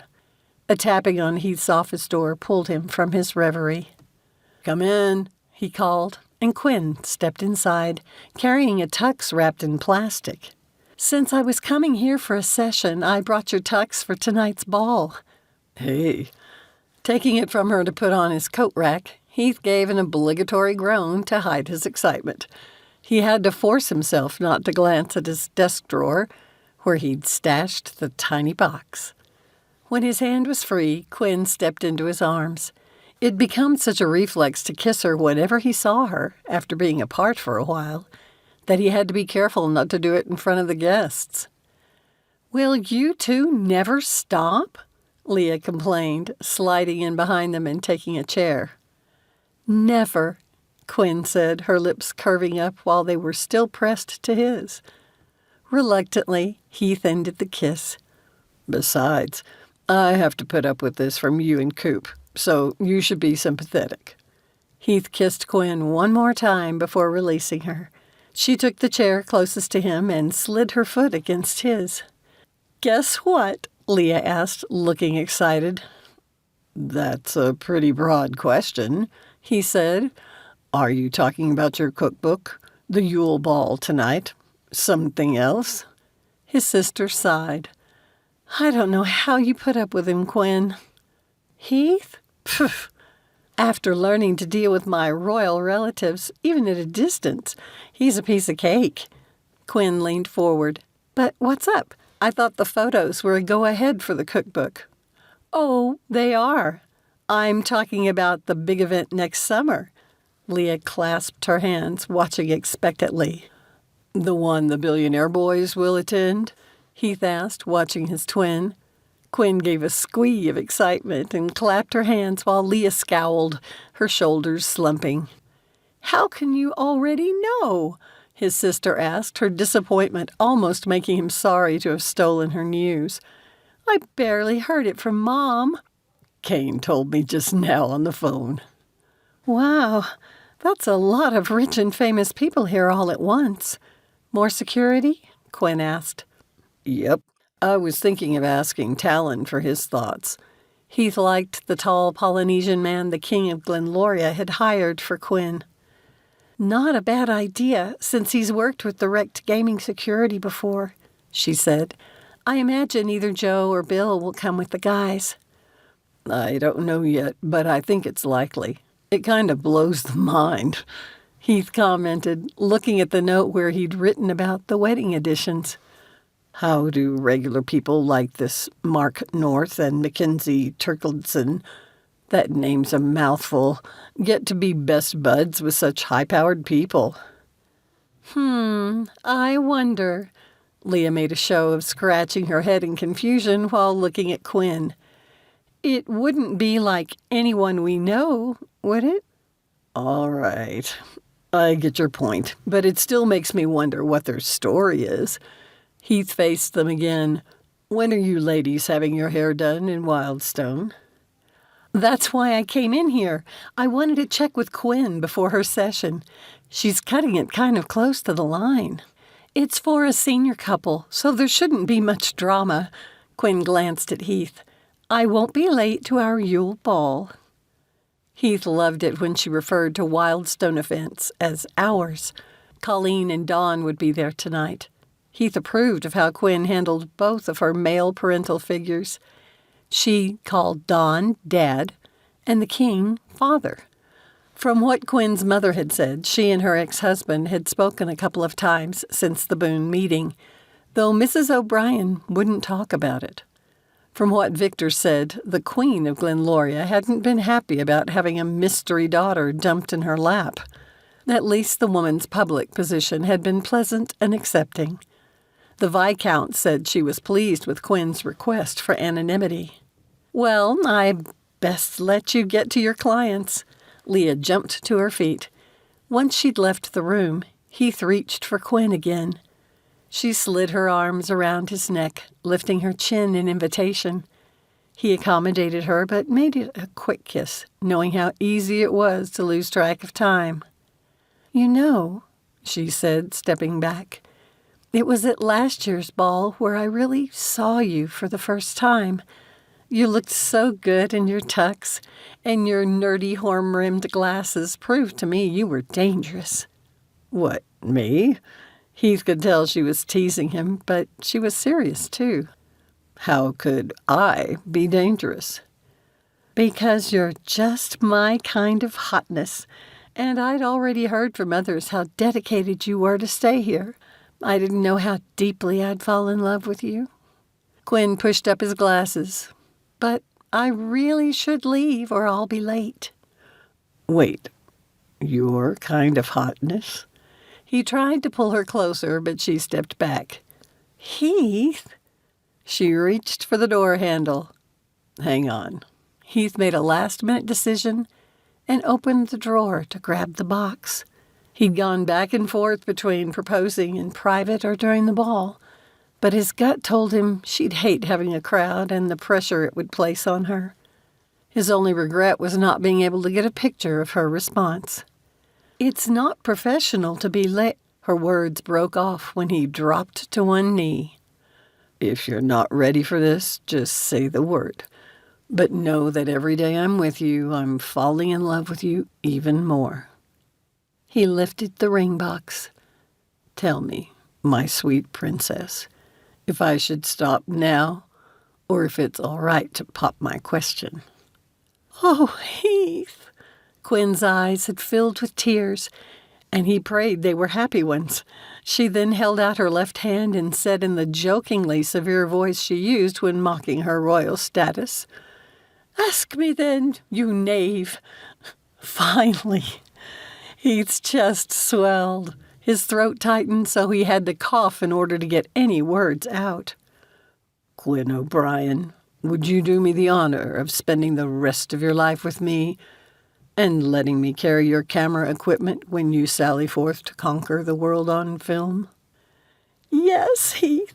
Put it on." Her voice trembled, having lost its playful sternness. When he slid the ring on her finger, she gave a little gasp. "Your hands are freezing." "I was scared to death you wouldn't accept," he said, rising. "I'm sorry for that." Quinn slid her arms around his neck. "I promise to make sure you never doubt how much I love you." Heath met her gaze, a sense of awe filling him. This amazing woman had agreed to be his wife. His wife. Leaning down, he kissed the sprinkling of freckles on her nose and followed it with a trail of feathery kisses to the corner of her mouth. "What are you doing?" she asked breathlessly. "Kissing my not-fake fiancé." He captured her soft lips, heat warming him right to the tips of his icy fingers. Quinn's phone pinged and she groaned. "That's my alarm. I really have to go. But I'd like to continue this later." Heath stepped back. "We don't want to ruin your reputation for being on time, my princess." "Don't call me that." Then one corner of Quinn's mouth twitched. "Save it for when we have a daughter." She darted from his office. Heath sank into his chair, wearing what was likely a very silly grin. This has been Don't Kiss the Princess by Donna K. Weaver, narrated by Vicki Pierce. Copyright 2022 by Donna K. Weaver. Production copyright by Donna K. Weaver.